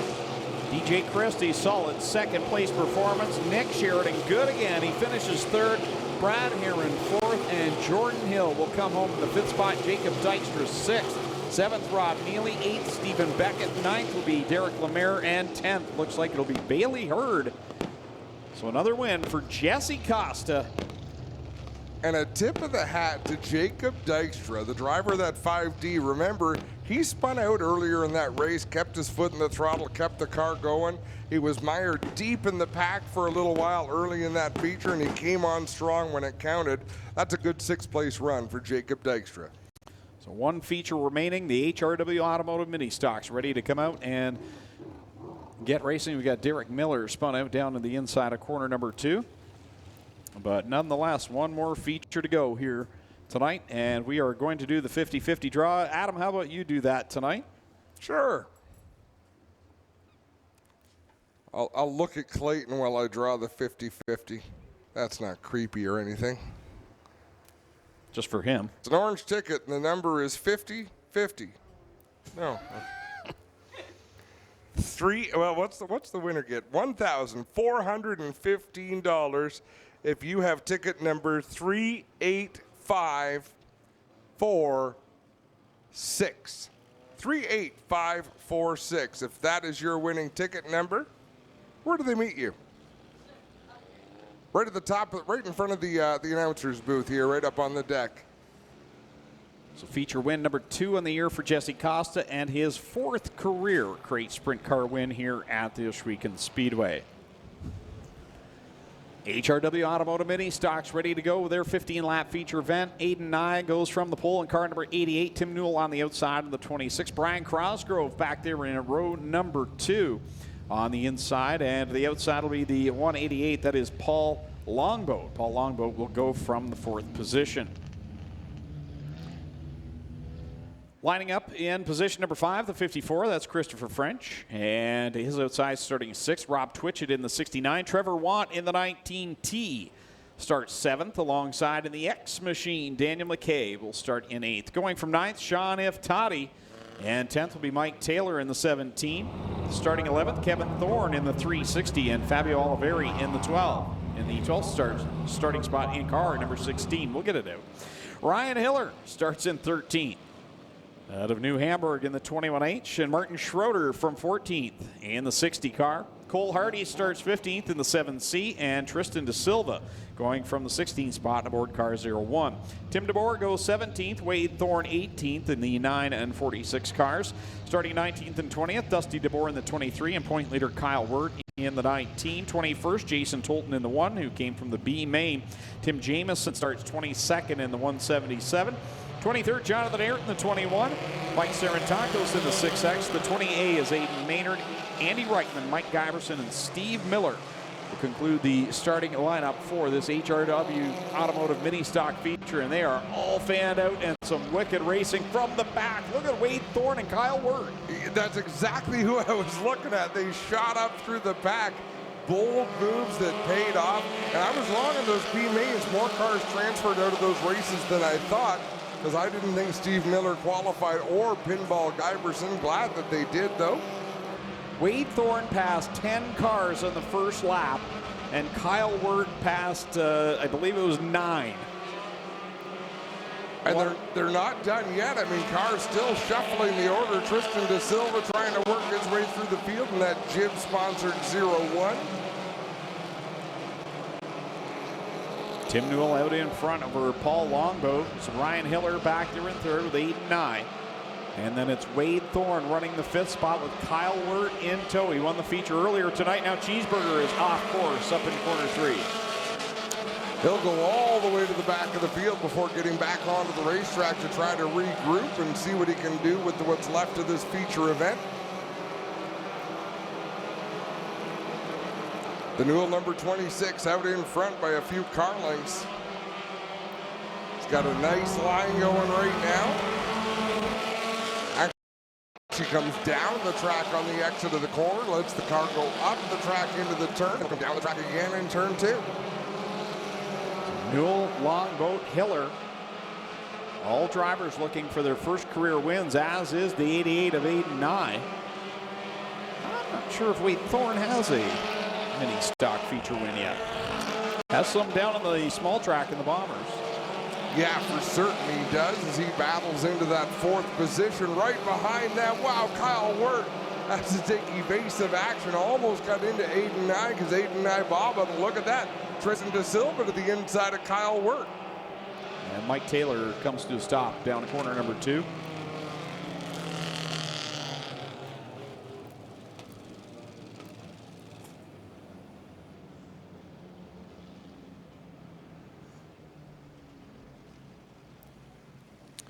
He's missing the left front. Yeah, I get a report over the radio. Hook from the front, so we'll be here for a moment.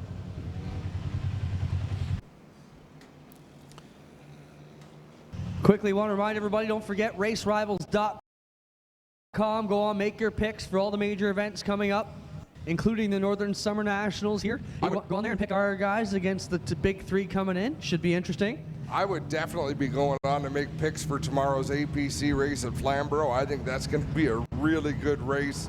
You know, I made my picks last night. Noticed the Action Sprinter race from Sunday was already the highest one so far as of about midnight last night. So good paydays all around on the weekend for a $5 fun wager. Well, and I think the people at Victory Games are on the right track, you know, going for this grassroots level, looking to build things up from people who are passionate about the sport and then sprinkling in a little bit of a big action like the NASCAR racing and the UFC fights, Clint.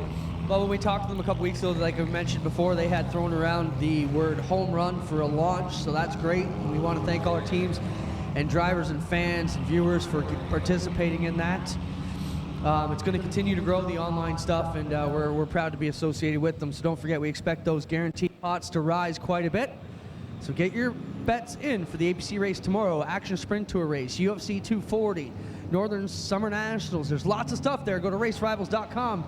You got to get in the game to win. Congratulations go out to Brian Davies, the winner of the 50-50 tonight. Brian Davies from Brantford takes home the 50-50 win. It's always nice for me when Corinne gives us that nice fat number midway through the night. Well, it means we had a good crowd here too. That was a great crowd tonight. I mean, I think I parked in Coketown. I got here a little bit late. I was pleased with how quickly I was able to get out of Toronto. Traffic actually wasn't too terrible. Autograph night next week and also Halloween in July. So bring out your Halloween costumes. What are you going to dress up as, Adam? A brownie? Slice of pizza? Hey, Angie was the slice of pizza in our show this week. That's right, too. I didn't tell you guys, announcers have to dress up next week. Yeah, I'm all over that.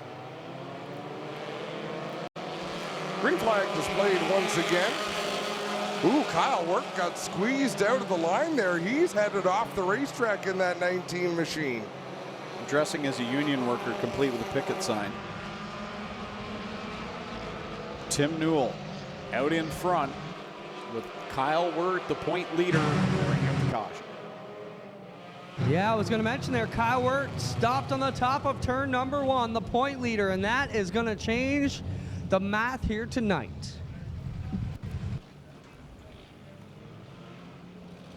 The Wirt car actually rolling backwards as there he finds a gear and hits the gas. That left front looks like it's wobbling all over the place.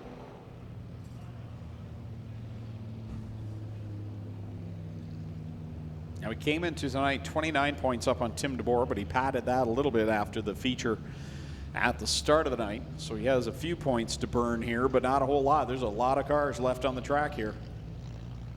Yeah, there is so we'll see if he can get into the pits and get service done on that 19 machine. I'm not sure how big a crew he travels with, Greg.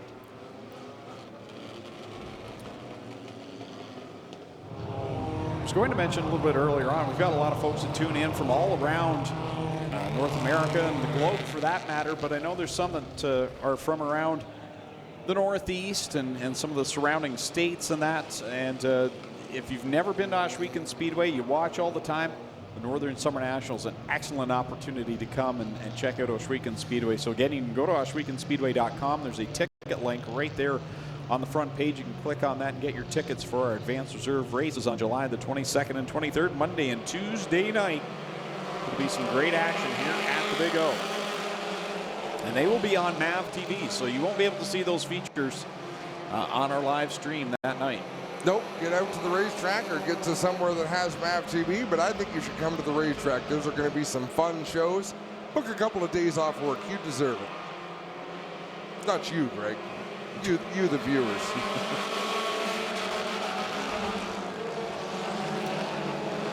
Tim Newell right now out in front over Paul Longboat, and the guy that has also made a lot of noise in this race is Tristan De Silva. He's right there in that 5th spot, that white and orange 0-1.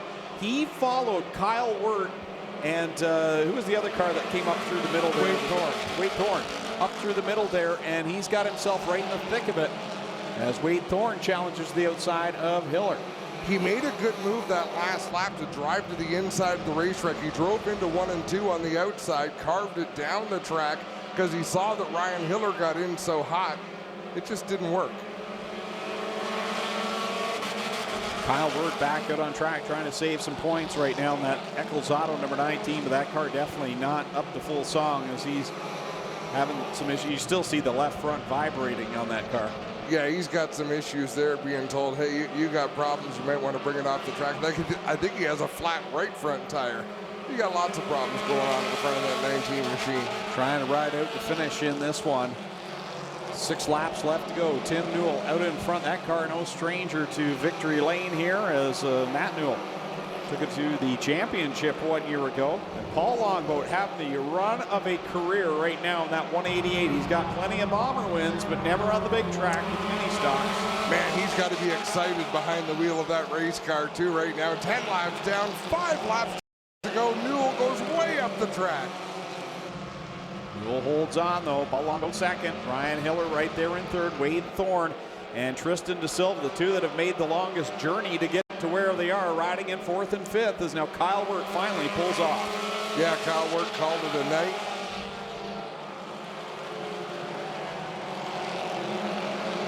At the front, Newell, man oh man, he's had a couple of sketchy turns the last few laps, but he's still hanging on by a number of car lengths out there. Tim Newell leads the way, then it's Paul Longboat, Ryan Hiller, your top 3. The 46 of Wade Thorne is 4th, Tristan De Silva 5th, Tim DeBoer, who came in 2nd in points, and most likely will leave as the point leader. He's right up there in 6th. Then 7th, 8th, and 9th are Cole Hardy, Dusty DeBoer, and Fabio Oliveri as Andy Reichman goes to the infield. And 10th is Jason Tolton. Shout out to him coming in through the B main to get up into the top 10. Yeah, he's had a good drive as well, that's for sure. Fabio Oliveri doesn't seem to be showing any signs of issue after the problem he had. And I spoke with him, he said the part in question has been on that race car since before he owned it. Which is something you hear from drivers, but he wasn't complaining. He says he just made the change that needed to be changed, and away he goes. One more time around for Tim Newell looking to pick up the win here. Paul Longboat back there in 2nd. That's one last chance as they go around the lap car of the pinball. Mike Giverson, Hiller trying for the 2nd spot from Longboat.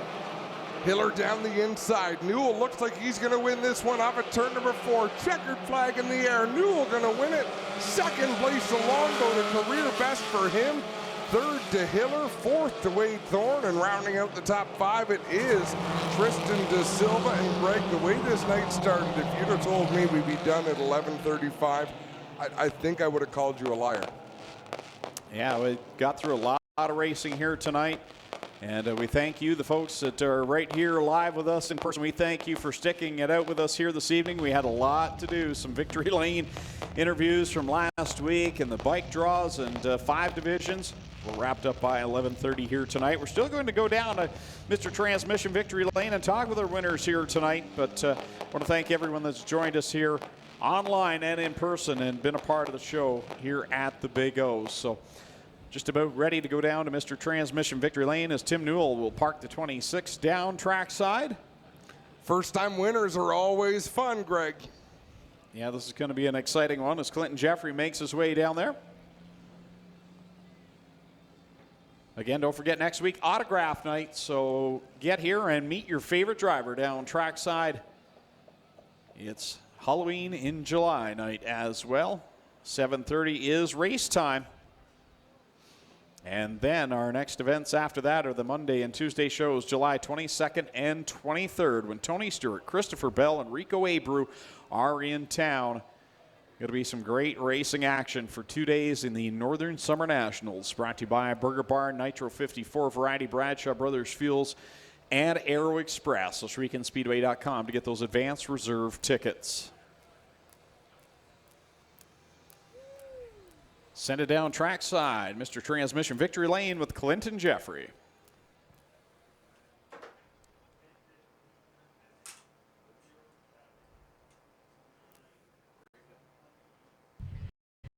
Thanks a lot, Greg. Down here in Mr. Transmission Victory Lane with our winner, Tim. Solid run for you tonight, sir. You happy with that, obviously? Oh, man, after the bad luck I've had the last couple of years, tonight is awesome. Good job. Track certainly helped you out. You had a lot of caution there to deal with, though, Tim. You know what? We've been waiting for Jordan to come back. This track is a little rough after the big cars, but it is awesome. Who do you want to thank, man? Oh, man, Matt and this MTN Racing. Gale's been huge. That's the last couple of years. DSE, Tim Steyer and Hazersville, J&J, Decker, Ryan Barry's helping us out this year. Just a bunch of guys helping. A job. Great win tonight for Tim Newell, ladies and gentlemen. How about it for HRW Automotive Mini Stock Feature winner? Tim Newell gets it done here tonight. Looks like Clint's going to have some more company down there in Victory Lane, as winners of our other feature events being pushed down towards the pad. So we're going to have a series of interviews for you.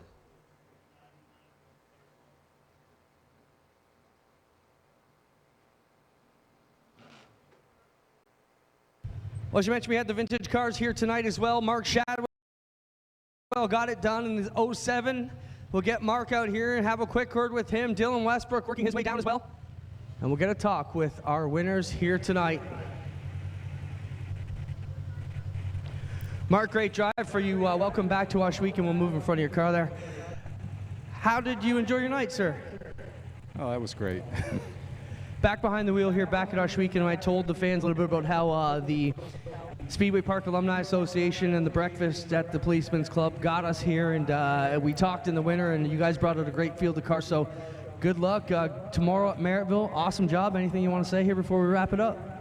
Yeah, I got a lot of people to thank. Number one is Clinton, yourself. Thanks for bringing back the vintage cars. And my sponsors, Randy Slack really come through this week. Transport Sales and Service in Caledonia, and Mike at Mountain Tire, and I got the great crew. Lauren Overholster, Ken McLennan, my nephew Jimmy helped out tonight, and maybe Warren Devlin's up in the crowd. He helps out too.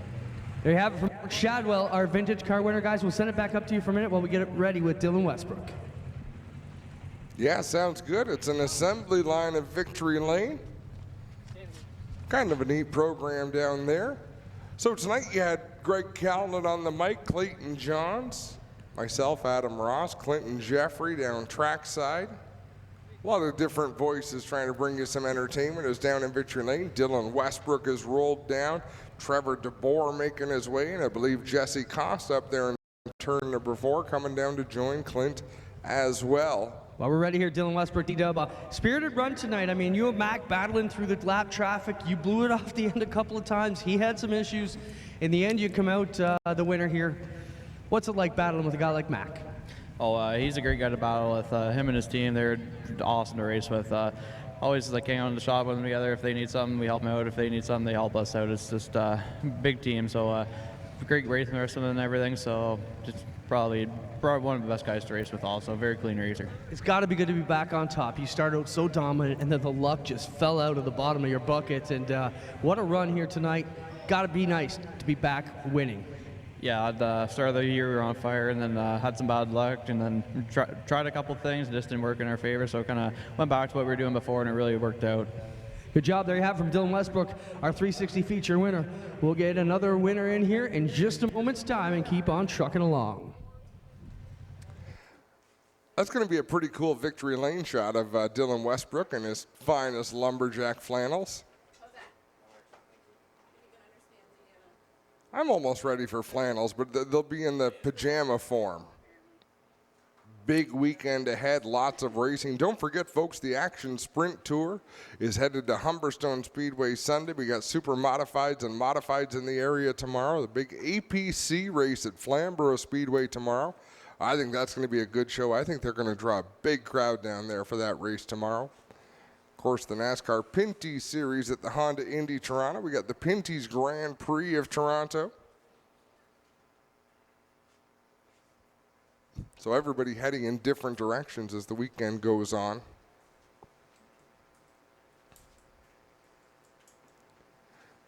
And Trevor DeBoer pulls that blue and gold number 23 to his spot in victory lane.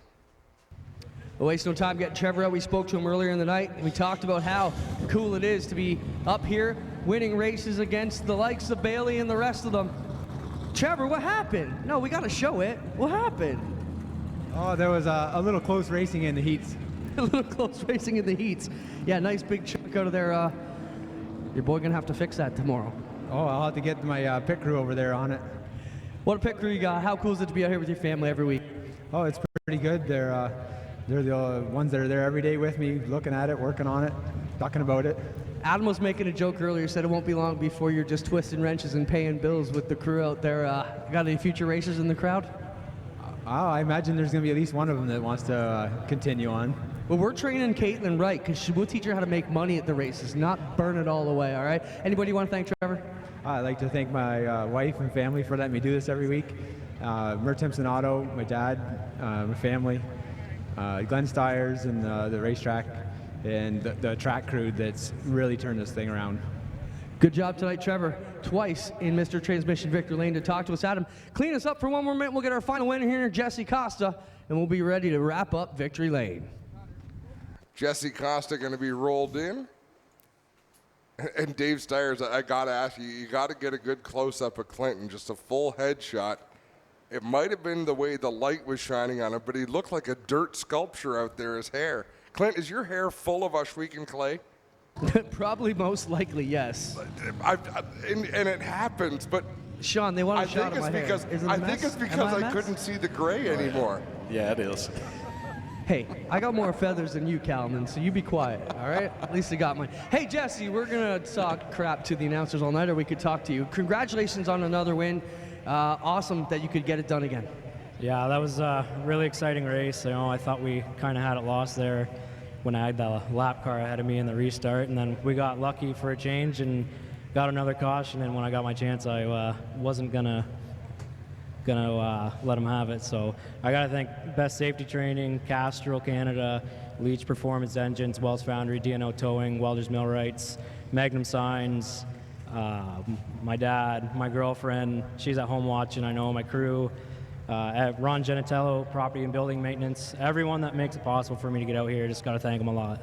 Adam was calling you the elder statesman, racing out there with Nick Sheridan, Liam Martin, and DJ Christie. Do you feel old?